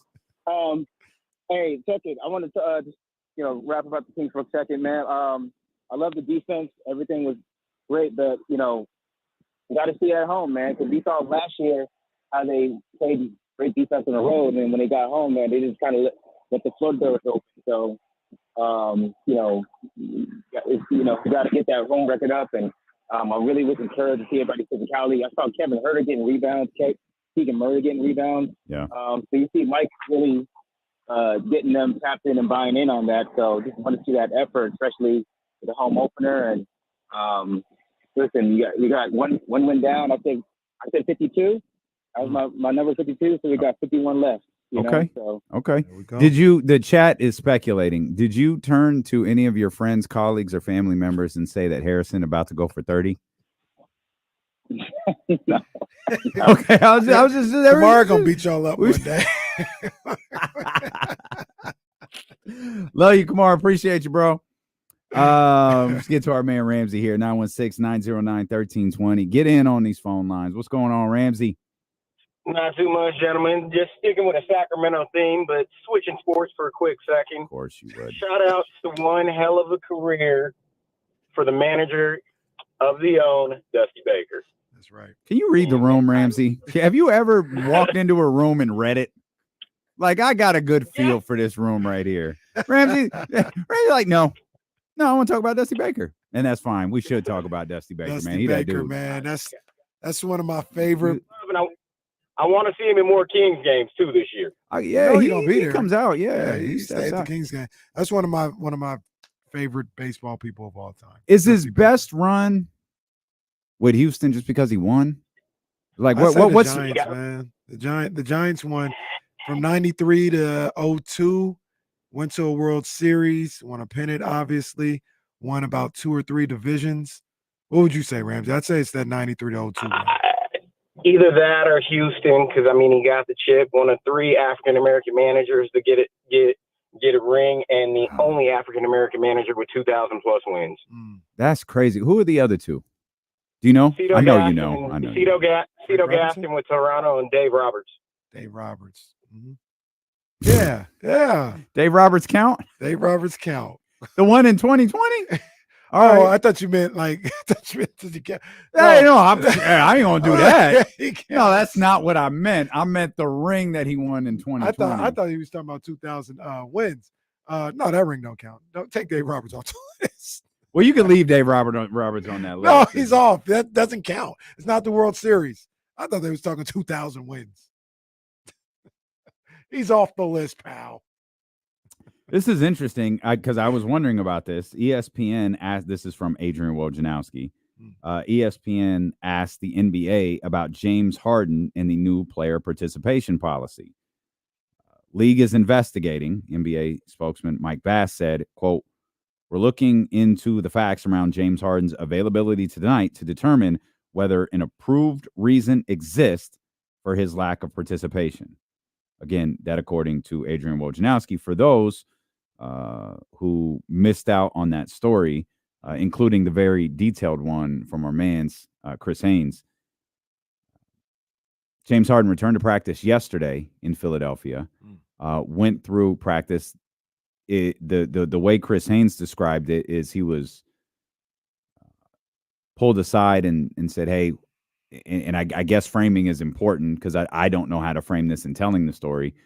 He was told about ramping up and potentially not playing, not going on the road trip and not playing tonight against Milwaukee. It is a 2-game trip for Philadelphia. And I guess the way James Harden took it, at least the way it's told by Chris Haynes, is he thought that was a suggestion versus a mandate. Harden shows up to the private one-way on the team plane, where the team plane is, and is met by a security official who told him he cannot go on this trip. Harden then meets with Nick Nurse, and I can't imagine it was Daryl Morey, but I know it was one other person. Maybe it was Daryl Morey. That's hard for me to imagine, but maybe it was. But I know it was Nick Nurse. They had a brief discussion. He left without incident, and the idea is that he's supposed to work out, I guess, at the practice facility. We say it all the time. I mean, it's so ridiculous that this is where this is at. This is embarrassing for the league. You say that, and I say this is what you get when you get in the James Harden business. I'm looking at this at this point. They're both bad guys in my view, but you can make the face if you want to, and I completely understand. But the fact is, this dude quits and quits and quits with every team he's with. Daryl Morey thought because he was Daryl Morey and he had a relationship with James Harden that was going to be different. Did Daryl Morey lie to James Harden? Probably. But here we are with James Harden quitting on his third team. This is what you get when you get in the business of James Harden, and it's why I begged for the Clippers to not get involved in this. Well, I mean, I'm not saying you're wrong, but the guy did show up to be a part of the team, and they sent him away. Like, that one isn't necessarily on James Harden. No, it's not. And that's more to me because I kind of checked out of the stuff in the training camp.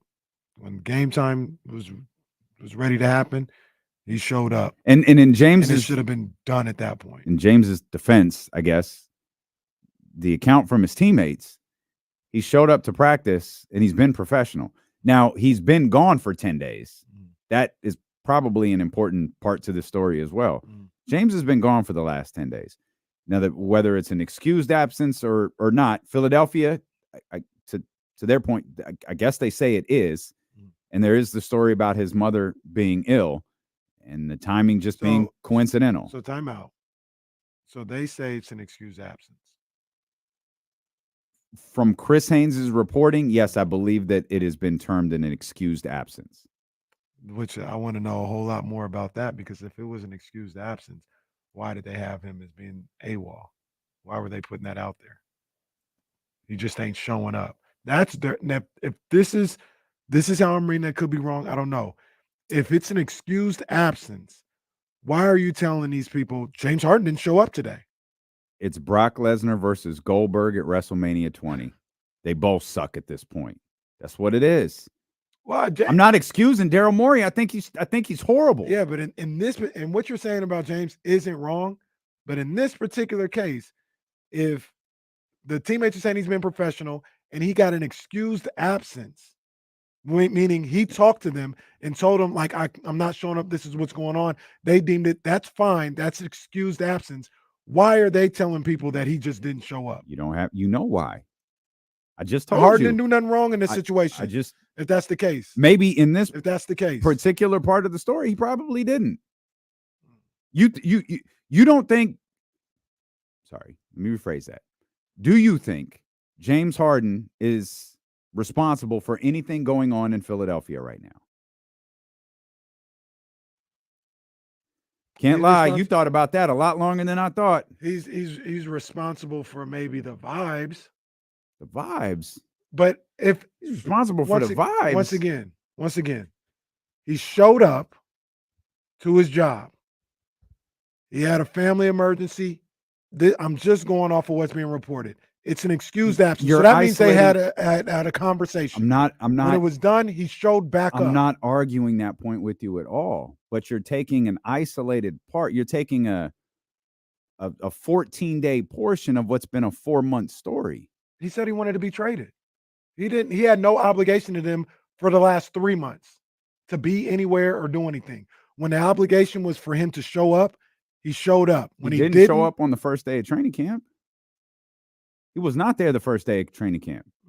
I thought he was. I believe he was. Remember the reports were, I remember he was on his way and he was going to cause a disturbance. Remember? Yeah, but no, he was there. No, before the first day of training camp, they were saying they're anticipating him causing a disruption. Remember, because we talked about he just showed up and he was there, and they said all that stuff leading up to training camp, and all he did was show up and be there.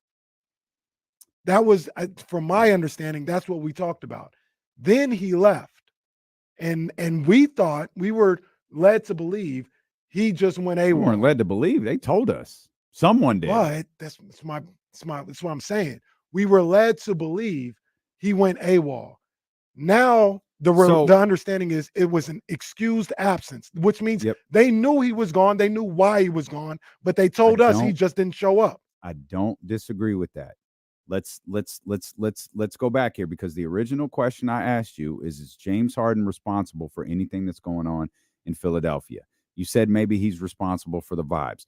Let's go back to how all of this started with, we don't have to go back to what happened last year, because I don't know if we know the story of what happened last year. I actually, in this case, believe the James Harden side of the story, that he was told one thing that ultimately didn't happen. And he could feel however he wants to about it. But let's remember one really, really important part to this. That man could have been a free agent. Yeah. His future was in his hands and his alone. And he said, no, I'm opting into this deal because I want that money. But what I want you to do is trade me to Los Angeles. That's on James Harden. Yeah, no doubt. And it's on Daryl Morey for not understanding that this could happen with James Harden at any moment. Yeah, for sure. I'm looking more so at the start of training camp. And what was said, by all accounts, what was said was going to happen. They're like, yeah, he's going to be a distraction. Never was. And he showed up when training camp starts. From my memory, if he showed up a day or two late, maybe that could have happened. I think he did, but he showed up, didn't do nothing. He didn't. He left. And we were like, "Oh, here now, it is." But remind you again, because I think the way this has been reported is very, very important. He's going to show up and he's going to be a disturbance. He showed up and he wasn't. Then the report is, well, this is all part of his plan. He's going to start ramping up his disturbance level, something along those lines. That's whoa. Adrian Wojnarowski actually wrote that and sent that out to like 5 million people. Never happened. Again, Philadelphia's, they say, and this is Chris Haynes' reporting. I don't know Chris's relationships with Philadelphia. I know Chris, and I feel like this he's got a lot of players who are willing to talk to him. I also know Woj, and I know who talks to Woj. So I'm not gonna criticize Chris for talking to players when I know Woj is just peddling front office stuff. They're both culpable for where they're at. They're absolutely both culpable. And man, what story was it? Oh, Dame, the NBA. We're again, our man Chris Haynes wrote the story about how Dame, Aaron Goodwin, and representatives from the Clippers and the league's legal counsel, they all met together to try to get this situation settled. By all accounts, it was shortly after that meeting with the NBA that the conversations with the Milwaukee Bucks started, and I guess depending on what you believe, the Toronto Raptors and maybe the Celtics and a handful of other teams. The meeting with the league seemed to have got this resolved. We don't know whether a meeting with the league has happened. It certainly hasn't been reported regarding James Harden and the Philadelphia 76ers, but it's clear something needs to happen. Something needs to happen with James Harden for the league. in the 76ers. It's a complete embarrassment for the league. And I don't know how you fix this issue because it's this type of stuff is a problem. It's bad for the league. I think it's a bad look for the league. I do think what happened with Dame and the way it transpired is a bad look for the league. I'm not faulting Dame or Portland or anybody. The way it was handled and the way, much like this James Harden thing, every insider had a side of a story to tell. I think that's a tough look because you get incomplete pictures, and your incomplete picture causes people to form an opinion on Dame Lillard. That's not fair. The incomplete picture gets people to form an opinion on the Portland Trailblazers that might not be fair. I still don't know what the hell happened in Miami. First Miami never offered. First Miami's doing everything to get a trade done. Then Miami wasn't serious and barely talked to Portland. Then Pat Riley tells us they weren't going to trade Tyler Hero. What the hell was going on for 3 months? I have no idea. Adam can't control, the league can't control the way this league is reported, but I don't think we've hit a point where we've had like a catastrophic result to something like this, like a Dame situation or a Harden situation. But it's hard to believe that at some point we won't. Like you could have something that's damaging to your league. Yeah. The league needs to step in. And then, like I said, Tim Richards has been talking about this in the chat the whole time. He says the Sixers said it was excused trying to keep this in-house. Well, they weren't trying to keep it in-house last week when they said he was just gone. So if Tim Richards clearly doesn't like James Harden, doesn't like the way he's gone about things in the past, that's fine. I don't like James Harden either. But if the things are playing out the way that I've just described, the Sixers, that's not okay. Yeah, that's not cool. The 76ers have kept absolutely nothing in-house. Absolutely nothing. And just because accuracy is important, he opted into a $35 million contract. Talking about he's a bum. Full stop. Oh, come on, Tim. He's not a bum. And these are the type Again, of I don't like these are the him. people that you can't listen to. Because obviously they got a personal agenda against the player, and they can't look at Tim, because you don't really like him, but you can look at this thing like, all right, my personal feelings aside, this is kind of I think Daryl Morey's worse than James Harden at this point. But Tim Richards in the chat is illustrating my point perfectly.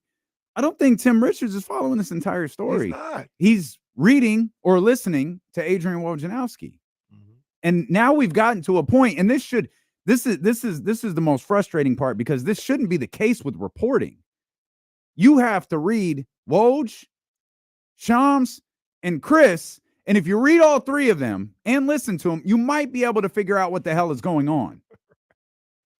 That's not what reporting is. Right. But if you listen to Woj, yeah, you hate James Harden. If you listen to Chris, you hate Daryl Morey. And it's like, I mean, credit to Sam Amick. I know Sam has had a relationship with Daryl Morey and from his Houston days. Sam wrote a very balanced piece. He had clearly talked to Philadelphia, but he wrote. Sam reported what was going on versus framing different things. Reporting should be just that. That's it, man. But it's not what it is. It's shaping narratives that help you get access to something you might need later. Because to a very specific way of looking at this, the Sixers said he was just gone without cause. Chris Haynes said it was an excused absence. Those are literally two different things. Yeah. So who's telling the truth? We don't know. So how can you form an opinion one way or the other? You don't even know what the truth is. That's right. Yeah, you don't. We'll get back to the Kings in just a few minutes. Want to talk? We got power rankings on the way. I do want to talk a little bit of football before we get back to the Kings. A couple other NBA notes. We didn't touch on this one yesterday. We actually figured out we were watching KC. I think we both had it on for a minute. The Indiana Washington. What the hell is Adam Silver doing in Indiana? Like, this is how you spend opening night. With all due respect to the Pacers and Wizards, the All-Star Game press conference was yesterday, and it was announced that the All-Star Game is going back to the East-West format. Do you? Okay. How do you feel about that? You think? I don't care. I don't get. Well, I don't mean that. That means no picking. No, I don't. No, you can still pick. You just got to pick within the conference. No, I'm talking about the players. Like, remember how we had Giannis and LeBron picking teams? That's not happening no more. Well, you got your West and you got your East. Where they? Oh yeah, you're right. Yeah. Sorry. Yeah. You're right. Yeah. So that's gone. Yeah, that is People kind of gone. like that as a subplot. Yeah, that was fun. Who but was the what guy did one time that was it Rudy that was last or somebody? Something happened. I think it was KD and LeBron, and they wouldn't choose Rudy or something. No, you talking about it was KD and LeBron, and KD wouldn't choose James. I think it was James. Yeah, and LeBron started laughing, and he put the clipboard over his face. Yeah, no, that was an all-time moment. So that's and KD tried to sell why he didn't draft him, and everyone was laughing at him. And I think he started laughing at himself. We also had the Giannis Dame moment. Well, you had the Giannis Dame moment, which is gold here at this point. But you also had the Jokic moment, where Jokic was like, "I'm not gonna not be picked," and he just walked over. I think it was to LeBron's team. Yeah. He didn't even get picked. He was just like, "Yeah, it's not gonna be me." Was he the last starter? He was the last starter, right? Yeah, it had to have Yeah, been. last starter. Yeah, because it wasn't all 13. Yeah, or whatever. Yeah, he just walked over and was like, "Yeah, this is my team." So all that's gone. Well, but everybody complained. Moments in NBA history. Those are some great ones in a short time. But everyone complained about the game. Does this fix the game? No, nothing matters if they're not going to play. If they're not going to. But they changed the format because they didn't play when it was East versus West. Yeah, but that's the whole point. Nothing matters if they're not going to play. They could take pride in East versus West and start playing. Maybe that's the case. But nothing matters if they don't play hard. Simple as that. We mentioned Indiana in the game the Pacers had. I think Tyrese is going to lead the league in assists. I can see that. Not my hottest take, but I think he's going to lead the league in assists. And I'll give you, because we were going to do defensive. We were going to do predictions and all of these different things. But the last couple of days, it just got away from us talking Kings and all of that. You want to throw out a Paul George MVP take? Because, man, he looked good yesterday. Why not? Paul George, you know what? MVP. Could that caveat say he's going to be top 3 finisher? There you go. All right, I'll say that. Top 3. Paul George, top 3 finishing MVP voting. That has the Clippers up there. Clippers up there. there. I mean, it puts them Clippers up there. Yeah. Clippers up there. Could he win Defensive Player of the Year? Paul George? Yeah. Too late. Yeah, I don't think he's that type of player anymore. At one point in his career, he was. Yeah. I don't think he can do that and score the 25 a point night they need him to. Oh, I have another. Again, I'm not full of hot takes here, but these are things that we were going to mention earlier in the week. I said Tyrese is going to lead the league in assists. I teased this, and I just don't think I paid it off. So if you've been listening for the last 3 days, here you go. I think Shay's going to lead the league in scoring. I mean, it was close last year. I think Shay's going to lead the league in scoring, and that's going to start. We talk about narratives. Yeah. Talk about conversations. Well, they love them some Luka. Boy, them writers love them some Shai Gilgeous-Alexander. Rightfully so. He's that dude. He's very, very good. But the stars are aligning now for the growth of the Oklahoma City Thunder and perhaps for Shai Gilgeous-Alexander to take that leap into to being in the upper echelon. I can see it. I mean, he's 30 a game. He's 30 a game. Yeah. It is what it is. Hey, real quick before we get out of here, I'm sure we'll all go watch this later or something like that, but Malika Andrews talked to Steph and De'Aaron together. Oh. And there's a quote that I just see on here, and I guess De'Aaron's talking. It says, this De'Aaron, he goes, throughout the playoffs, this would happen a lot. Kings would show the shoes, and they're like, oh, he's wearing Steph's. And this is Fox talking. He goes, and I'm like, well, I'm going to just bust his ass in his own shoes. I love that. We gotta find that clip. Let's see if we can find a video version. I got it here. I'll tag you. A video version? Yeah. Oh, okay. If you don't already have. No, I don't, because I have the Mike Brown sound. Oh wow, Mike talked for a while today. Okay. It might be a little bit harder for us to hear from Mike Brown, but we'll hear from Malik Monk, Chris Duarte. I do want to talk a little bit about Brock Purdy. Yeah, Brock Purdy participated today. I know. And yeah. I don't think it was a full practice. No, Sam Darnold took the snaps. Mm. This is a problem, man. This is a problem. We'll talk about it. Steelum and KC, brought to you by Sky River Casino here on Sacramento Sports Leader, ESPN 1320.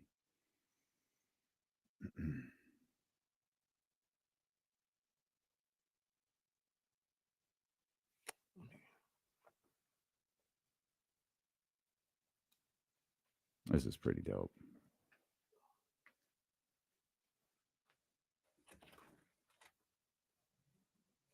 All right, we got that sound ready.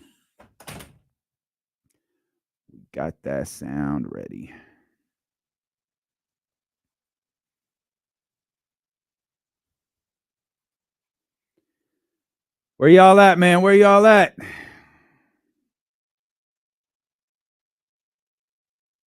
Okay, Ramsey, calm down. Jeez, leave her alone. But we have to because Steph and De'Aaron are together, so we want to see that.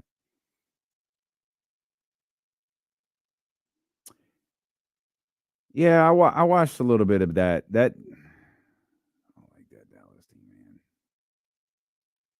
I don't like that Dallas team. But, Luka, you can win games. You can win games doing what the Dallas Mavericks did last night. Even playing bad teams, have Luka take over late. I was hoping we'd see Kyrie cooking. That didn't really happen. I feel like the Spurs could have took that one yesterday too. They had a lot of late, bad possessions late, where Wemby didn't touch the ball at all or anything like that. Yeah, there were some tough ones there. But that's part of them learning to execute, right? And Wemby learning those situations. Securing the beam. What's up, bro? Gonna be up at the game Sunday. Yeah, Cut and Pete. I'll definitely be there Sunday. Absolutely. Yeah, I ain't gonna put that on the screen, Steven, but I see you. I see you, Steven. Oh man, that's that's facts. That's pretty much that's it. D-Mac, that ain't coming, man. That I didn't even. God bless our HR rep. I didn't even respond to her. I was like, "Come on, man. What I'm gonna do with this?" Yeah, y'all know I can't. Yeah, like you guys know. First of all, you know why I have that many hours, because I don't use 3/4 of the vacation that y'all give me every year. Like, you guys know that. And if I take the vacation, you guys are going to yell at me for taking all that time. Yeah, we can't do that. That's not what we do. And now we really can't do that. Our schedule the next 3 months is fucking nuts. It's absolutely nuts. Oh, I appreciate you, Kyle. Thanks, man. I've been working on my skincare routine. Been working on my skincare routine. Bye. Why are you so cranky, bro? Like, who hurt you? Like, what's wrong with you? Bro, just come in here and have fun. Shit. It's sports talk. What's wrong with you? God damn. What else you got? Yeah, bro. Yo, facts. That's true talk. I like the Bengals this week too. Oh, he ain't got his headphones on. Yeah. So it's fine. What I do? I think the 49ers are great. Nothing. I started it. I started. I didn't get a chance to listen to the rest of it. I'm coming back.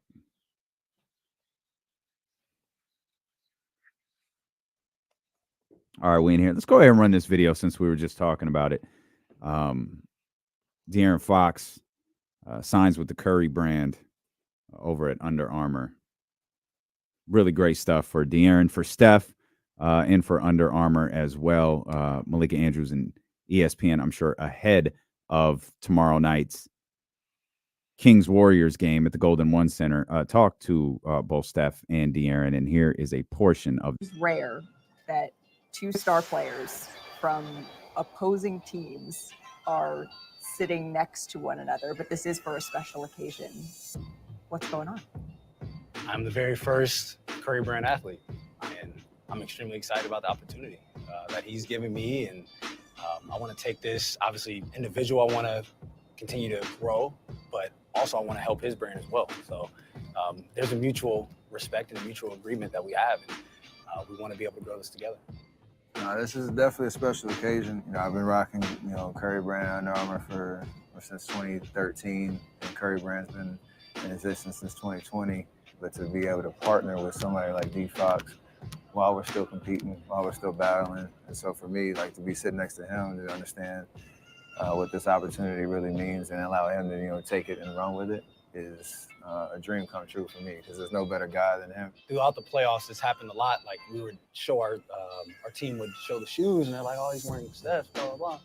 I'm like, well, I'm gonna bust his ass in these shoes. Like, that's how I'm thinking about it. Like, they're like, "Oh, you see someone with your shoes on, you like, I got him." I'm like, well, what if you see someone with your shoes on and they're coming at you? So it's like, it's kind of a mind game on both sides, I feel like, and I'm trying to play it on this side.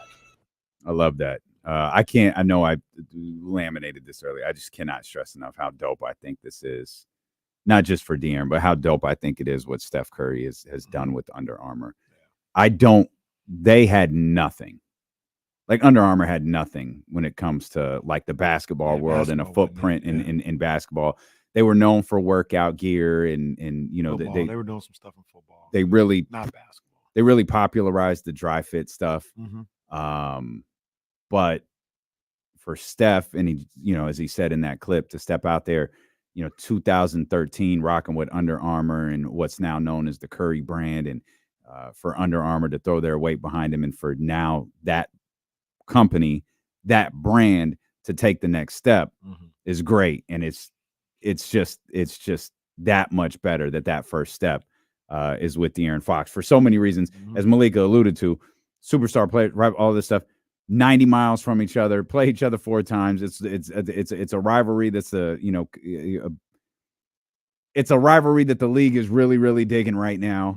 And it's a rivalry that the fans are really digging right now. And you talk about striking while the iron is hot, and that iron is scorching hot right now. And this was the perfect time for it. So again, congratulations to everybody involved. Yeah, and I just think it says so much about De'Aaron Fox that Steph Curry chose him to launch his Curry brand with. I mean, I mentioned a little bit earlier, but you really like precise and careful with who you give that first opportunity. What's your name? Yeah.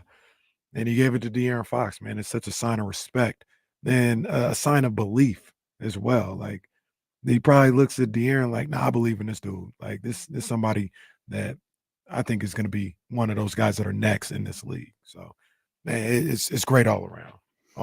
Yeah, and I hope everyone's, the chat, Twitter mentions have been full of, all right, I'm going to buy my first pair of Under Armours. Man, get out there and do them. I hear great things about Steph's shoes. And I'm sure, whatever De'Aaron's rocking, he was rocking Under Armours for the most part all of last year. There might be a handful of games where he didn't. He had some Converse on. Somebody said he had New Balance on a couple times. I think he had New Balances on once. I didn't see it, but I think he had them on once. I never saw the Converse last year. But yeah, I saw those Stephs early, and shout out to our former friend Chris Biederman. I was like, what is he wearing? And I'm looking, and he goes, oh, those are Stephs. Yeah. was like, De'Aaron's wearing Steph's? Like, yeah. And I think, and Chris got the picture, and that's when it became like a thing every time we showed up at the arena to see what shoe Steph was wearing. Because then we had the conversation with Nick DePaula. We knew something was brewing, and here it is. It's out there now. We'll get back to the Kings because we want to hear from Malik Monk. We want to hear from Chris Duarte. Mike did speak today. He spoke for a very long time, and he spoke about some things that didn't have to do with last night's game. If you saw his post-game press conference last night, he did not talk about basketball at all. And Sean posted a very, very lengthy clip of, or he posted the entire media scrum. It's about 11 minutes. So we'll try to cipher through that a little bit to see if we can bring you what would be Mike's first impressions of last night's game. And so we will get to all of that. Want to spend a couple of minutes talking football here. We got the news yesterday that Brock Purdy was in concussion protocol. Kyle Shanahan spoke to the media yesterday saying that Brock is progressing well. He's taking the steps to be eligible to play on Sunday. There is a formula. There's a formula that the league follows for this type of stuff. Brock Purdy is progressing. He's not practicing and he's not taking first team snaps like Sam Darnold is doing all of that, but he's doing the things that I guess are mandated by the league for him to return on Sunday. From what I understand, based on some things I read this morning, like what Kyle said yesterday, you're not even allowed to say. You're not supposed to say things like Brock is progressing. This as it pertains to concussion protocol and concussion protocol only, like nothing with the hamstrings, knees, nothing like that. When it comes to concussion protocol, you're not supposed to say they're progressing. They technically he'll be eligible to play. The only thing you're supposed to say is he's taking the steps as mandated by the league. That's what you're supposed to say when someone is in concussion protocol. From what I understand, it's supposed to be out of the team's hands as to whether they clear concussion protocol or not.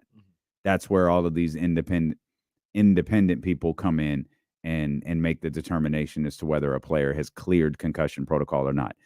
From what I understand, Brock is taking those steps. The final step, I think, can't be taken until Saturday. So he will not practice under any circumstance this week. He won't take first team reps at any point under this week because teams don't practice Saturday. We saw the hit. People found it on social media. We saw the overhead view of the hit. It was violent. It was nasty. And according to Kyle Shanahan, symptoms weren't really discovered. And though exactly what happened wasn't laid out, though they all said Brock started going through something on the plane. And I don't know if it's Brock bringing it to a doctor's attention, like, hey, something is wrong. I don't know if Brock, if you physically saw something and you saw something was wrong with Brock. I think the head injury conversation in the NFL is seriously, seriously flawed. And the thought of, and I think part of this is my frustration with what happened with Tua Tagovailoa, because we spotted this out the gate. The Dolphins didn't even put Tua in concussion protocol on that Sunday because he couldn't clear it by Thursday. We all knew that. The 49ers played Monday. The timeline allows for this to all play out the way it's supposed to and him play Sunday.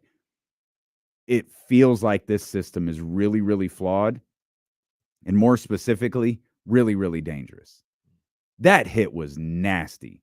The angle his neck went, like everything about it looked bad. In my estimation, Brock Purdy should, regardless of what happens over the course of the next couple of days, Brock Purdy should not be playing football on Sunday. And I'm of the belief now, if you fall into concussion protocol that you're in for 5 days, you can't play football the next week. That's my opinion. I know people don't like it, and I know there's probably flaws in that too. In my opinion, that's the safest way to go about this. It's probably not even the safest, but it's a hell of a lot more safer than what they're doing right now. Yeah, I don't have nothing to say against that. I mean, that is reasonable, more than reasonable to me. I just don't know. Like, I don't know what the symptoms were that were shown. And once again, that's still like I would take the safe approach. I'll say that, but that's still symptoms, right?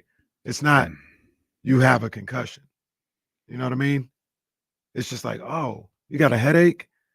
That's what it could be. Let's put you in protocol. I'm not saying that's what it was, but it could be something as that. Like it's like I took a hit earlier. I don't think it's. I got a headache. I don't think it's that Or I'm simple, is it? lightheaded, or, Okay. Well, okay. Now you know. now we're So, I venturing out a little bit.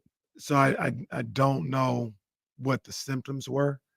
But I I know also you're find talking it about weird just that in general. It's not even just this situation. I feel like they were really guarded with what happened on the plane, or either on the plane or getting on the plane, because Kyle said he was asleep. So something happened on the plane that they woke him up to tell him about, and whether it was Brock complaining or something worse, I feel like they've. And again, maybe I'm doing too much here. I feel like they've been very like secret, like what happened? Because Kyle, he didn't start experiencing anything until we were on the plane. Like they woke me up and told me Brock has a problem. I was like, well, what the hell was the problem? Like he had a headache, or he was lightheaded, or that, right? Yeah. Or were his eyes rolled back in his head like he was the Undertaker in 1992? Like what happened? Yeah. Because to me, that's different than a headache or being lightheaded. To me, like that's what we saw with Tua on the Thursday night. Like this is a problem.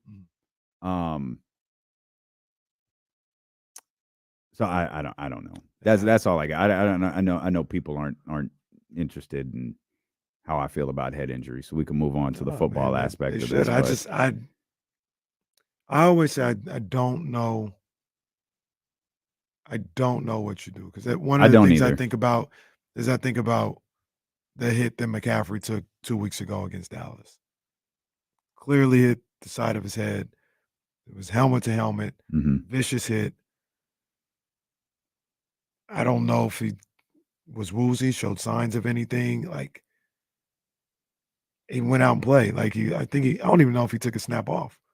But I look at that hit, and it was almost just as violent as the one I saw on Brock. Yeah. And it's like I don't know what to do. Part of me says for my well-being, if I was the NFL and I wanted to make sure everybody was safe, I would be super cautious about every head hit. But then there's another part of me that says, and I'm not saying it's right or anything, I'm just giving a different side. It's their decision. If they're cleared and they say they feel fine to play, how can I tell them not to go? They can't play. It's their body. It's their decision to say, I'm good. I'm willing to go out there and play. It's tough, man. I think it's tougher than people realize. I'd be on your side. I agree. I'd be on your side. I'd be like super conservative with it as a league, but I understand if Brock is like, I'm fine, I want to play. It's hard for me to say no. Yeah. So what's this mean if Brock doesn't play? Means Sam Darnold is going to be under center. Well, that's what a lot of people wanted to begin with, if you recall. He was the best quarterback in 49ers training camp, if I remember right. Like for a day. Wasn't that the narrative? Sounds about right. Back in the Trey Lance days, anybody remember those? Yeah, look, Sam Darnold. I've always said it's weird for me to like have the stance I have on Sam Darnold, because I do think he's better than what his career has shown and the opportunities he's been given. I don't think he's a franchise guy, though. I don't think he's somebody that you're winning a bunch of games with and making a playoff Super Bowl run with. So if he does start on Sunday, all right, cool. You start, go out there, do what you got to do to win this game. We got to bye, and hopefully Brock is good to go after that, and he's going to get his job back, because Brock is a better quarterback than Sam Darnold, period. Yeah. So that's what it should mean, but not according to TC. Come on, man. TC, the Bay Area media. So fill me in. Come on, man. What are the people in the Bay Area doing with this? I mean, they out here essentially. I heard the line earlier this morning. Kyle Shanahan getting another quarterback hurt.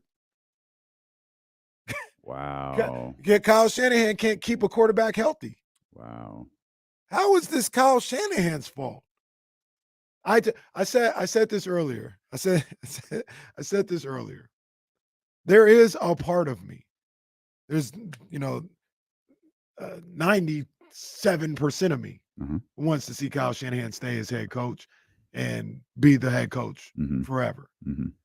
But there's another part of me that wants Kyle to just be fired so we don't have to hear these dumbass arguments as to why everything that goes wrong is his fault. It's stupid. Everything that goes wrong with this team, somehow in some people's eyes, the TCs, a lot of people in the Bay Area media, is Kyle Shanahan's fault. It's lazy and it's stupid. Brock Purdy took a quarterback sneak that every team in the league does on 4th and inches. He took a bad hit, and now Kyle can't keep a quarterback healthy? Come on, man. This is getting – part of me wants just fire him. Fire. Like TC said the other day. Debo and Trent Williams, they don't matter. Cut them. Cut them, TC. Cut Debo and Trent Williams. Get them out of here because they don't matter. Doesn't matter if you have them or not. Kyle should have figured it out. And then anybody here, or raise your hand in the chat or anywhere, think the Niners were going 18-0 or however many games they play, 17-0. Did anybody think they were going to go 16-1? So they lose a game, and now like what? He can't lose a game? Is that what we're saying here? Can't lose 2 games? Is that what we're saying here? I don't understand it. I don't understand how everything comes back to being Kyle is arrogant, Kyle is full of himself, and it's his fault. I just don't understand. I'm not saying he's above reproach and he doesn't make mistakes. Obviously he does, just like everybody else in the damn world, right? But everything goes back to Kyle doesn't know what he's doing or Kyle's arrogant. It's ridiculous. Do this. They say this is a big rich town. I just come from the poet's part. I don't have anything to add to that. I mean, I think the conversations around Kyle Shanahan have gotten ridiculous. I think they've been ridiculous for a long time. And the fact that you have a team that's 5-2, a team that had just the week before last won 14, 15, 16 regular season games in a row, lost in the NFC Championship with literally had no quarterback or didn't have a quarterback who could actually throw. And this is where the conversation, to me, that's that, TC's funny. Like, that stuff makes me laugh. When media does it, it's like, wait a minute, what are we doing? What's that? And I'll ask whether Bonte, Butch, whoever, who KNBR, who y'all hiring? Who y'all hiring that's better than Kyle? No lie. A week ago, they were asking the question, is Dan Campbell better than Kyle Shanahan? Dan Campbell just got his ass beat the other week. Does that mean Dan Campbell's not a good coach no more? Because that's how things seem to go. Like, did you lose or you lose bad? The Niners aren't even losing bad. Just losing a game. This guy got smacked around, was down 35-0. Is Dan Campbell not a good coach anymore? No, that'd be ridiculous. He is a good coach. Last week's game ended on an interception that on a potential go-ahead drive. The week before ended on a missed field goal from Jake Moody that would have won them the game. Okay. All right. I'm gonna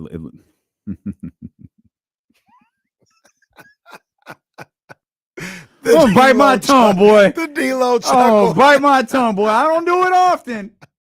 I'm gonna bite my tongue. I'm gonna give you my power rankings. Hey, Chatty House, all my people.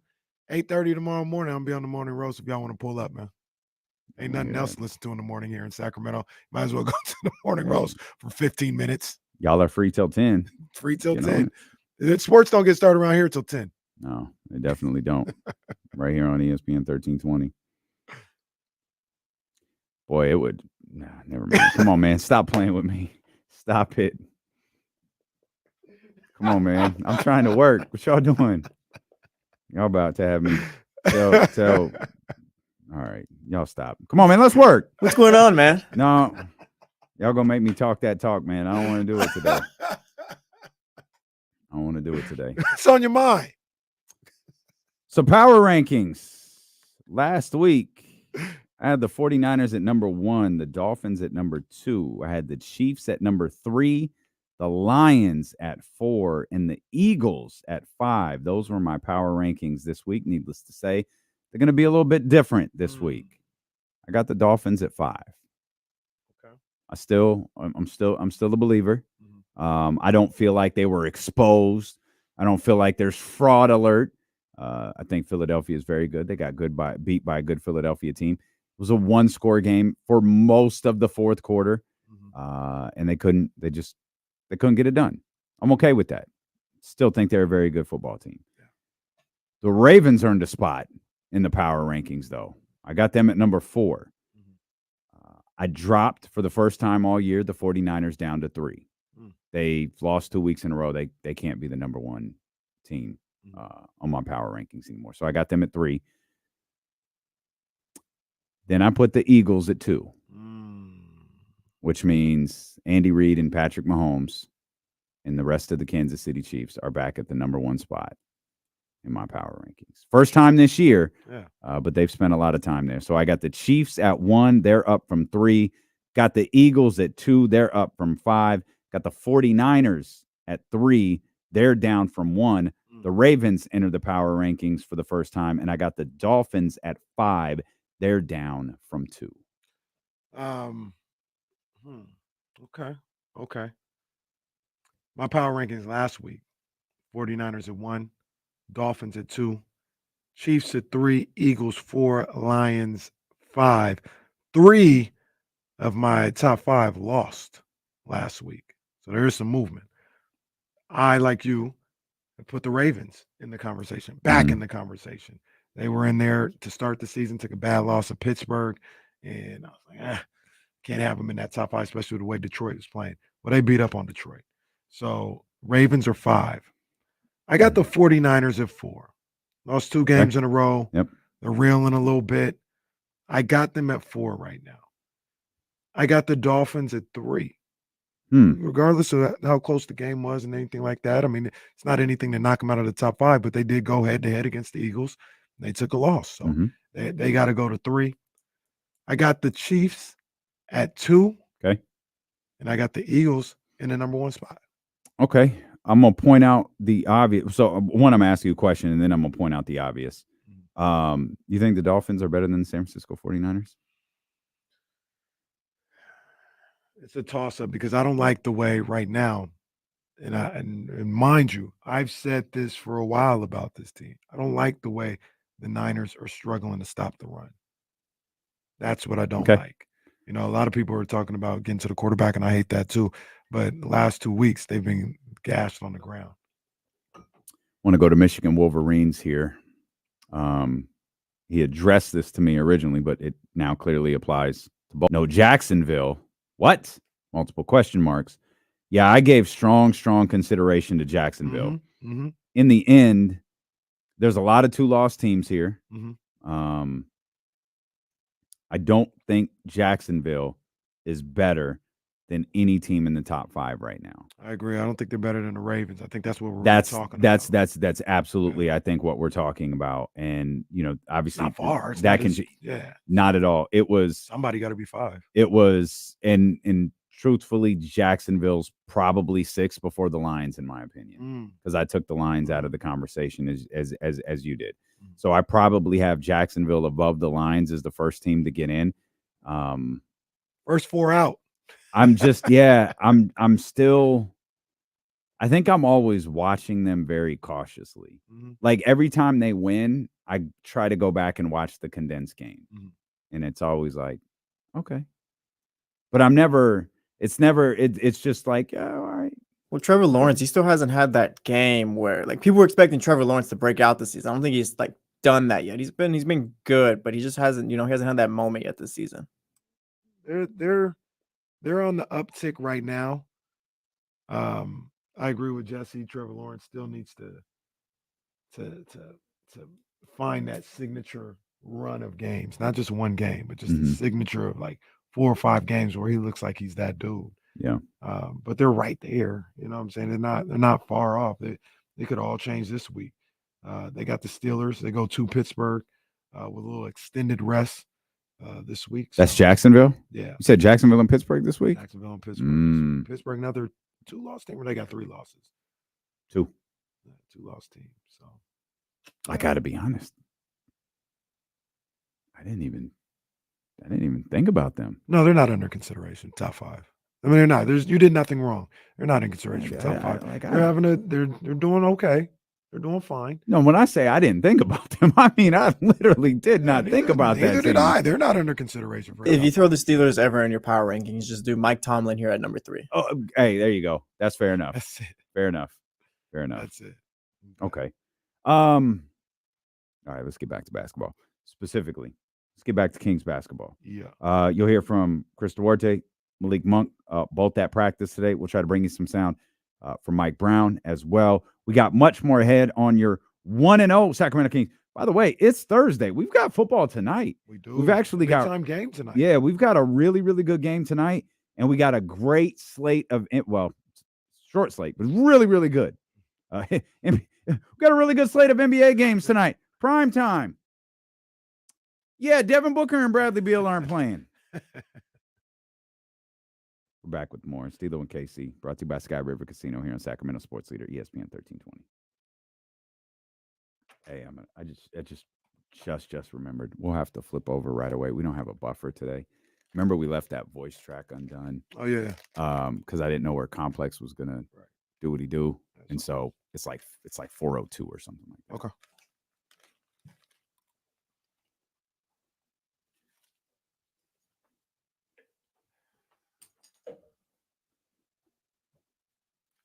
Can you imagine the takes if Sam Darnold goes like 275 yards this weekend, 2 touchdowns? There'll be people out there saying he needs to be the starter moving forward. That sound crazy. No, sir. Not me. I agree with a lot of you guys in here. I think the Eagles should go back to their Kelly Green. The little forest green. Not a fan of that one.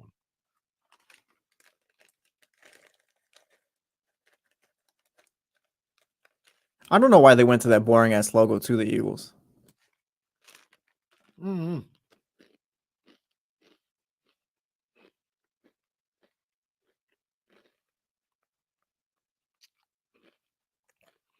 They should have went back though. Yeah.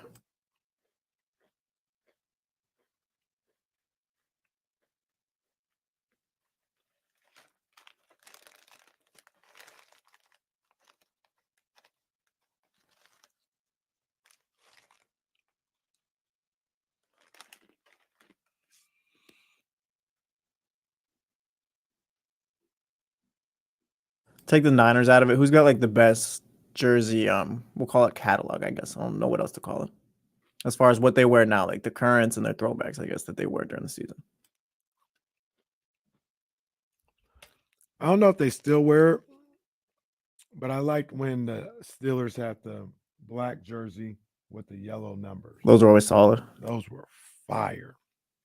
I love those. I like what the Saints do. I always like the Raiders jerseys. I always like their uniforms.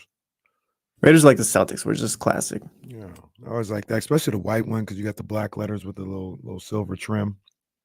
So I like that. They throw it in Seattle. Seattle's pretty strong. They got some good regular ones, and then they're wearing the old 90s throwbacks this weekend that are solid. The 90s throwbacks are dope. Those are pretty sick. Those are really sick. I like those. I don't like I like the Navy Seahawks jersey. I don't like the white ones. I don't like those. And then they do the gray.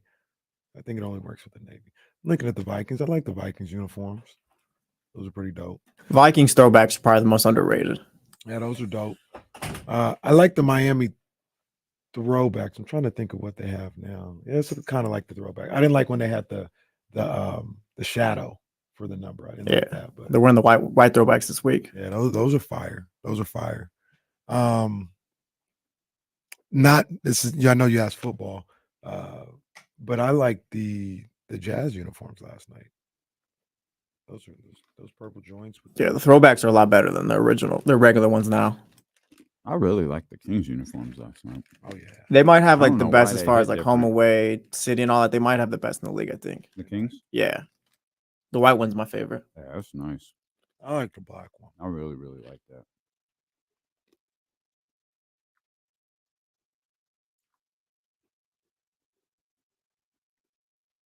Oh, I did like. I usually don't like none of their jerseys. I like when the Browns have the brown jersey with the orange numbers. I like those two. Brown's a tough color to pull off. It is. It's almost impossible. Doodoo Brown. Doodoo Brown. Pretty much impossible. I'm glad the Browns aren't my favorite team. Sorry, IO. Miles Garrett.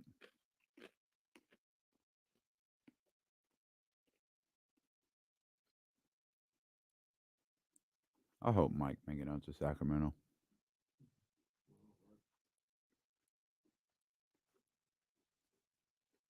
You guys watch Zion at all yesterday? A little bit. I watched a little bit this morning. So as to be watched Zion yesterday. I was watching the game live a little bit. They started to pull away from Memphis. Memphis looking tough. Yeah, not good. Your guy Russell Westbrook looked pretty good yesterday. He was moving like he used to look like. Yeah, he looked really good. I thought the Clippers as a whole looked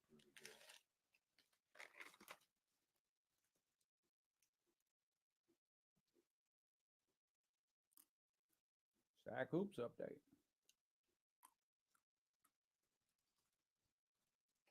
The Colts uniforms were cool.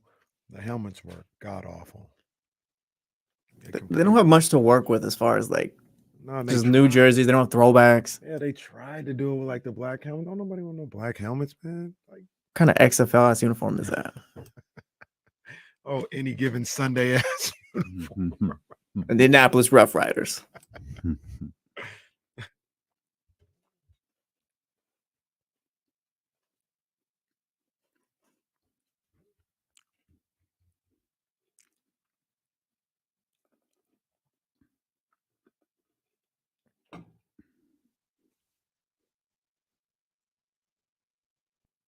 Oh, that catch was ridiculous. That man almost broke his entire leg trying to come down in bounds.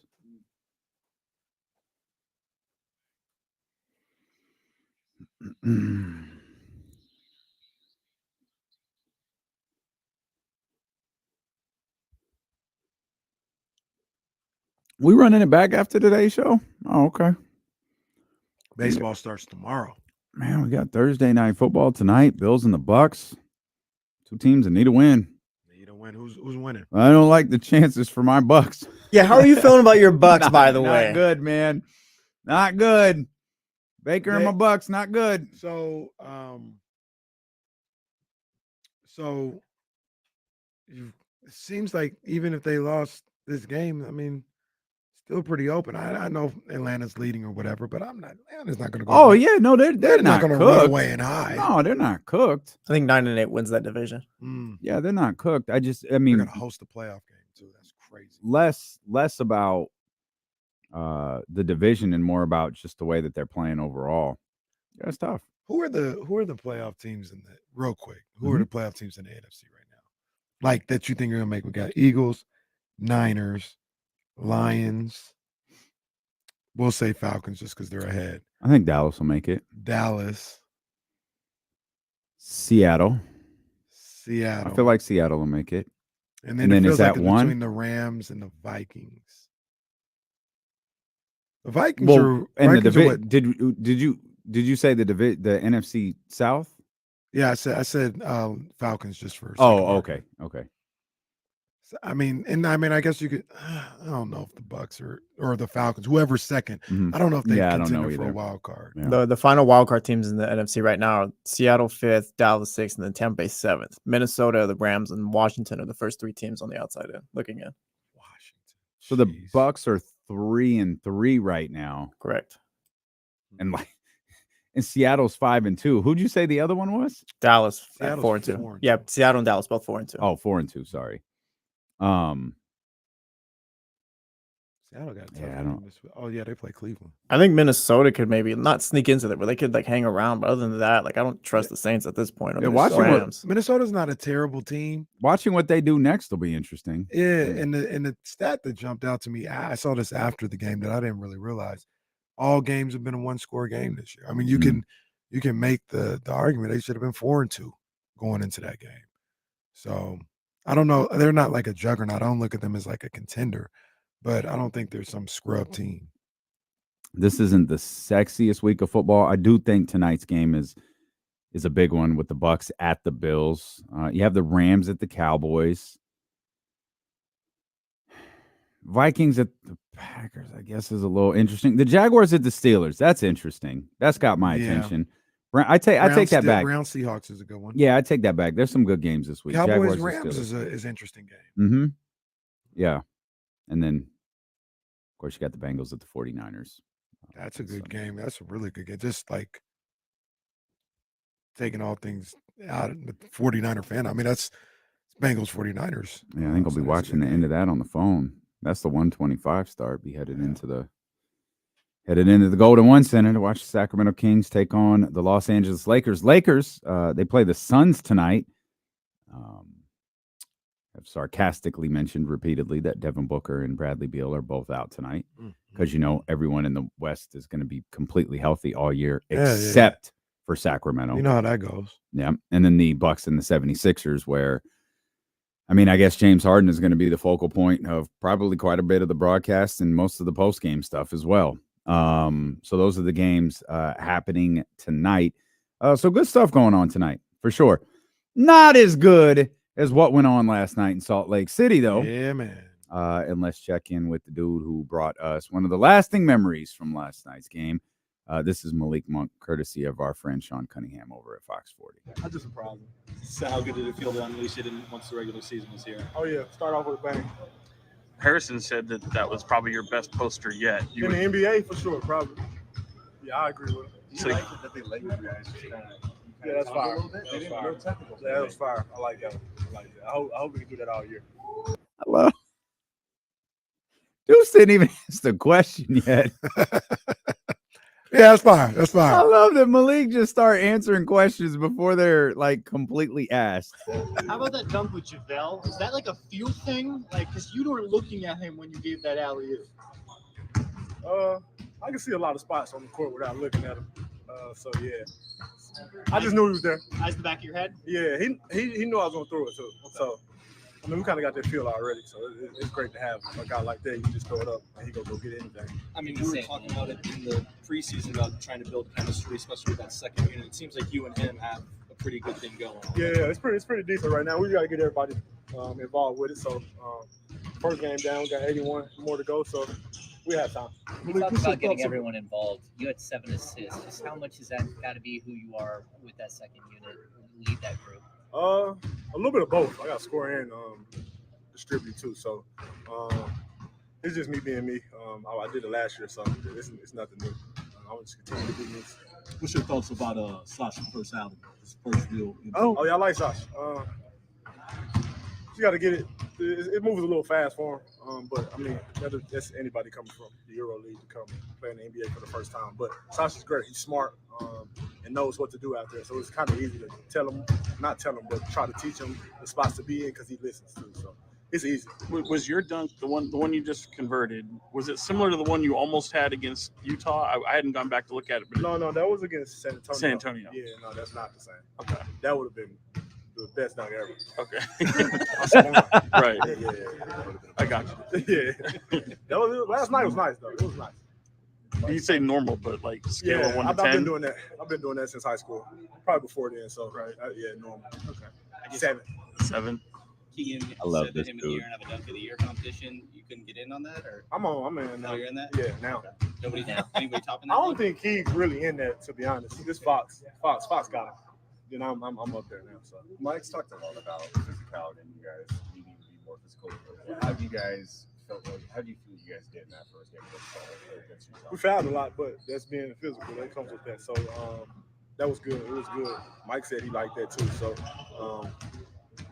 hearing the coach say that, that's all, especially Mike, man, that's all you can take that with big old clap and go on and do it again. And I know last series of the Warriors, I mean, you guys still feel it, right? I'm sure after losing Game 7. Yeah, what are sure. the emotions like for you headed into that game? Home opener Friday night, Kings Warriors. The preseason game was almost like that too, man. It's we got a little thing going on, and I think everybody likes it. So we just bring the best out of each other and looking forward to tomorrow. Have you seen De'Aaron be more consistent with his defensive physicality? I mean, I've been playing with Fox for so long, so I've been seeing him do that a lot. So it's not really he does it when he wants to, but I mean, when you get consistent with it, it's hard to get by him. Have you always seen him as a defender? Yeah, definitely. Like I said, he does it when he wanted to back then because he could, but he gonna step it up. You talked about that last Warrior game. Is that just kind of what you expect here on out every game, time? Yeah, definitely. No matter what, we win it. First game of the season, last game of the season, it's gonna be like that. What do you think of Fox's new shoe deal? Is he going to give you a pair? I'm with Nike, man. I can't wear it. Under Armour. If Nike give me some shoes, yeah, I wear it up. Anything else, Malik? Just HB and him getting off early like that. I know it's with you man. guys. It's always someone new, but was HB started the season off right like that.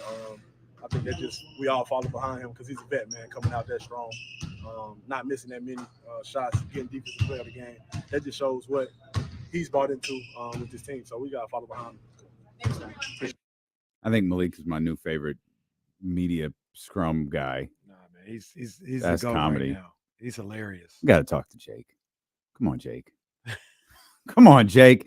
Jake, come holler at D-Lo. We got to get Jake back in here. I'm going to have to hip him to a couple things. How shoe deals work. He can't do that. Can't do that. He's like, no, I'm not going to wear his shoes. What you talk about? Chris Duarte. We want to hear from Chris Duarte too. Yeah, Chris By the way, Duarte, big time. Good game from him last night, man. yeah, I don't know if actually did. Oh, hang on, Malik. I don't know that Sean posted that video. So let's cross our fingers because I know Hammer has it. And you heard how loud the Malik video was. That was with Sean's camera and microphone. Let's check in with Chris Duarte. So, Chris, for those who haven't heard Chris speak before, we'll see if this works between basketballs. And I think Chris got a little bit of an accent here. We'll see how this sounds. What's the vibe with the team after a pretty dominant win over the season last night? I mean, a win is always good. You know, I mean, especially starting off the season like that, it feels great. For you, your first real game with this team, how did it feel for you? What was the feel like with fitting in the chemistry, the flow, and everything? For me, I like everything that we got going on right now. Our offense, our principle, you know. Okay, shout out Chris. It's a little tough. It's a little tough, and it's not because of Chris. It's because of the ambiance of. There's a lot going on in practice. the background. Yeah, there's, and again, you go back to the Malik video. That was shot with Sean's Fox 40 ultra specific camera, and you could still hear. I don't even everything know going on. what that he's got going. TNT don't even have that. That was James's phone. So No, it's I'm talking considered about different. Sean, the quality. I don't even know if TNT got that kind of quality. Yeah. Sean's camera's crazy. He films everything himself. Sean, I think I've seen Sean Cunningham without his camera maybe twice. That's it. Does a great job. He does. But it's funny, James, obviously wrapped up the Insiders at 12 o'clock and I'm sure drove a little faster than he normally would to get to the Golden One Center. So it didn't matter that they played last night. They flew back and got right back to work today. Right back at it. And back at it. That's what it is, man. This team, James talked about it a little bit, I think yesterday, and he just talked about how this is what they're gonna do. They're gonna outwork everybody. Yeah. They're gonna stay with the things that got them to where they were last year, and they're just gonna keep grinding. And that means playing a game in Utah, handling business, coming back the next day, and getting back into the gym. They're gonna grind like they did last year. I love it. Grinding on my life. I've been grinding on my life. Yeah, man. Kings beat the Jazz last night, 130-140. Man, it didn't take long. Shout out Deuce Mason. he asked the question about the Warriors tomorrow night. It didn't take long. And shout out to Malik for the answer, too, because Malik was like, yeah, this is a thing. Yeah. We know it's a thing, and we know people are digging it. Yep. Even acknowledged the preseason game felt like that. Mm-hmm. And, yeah, that's where we are with this Golden State Warriors team. They're aware of what Friday is. It's game 2 of the NBA season, but Malik just made it very, very clear. They know what time it is. To a certain degree, I'm sure they're tired of playing each other. And that breeds absolutely. like, man, I'm edgy. Yeah, like fight possibility. Yeah, fight possibilities are high. Yeah, I mean, Who do you think might get into it? Well, your boy's not there. No. I'd take Malik. Malik getting into it with Gary Payton is the third. Is he second or third? I always forget. He's the second. Malik and Gary Payton. That'd be good. Yeah. What if Fox and Steph got into Oh, that would be good. Oh, that'd be good. So here's the problem, though. If Fox and Steph get into it, I'm calling it a work.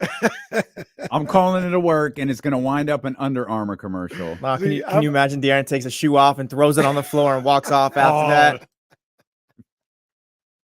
Goes and grabs Kenny's swipers from Kenny's courtside seat. Oh, man, come on, man. Yeah. Come on now. Kenny just sitting there barefoot after. Yeah. Kenny walking around in his socks.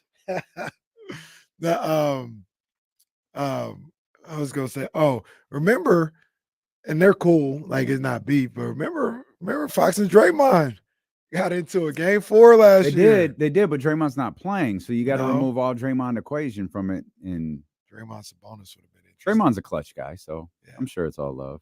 Oh yeah, I think Draymond went at Keegan, and Fox was like, "Hey, hold on." Yeah, he said some things that. Don't be saying that to me. He said what Doug Christie said on that earlier video. They were, hey, DC. Chatty House is bringing up probably the most obvious thing. We think CP3 is going to get into it tomorrow, maybe. Oh, man, that's CP3. a good one. Yeah. Well, CP3 and Fox. Chris Paul. I can see Chris Paul. Oh, yeah. Well, they talked. Yeah, they talked. They talked. They talked the other night. A little conversation. Yeah. They talked the other night. Oh, you want to come over to Jordan, huh? All right, bro. Clay getting into it. Clay's a little edgy right now. Well, Clay might be high. That ain't Clay's vibe. I think he's a little edgy right now. Clay throwing up the 4 rings fingers again. No, Clay. No, what down Clay by will do, 34. Nah, what Clay will do is Clay will say something in the post-game press conference. He ain't gonna do nothing on the floor. I don't know why everything irritates me with the Warriors.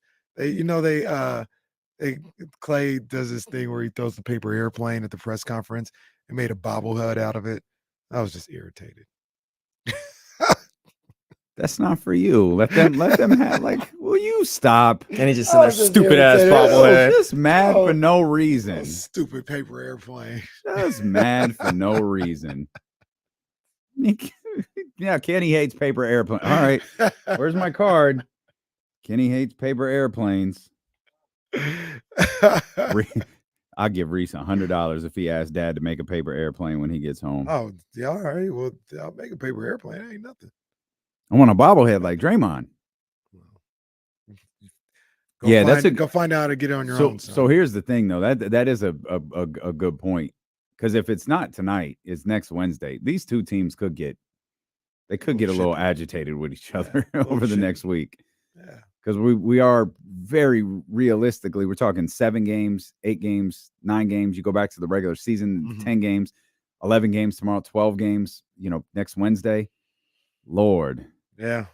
That's seeing the same faces over and over again. That's what they say in training camp. They can't wait for a game to be played because, by the 4th or 5th practice, you're getting on each other's nerves because you're going against each other for 45 minutes to an hour and you're getting sick of it. Yeah, man. That's where these two teams are. Like, they've seen enough of each other over the last however many months, 7 months or something like that, to the point where it's like me when one of the summers I was in New York and I was on the subway for like a week. Started turning to a New Yorker. I was just like angry, and like people close to me like, back up. Like, that's what it is with these Kings and Warriors. I'm tired of seeing you back up. Stop playing defense on me. You were saying that to people? Or they were saying that to you? No, I was saying that to them on the subway. I turned into a New Yorker. I don't believe you actually did that. It was the middle of August. It was so hot. Me and Ace, we had to keep going into these subway tunnels. That's New It's York. muggy in there. You know how New Yorkers York. are after a while. They're hella close to you. I don't believe you actually did that. Aceberg, I need confirmation. KC thought it. Yeah, he thought it. Oh, yeah. Yeah, when they left, he thought it again. Get aggro. You did not do any of this. I do It not wasn't believe you. It wasn't no confrontation. He exclaimed. Somebody was all on my back. Back up, man. Everybody's calling cap. Somebody was a little too close. Aceberg, where Back you up. at? Okay. Back up, man. You say back up. You say, excuse me, sir, you're a little too close to me. Absolutely not. I don't think you said anything. Absolutely not. You just sat there and took it. Well, settle down, first of all. Go take a Calm lap, down. bro. Go take a lap. Like dealing with a sophomore class. Calm down. Does this guy not know what show he's on? What was the show that said that? No, I think it was Undisputed. I think Skip said it. And Richard Sherman was looking at him like, yo, chill. Said the same exact thing, man. Are they still bullying him on his own show? Oh, yeah, that's for sure. He don't get no time to talk, I'm pretty sure. Never seen the show, but, you know, I'm assuming that's what happens. Michael Irvin talking about his son. Like, yo, why you rapping like that? You grew up in the gated That poor kid. Aceberg is checked in. He said he didn't curse nobody out. I didn't curse nobody out. I was like, back up, man. I don't think you did that.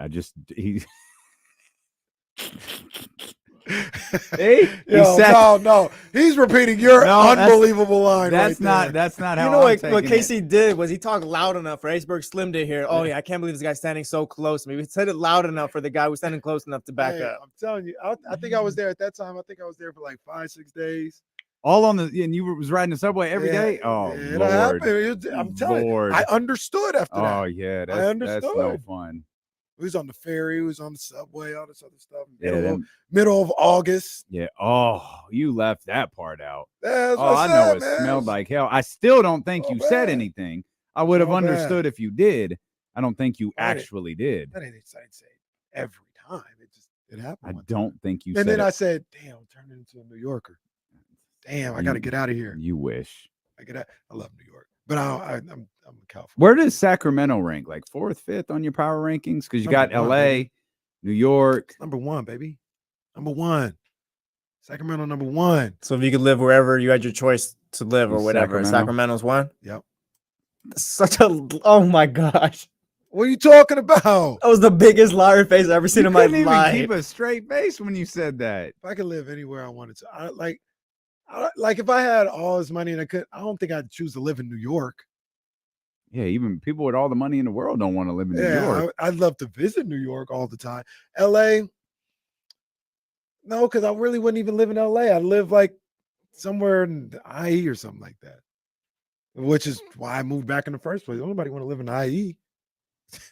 There to live in LA. If I ain't gonna live in LA, I might as well go home. That's what happened. It'd be Sacramento. I can get some acres out here in Sacramento. You got an international airport. You can get anywhere you need to go. Sacramento's a great place. Sacramento's the greatest city on earth. I'm with that. I love New Orleans too. I definitely wouldn't want to live in New Orleans. No, I wouldn't want to live there. Any place where you got to bury me above ground, I'm not sure about. I'm just not. I wouldn't want to live there. I'm not confident. There's a reemergence in my list of good cities of Atlanta. When we went to Atlanta, I was like, damn, Atlanta is pretty cool. I didn't like Atlanta for a long time, but like Atlanta's a pretty cool place. I don't know if I lived there, but I didn't get to do enough there. It's a cool place. When we went. Got to go back. Yeah, we definitely do. So the Sacramento Kings win last night, 130-114. Harrison Barnes leads the way, 33 points. My guy, Harrison Barnes. 5 made threes for HB last night. And a statement that whatever preseason struggles this offense may have had in the preseason was just that. That was preseason stuff. Mm-hmm.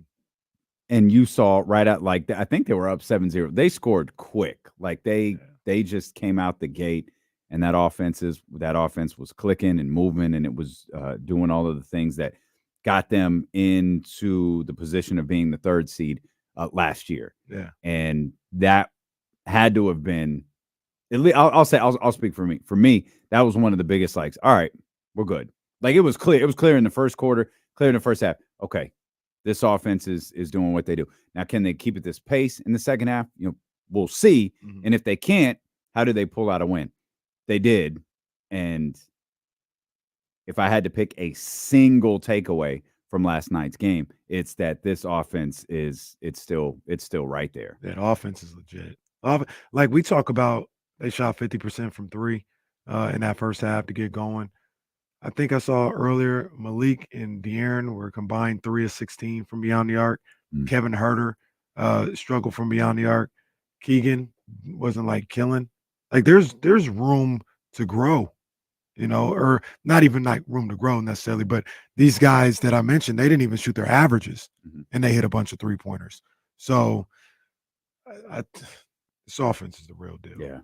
I understand what everybody's saying. I got the same mission as everybody else. Get better on defense so you can be a championship team. I still think this can be a top 1, 2, 3 offense in the game, averaging 118, 119 a night. Nate Bargatze's the real deal as well. He's bringing the Be Funny tour to Sacramento. He's going to be at the Golden One Center on April 5th. You can register to win tickets right now over at ESPN1320.com. Again, your opportunity to win tickets to Nate Bargatze's Be Funny tour at the Golden One Center is right now, just by going to ESPN1320.com and entering to win. We'll come back. We'll talk much more about the Sacramento Kings, and if you want to get in on the phone lines, please do. They are open for you, 916-909-1320. Steeler and KC here on Sacramento Sports Leader, ESPN 1320. I'm really surprised I don't screw up the station more often. You're a pro. That's why you're hot. I have both of them running through my head at the same time, even with the stupid note card in front of me. I don't know why I'm so damn hungry today either.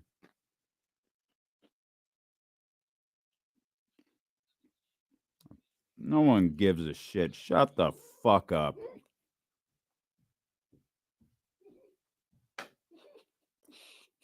Nobody gives a shit. Your ass about to quit. You can't hang. Let me see. None of you hoes can hang. Come on, man. Mm-hmm. Look behind you. I'm about to lap you twice. Mm. Come on, man. Y'all hit the thumbs up. We out here playing the Citadel, man. We out here playing the Citadel every facts, week, bro. man. When we get into SEC play, man. We playing the Citadel every week. The man. funny part is they couldn't hear Jesse. They just heard my response. That's funny. Hit the thumbs up while y'all here, please. We got SC scheduled in 5 years from now.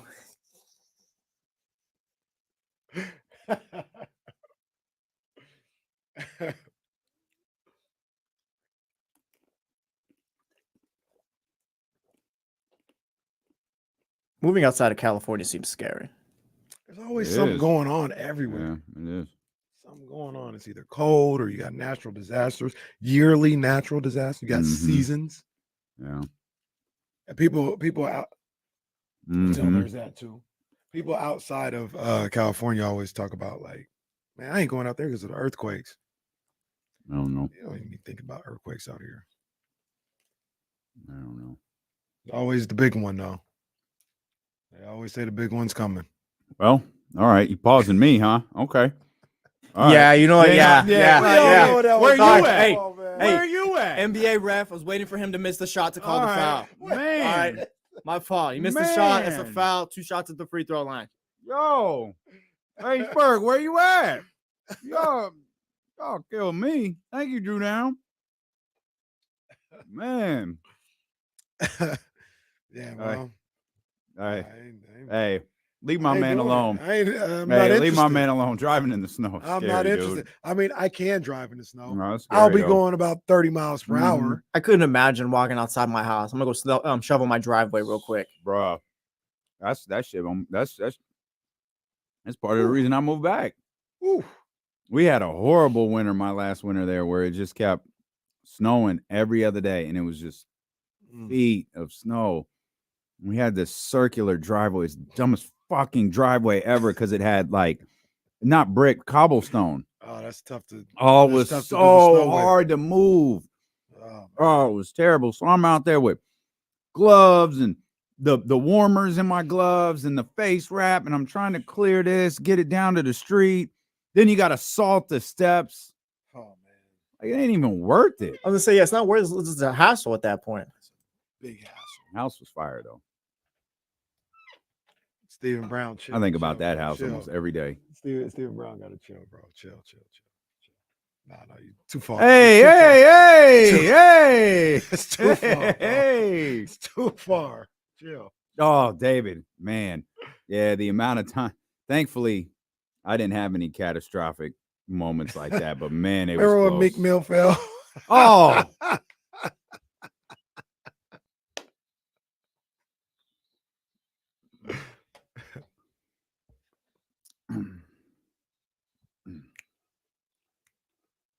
One of the low-key best parts of being a part of the Chatty House, youtube.com/ESPN1320, Twitch, YouTube, Facebook, Twitter, is that KC's biggest troll is his wife.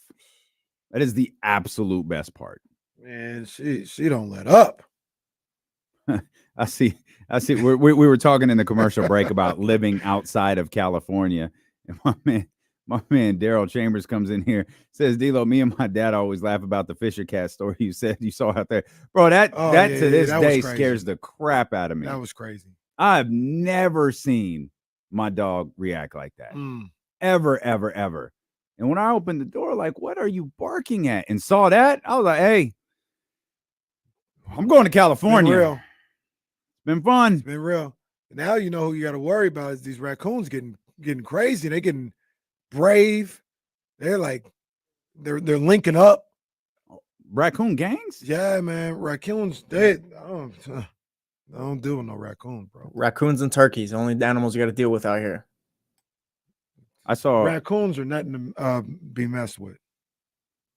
I'm telling you, raccoons are some evil little critters. They travel in groups too, huh? Yeah, they're ganging up nowadays. They linking up. And raccoon gangs is is crazy right here, bro. Raccoon gangs. St. John's new coach is crazy, bro. They really just St. John's new head coach is crazy. They really just got. I'm sorry, I got distracted. They really just got Rick Pitino up here on my television screen. Oh my man. God, he's looking like Jerry Jones and Vince McMahon, bro. Like, I need to know. Like, I get it. It's about education. It's about opportunity. Yo, why y'all parents going? You know what? That guy's a good role model. Yo, what is he saying right now that's uplifting? That I'm not looking at him like, bro, you can't say anything to me. All I can see is his forehead's not moving.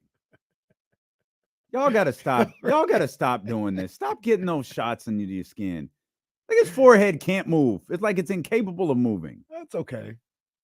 It You doesn't look don't need bad. to get all them Botox and surgical things done to your face. Just, Well, I'm just saying, Rick don't look Bro. bad. Jerry Jones, I don't know. oh, It's a Jerry little looks different. terrible. Vince But Rick McMahon don't looks look. awful. Well, yeah, Vince looks terrible. Vince looks Rick don't look awful. bad though. He don't look awful. But To his be forehead's fair, not to moving. be fair, he looks good for. I'm sure he's 70-something years old. Let's see how old Rick Pitino is. Oh, is there a way to? Is there a way to really pocket watch? Oh, you Pitino? fiending? You fiending for a dub, huh? The Rick Pitino Okay. pocket watch is crazy. I'm not gonna lie. Wait, a Rick Pitino pocket? Well, hold on. Let me see. Hold on. That's what I said. Rick- I don't know if there's a way. I don't know. Rick Pitino. I don't think there's a way. There's so much uncharted money. Well, I don't even know if they got contracts that are public. Well, they're state employees, right? career earnings, maybe. Yeah, I don't know. Let me see what I can find. See, look, the streets was calling for it. Rob Dub was already there. Let me work through this. Let's get Manny in here. 916-909-1320. Yep, that's it. 916-909-1320. What's up, Manny? Hey, I ain't never doing snow again either, man. Hey. I ain't living in that ever again. Man, they got the downtown. They got the bars that help you walk because of the wind and stuff. Like, come on, man. Oh, in Chicago? Yeah, what are we doing out there, man? And it feels like a knife. That lakefront, that wind from it's the lakefront, man. That wind feels like a knife hitting you across your face. Brutal. It is nothing less. Yeah, So it's brutal. look, last night I had my whole schedule set right, 5 to 6. Start watching the Bulls game. Mm-hmm. Switch over to the Kings at 6, and go back and forth a little bit. I could tell you, I'm from 5 to 6 being disgusted, and then from 6 on, all I watched was the Kings, man. Yeah, Manny, you might want to leave that. You might want to leave that Chicago team alone this year. Poor bro. guy's already had a done, players man. only meeting. How do you do that? It's so dysfunctional over there, and they should have as soon as they knew the ball was done, like a year and a half ago, it should have been like, look, man, we tried, we went all in, it didn't work. Mm-hmm. Let's go ahead and just sell while it's hot, and let's just start all over. Mm-hmm. Yeah, I Frustrated Bulls players meet after blowout loss to Thunder. What, bro? What? Well, maybe they could be saying, "Hey, we're going to stop this right now." Maybe. Man, you can't pull that players only meeting card after game 1 because you're gonna get ridiculed for it. I don't even know how we got there too, because we saw Big Booch dunk on Chet and Oh, somebody else. I was like, like- oh, okay, they came to play. Yeah. Next thing I know, they getting smacked. Yeah, the way Bleacher Report was pushing out them Bulls over Chet highlights, you wouldn't have known that they got blown out the way that they did. Bulls, they might be the worst team in basketball this year. I think Detroit might end up being a little better than them. I can Would see you take that. Zach LaVine on the Kings? I ain't even gonna say like who you got. I ain't trying to do that, but just would you take Zach? If it LaVine? made sense, yeah, absolutely. If it made sense, I'd take Zach LaVine in a heartbeat. I would. But I it think better a lot make of Kings sense. fans are like, no, because It better make injury sense. concerns and all this other stuff. That's he what I doesn't mean. really play defense. Welcome in to some people's Sacramento. eyes. Yeah, exactly. So one thing that I'm concerned about, one thing I would, is there any reason to be concerned? Like, I don't know. I like Zach LaVine. He can go. But you're right. I don't think he's a Monty McNair kind of guy. That's true too. It's true too. Somebody talking about Chet got his ankles broke last night. Did you see when LeBron got his saw. ankles broke? Yeah. Oh yeah. Yeah. That was not okay. You cannot do that to the king. Look, oh, that you man missed it. I was flew like that's Botox right there. They 10 had feet Jerry back. on there. Oh Lord. But yeah, no, LeBron. It's a sign. It's a sign that it's winding down for the king. Stop it. Well, hell, Darvin Ham already got him playing 12 minutes a night. Well, that's not true. But I don't know if this 28 to 30 minute thing, I don't know how long that's going to last. I mean, it's what you should probably do, though, right? It's what you should probably do. You trust Guys, AD enough to do it though? Like what okay, so what are we trying to do here? Trying to preserve him for the season. Okay. And make At sure the he's ex- healthy going to the playoffs. If you can do that and it not be at the expense of winning games, cool. You should be able to do that. You should be able to. We've talked for months about how good this team You should be able to. Mm-hmm.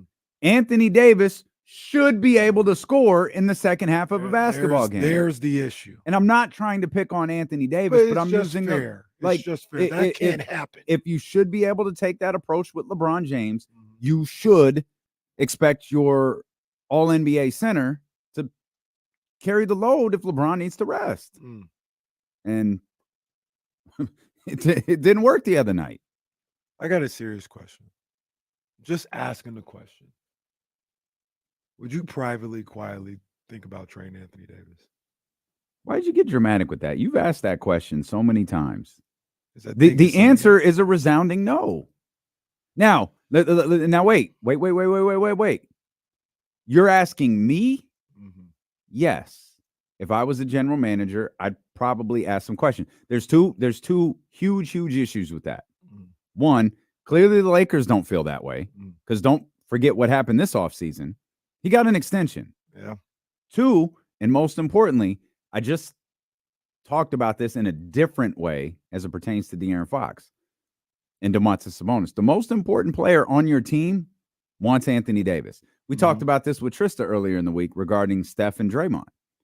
The most important player on your team wants player X. Player X isn't going anywhere. I'm also going to ask another question, and I know I'm probably going to be a one-man wolf pack. Let me preference it. I want to preference this whole thing. I'm going to add the old NWO theme, the Wolfpack theme music, for every time he says that. So it'll hit the howl. Could do that. Is that militia? Maybe that. Well, that was. It's from The Hangover. So that's what Allen was calling himself, a one-man wolf pack. No, I know that, but the Wolfpack, the NWO Wolfpack. I want the theme. You want me to be Conan out here? You're K-Dog. Yo, it's K-Dog. You got to do that at least once, bro. Oh, man. Yo, it's K-Dog. I think Anthony Davis is a more talented player than this individual I'm about to say. I think he is. Are you okay? So before you go any further, are you suggesting a trade? A trade. Okay. I think he's a more talented player than this individual. When they're both at their apex, AD is better. So I'm just preferencing that, but I'm gonna still ask the question. Would you just general manager, no LeBron saying I want da-da-da-da, would you consider trading AD for Karl Anthony Towns? No. I definitely would consider it. Definitely would. But I also think I think more of Karl Anthony Towns than a lot of people. I think he's a really good ball player. Yeah, he's a really good number two. Really good number two. Yeah, I wouldn't do it. But like, who's my number one then? LeBron. So I know you're trying to hand it off, LeBron, but you can't. You can't. You can't do it now. LeBron, you can't do it now. I don't think LeBron could play with Karl Anthony Towns. Maybe not. But here's the thing. I was talking to Jesse about this the other day. He's been trying to push this whole, it's AD's team. He's number one. He's the best. That's done. Like, you cannot do that. AD is not him. He's not him in that respect. I know you may want that to be the case, LeBron. He's not him in that respect. You're going to have to be the best player on the team and bring AD along as the number two. Can the Lakers succeed that way if AD doesn't become the number one? No. Like, are LeBron and the Lakers kind of pushing AD to do that just because I think maybe they know LeBron can't do that? Yeah. Yeah. No. See, I don't agree with that. You think he can still? I'm not writing him off. I'm saying y'all really want to throw dirt on LeBron James, and I'm not going to do it. No, not me. I'm saying it's not that he can't, but I mean, I think at some point you're like kind of teasing Father Time at some point. He's already doing it. Dude's 40-ish. It's not, but he's not going to do it forever. He's already got injuries. No, what I mean is, you say you're already teasing Father Time at this point. I got you. He's 40-ish. I understand what LeBron is trying to do. I understand what with Anthony Davis. I understand what Darvin Ham is trying to do with LeBron James. I don't think the scoreless second half is like, see, I told you, like he's trash, or you can't. I'm going to reserve judgment on the Lakers. I still think they're a really good team. I'm going to reserve judgment on Anthony Davis. There's nothing in Anthony Davis's history has led anybody to believe he can be the guy. And maybe the motivational talk from LeBron James will be enough. Maybe the constant, the constant propping up in public will be enough for him. There's just no evidence that that's going to work. And I'm just not of the belief that that Anthony Davis has to be the best player on the Lakers for them to go anywhere. I still believe it can be LeBron James. If LeBron knows something about himself that's not public, and that he just can't do the stuff that he did as recently as last year when he averaged like 29 points per game, so be it. Hey, this is a different story. He averaged 29, but he can't play all 82. Which is why they got the 7 seed. No, I understand that.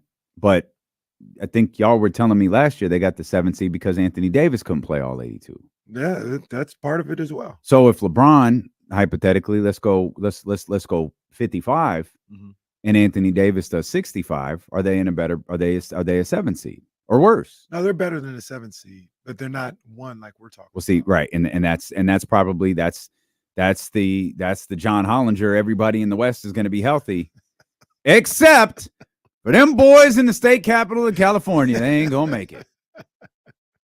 All right. I guess Devin Booker's resting because they got a 1, or Devin Booker's hurt because they got I don't know what it is. Devin Booker was hurt entering that game. Yeah.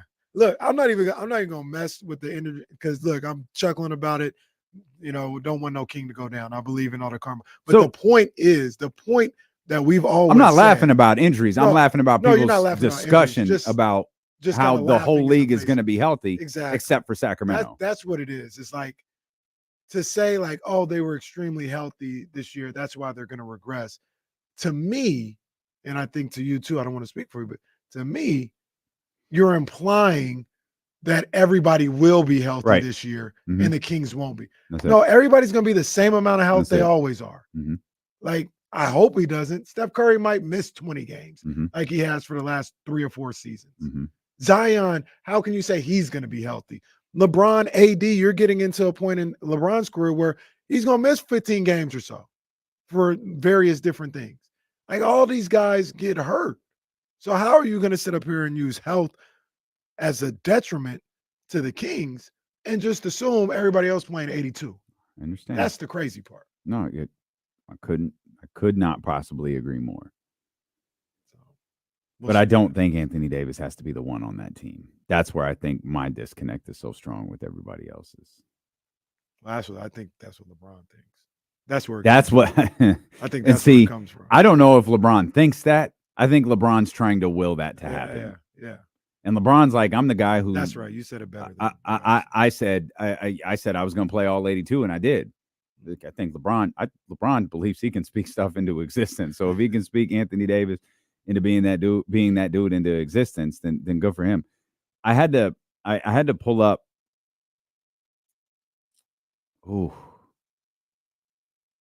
I want to be careful how I do this. I think Anthony Davis is really good. We used a analogy earlier. I think we were talking about MVPs. Mhm. We were talking about like preseason top 25 Mhm. and those types of, be it AP polls, coaches polls that come out before a game is even played. Mhm. We talk about Anthony Davis and you talk about Kentucky and the way he was talked about. He started his NBA career as like, before ever playing a game, much like Victor Wembanyama is a 1 seed, or like he's one. He's a number 1 ranking. You look back at Anthony Davis's career, I don't know that the discussion around Anthony Davis matches what he's done in his career. Now, again, like, hear me out. What you mean by that? Okay, one, he's been really good. I'm not suggesting he hasn't. He had a stretch of 28 and 11.8, 28 and 11.1, blocks just below 3 virtually every year. But most of his seasons, his career average is 24. That's what most of his career is around, 23, 21, 25, 24, 20. You go to rebounds on the season, 10.4. Blocks, extraordinary, 2.3. To me, those numbers don't exactly match. And, if you weren't outside, it's okay. What I was hearing in 2011, 2012. AD, like, I grew a foot, went from a point guard to a center. Anthony Davis has been really good, but if it wasn't for all of the Kentucky hype, if it wasn't for all of the number 1 ranking hype, I don't know that we'd be having these same discussions about Anthony Davis. Anthony Davis has had a very good career. Very good. A Hall of Fame career. Okay. He's had a Hall of Fame career, but he was like the second coming guy. Like, he was like Zion. To a certain degree, he was, maybe not quite as much hype, but the Anthony Davis hype was very, very real. I don't know that I don't know that if he had started as a 5 seed, a 5 ranking instead of a 1, I don't know that we'd look at him the same. Am I wrong? Is that out of line? Again, he's had a really good career. I just don't. He's had like a glass ceiling as far as like reaching the next step that you're talking about, like that Maybe full that's what it potential. I is. think it's a glass ceiling. We've always kind of just waited for AD to do it every year. It's kind of like is this year, and it's just the glass ceiling. He's never just reached that pinnacle, I guess. Well, I think one of the big reasons with that is it's never really coincided with winning. So, okay, that works great with what I was just going to ask you. Doesn't he feel like he was supposed to be Jokic? Yeah, that's fair.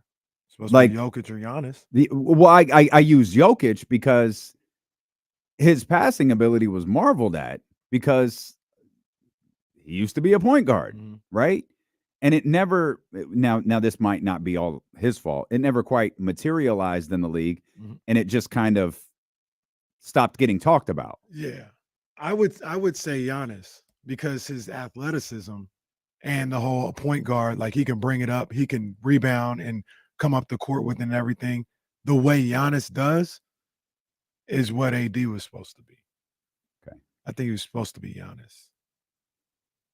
Like, because Jokic, and I hear what you're saying with Jokic, but Jokic is kind of plotting and all this. Sure. Other stuff. Oh yeah. AD was supposed to be like Giannis. Like we look at Giannis like the Greek freak, like he can go up and down the court. Right.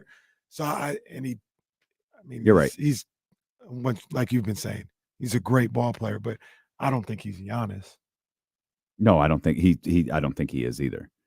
And that's of course the Kings matchup coming up on Sunday. You know what would be dope? Oh, that's right. My bad. Hey, Anthony Davis, he's a hell of a ball player. You know, if they had a top 50, he probably should have been in the top 50, let alone, top 75. I mean, Anthony Davis, that guy, I don't think we're ever going to see anything like Anthony Davis again, to be completely honest with you. For those new to the show, this is what Kenny does. He does this humble approach when we're I'm just showing approaching respect. an opponent. I'm just showing respect to one of the great players we'll ever see. To hell with Wembanyama. It's this guy. We've never seen Anthony Davis achieve his full potential. Jesse's right. And you know what I haven't done all week? I haven't looked down at my phone and not seen a alert that somebody's investigating Michigan. Like they not getting investigated again? The FBI. No, look, all Michigan aside, somebody help me explain what the issue is. So now, well, let me. This is a Detroit Free Press article. Let me see if I can get to this here, because this has gotten to the point where now I find it funny. This Harbaugh documentary is gonna go crazy. Oh, it's gonna be as long as as long as they don't do the Swamp Kings. What was it called? Yeah, as long as they don't do that with it. Yeah, this Harbaugh doc is gonna be on point. The University of Michigan Police Department confirmed on Thursday that it has been working with the FBI for months in its investigation of former offensive coordinator Matt Weiss, who was fired in January amid reports of computer access crimes. Now, see, that is a problem. Currently, the investigation is extensive, ongoing, and is the utmost priority. Additional information will be provided when available. Now, that is a problem. That's more than sign stealing. That's what they kept talking about, like sign stealing. Yeah, sign stealing. Y'all run a foul program. Look, man. Are you proud of this? Are you proud of this? Proud is a relative term. Do I care is the question. I don't care. Keep winning. Will you answer my question? Are you proud of this? I'm not proud of it. Why would I be proud of it? I care? You gonna send no. You gonna send Reese to Ann Arbor? Sure, because Jim Harbaugh won't be there. He absolutely won't. So Michigan was the national title. Is there any reason to take the trophy home? I mean, just hand it back. So you're gonna have to give it back in a few years. Popping a bottle That's of a damn Luke shame. Belair. They can't erase what we were, Shep. Yeah. Champions, baby. They can't erase what we were. It'd be the first time a team wins the national title, and just hey, we're not gonna just forget this part, right? Hey, good luck in the NFL next year, Jim. So who's Harbaugh coaching next season? It's the Raiders or the Bears. He's coaching the Chicago Bears, and Bears. I think it's taking Caleb Williams 1 and Marvin Harrison 2. Oh, let's see what Nick Wagner tweeted here. This is football related.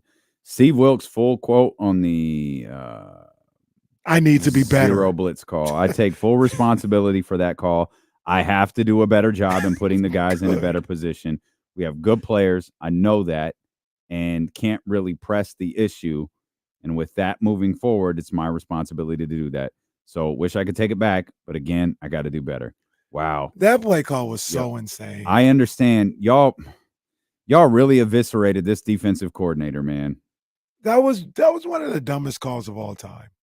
It was bad. I understand that, but like, let's not pretend like these coaches, players, different guys don't make mistakes like every game. Like y'all really killed Steve Wilkes for that call. It was bad. There's no doubt it was bad. Yeah. Man. It is a bit much. It dragged to Thursday though. Man. Well, I was done with it after the game. Well, his media availability is today, so That's true.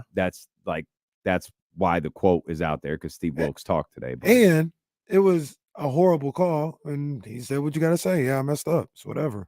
We move on. Oh, I got to be better." well, and a lot of it was instigated by Kyle. Kyle's reaction to it was like, I didn't need Kyle to react that way. yeah, right, exactly. I didn't need Kyle. Well, to say no, anything. but what I mean is Kyle shouldn't have reacted that way publicly. I don't think that's fair to him. That's not fair to Steve Wilkes, in my opinion.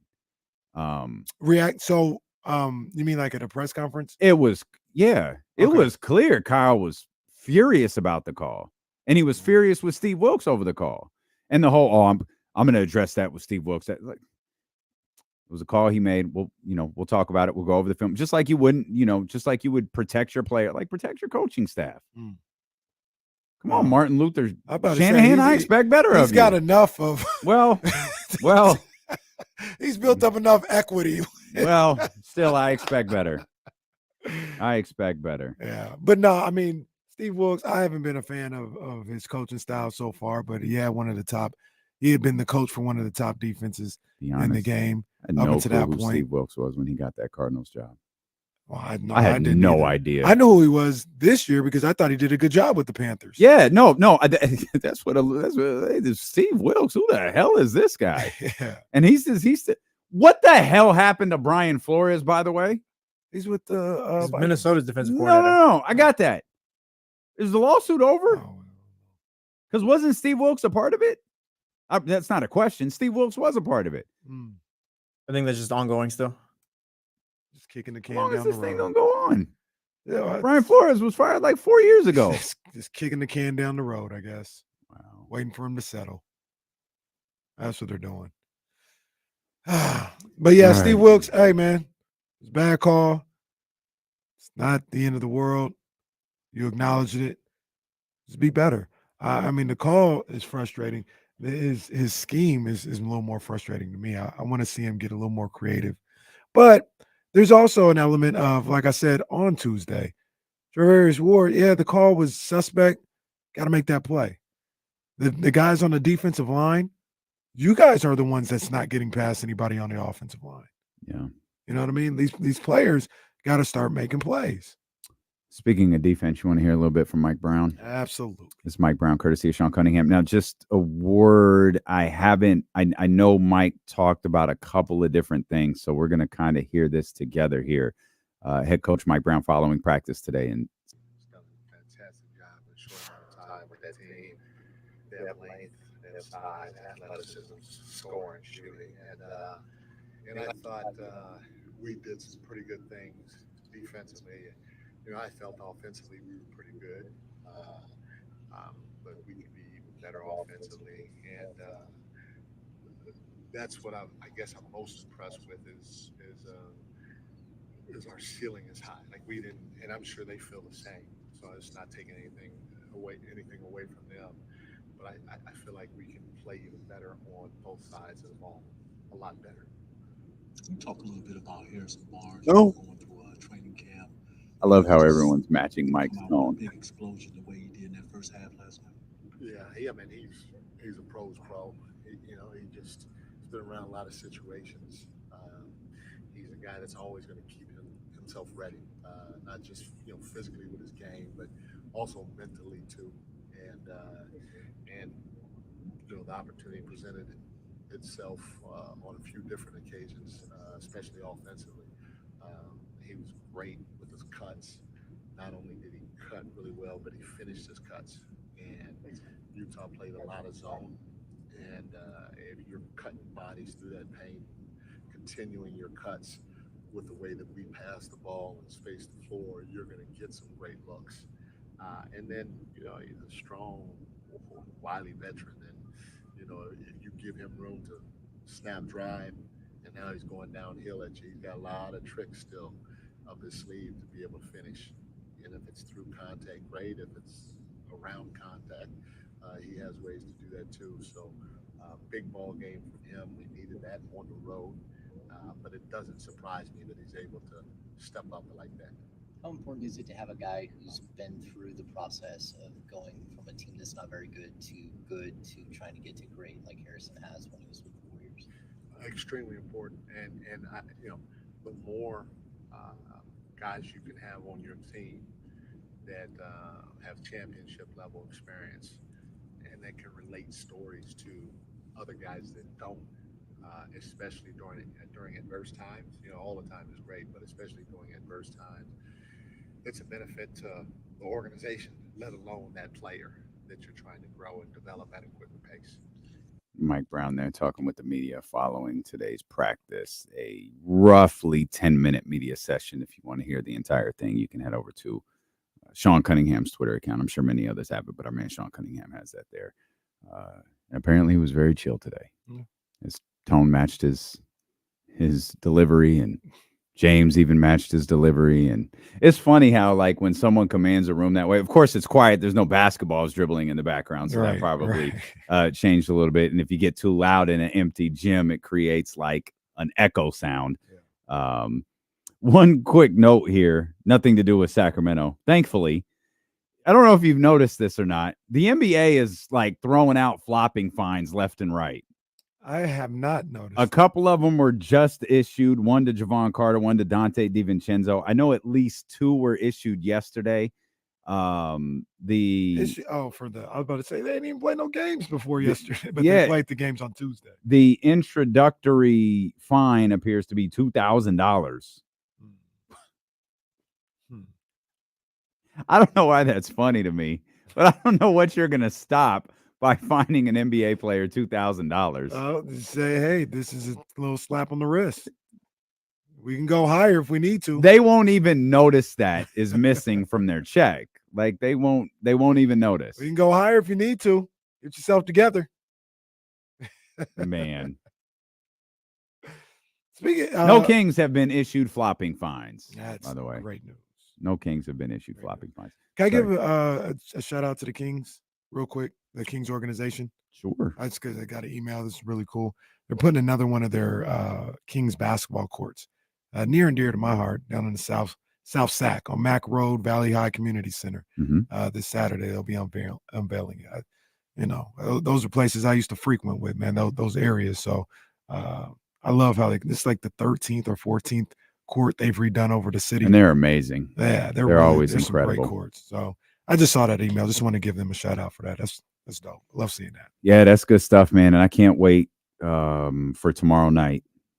It's going to be an incredible evening at the Golden One Center. I think it's going to be an incredible evening downtown. It's going to be a great night for the NBA. It's going to be a great night for Kings fans, as last night was fun. The outcome was fun. It made today fun, but it'll be that much more sweet if they're able to, it feels like, finally get a win against the Golden State Warriors, even though they did win Game 6. Though the preseason games, I'm telling you, the goddamn preseason game bothered me.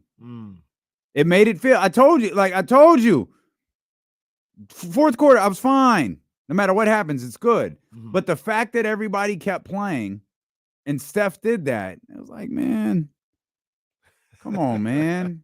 Like, what the hell? This game doesn't even matter. Why'd you do that? This game doesn't even count. I need to see them get. Why'd you do that? I need to see them get a win. I need the Kings to beat the Golden State Warriors tomorrow.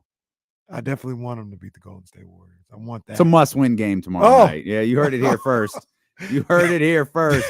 21, Jesse, tweet it. 21 Savage bars at the Kings win. Well, no, we can't. Because that's funny. You're trash for that.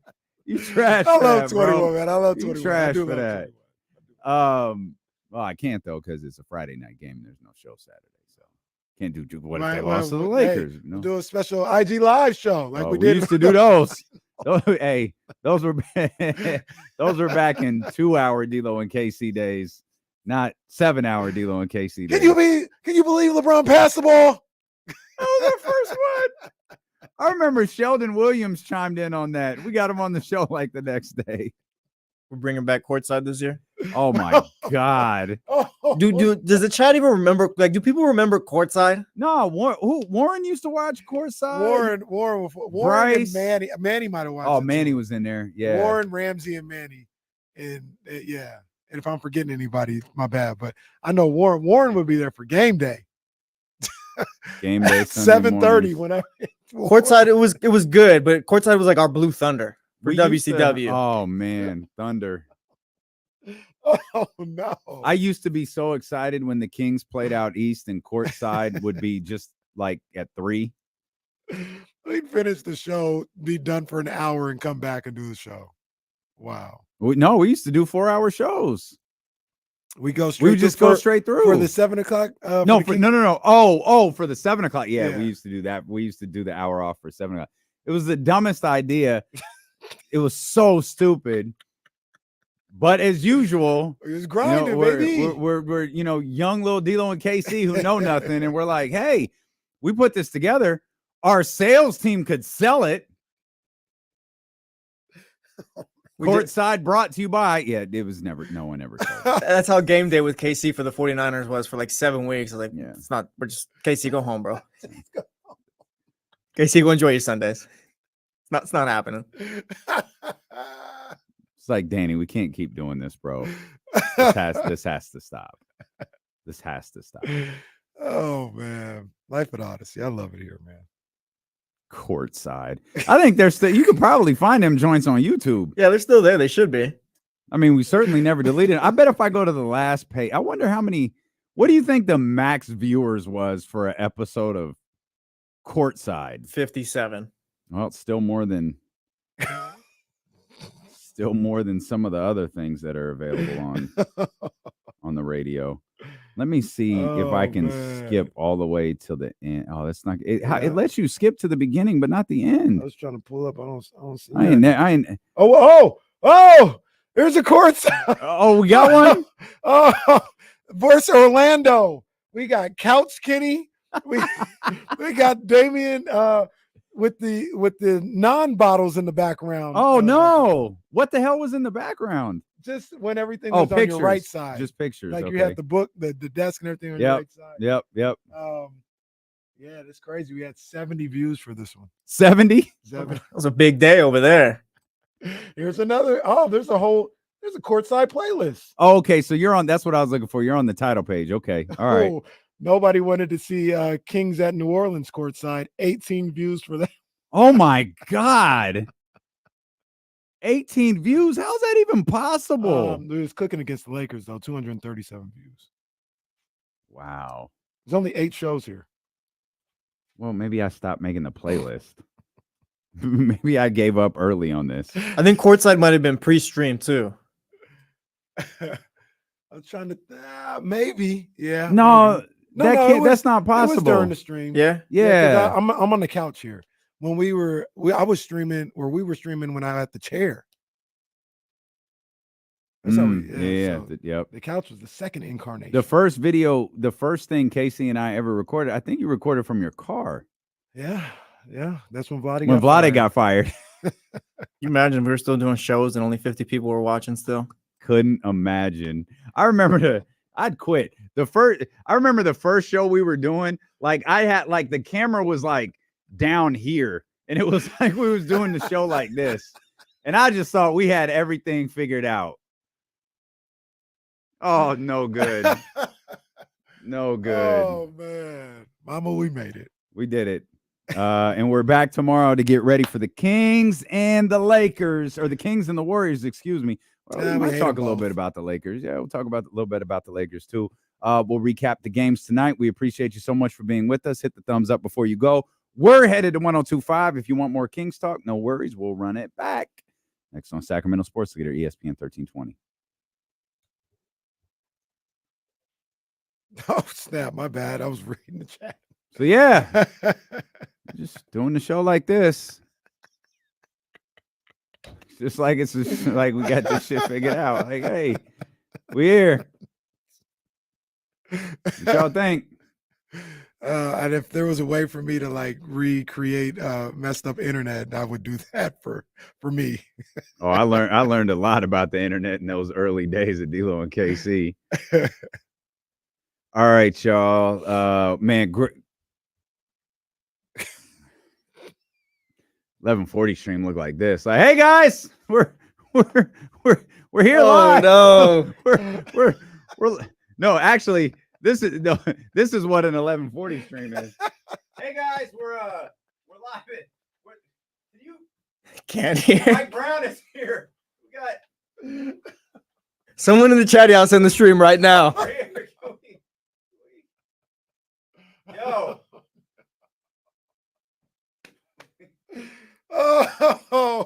Oh man, come on, man. Moving back east to be with my family. Oh man. Messed up the camera. We're trying to be funny. Lord have mercy. All right, man, we gotta go. We have to run over to 1025. We literally have to talk in like 3 minutes. We will see y'all tomorrow, man. Love you guys. Hit the thumbs up before you go, please. Hit the subscribe buttons too. Vamos, Kings. Roddy.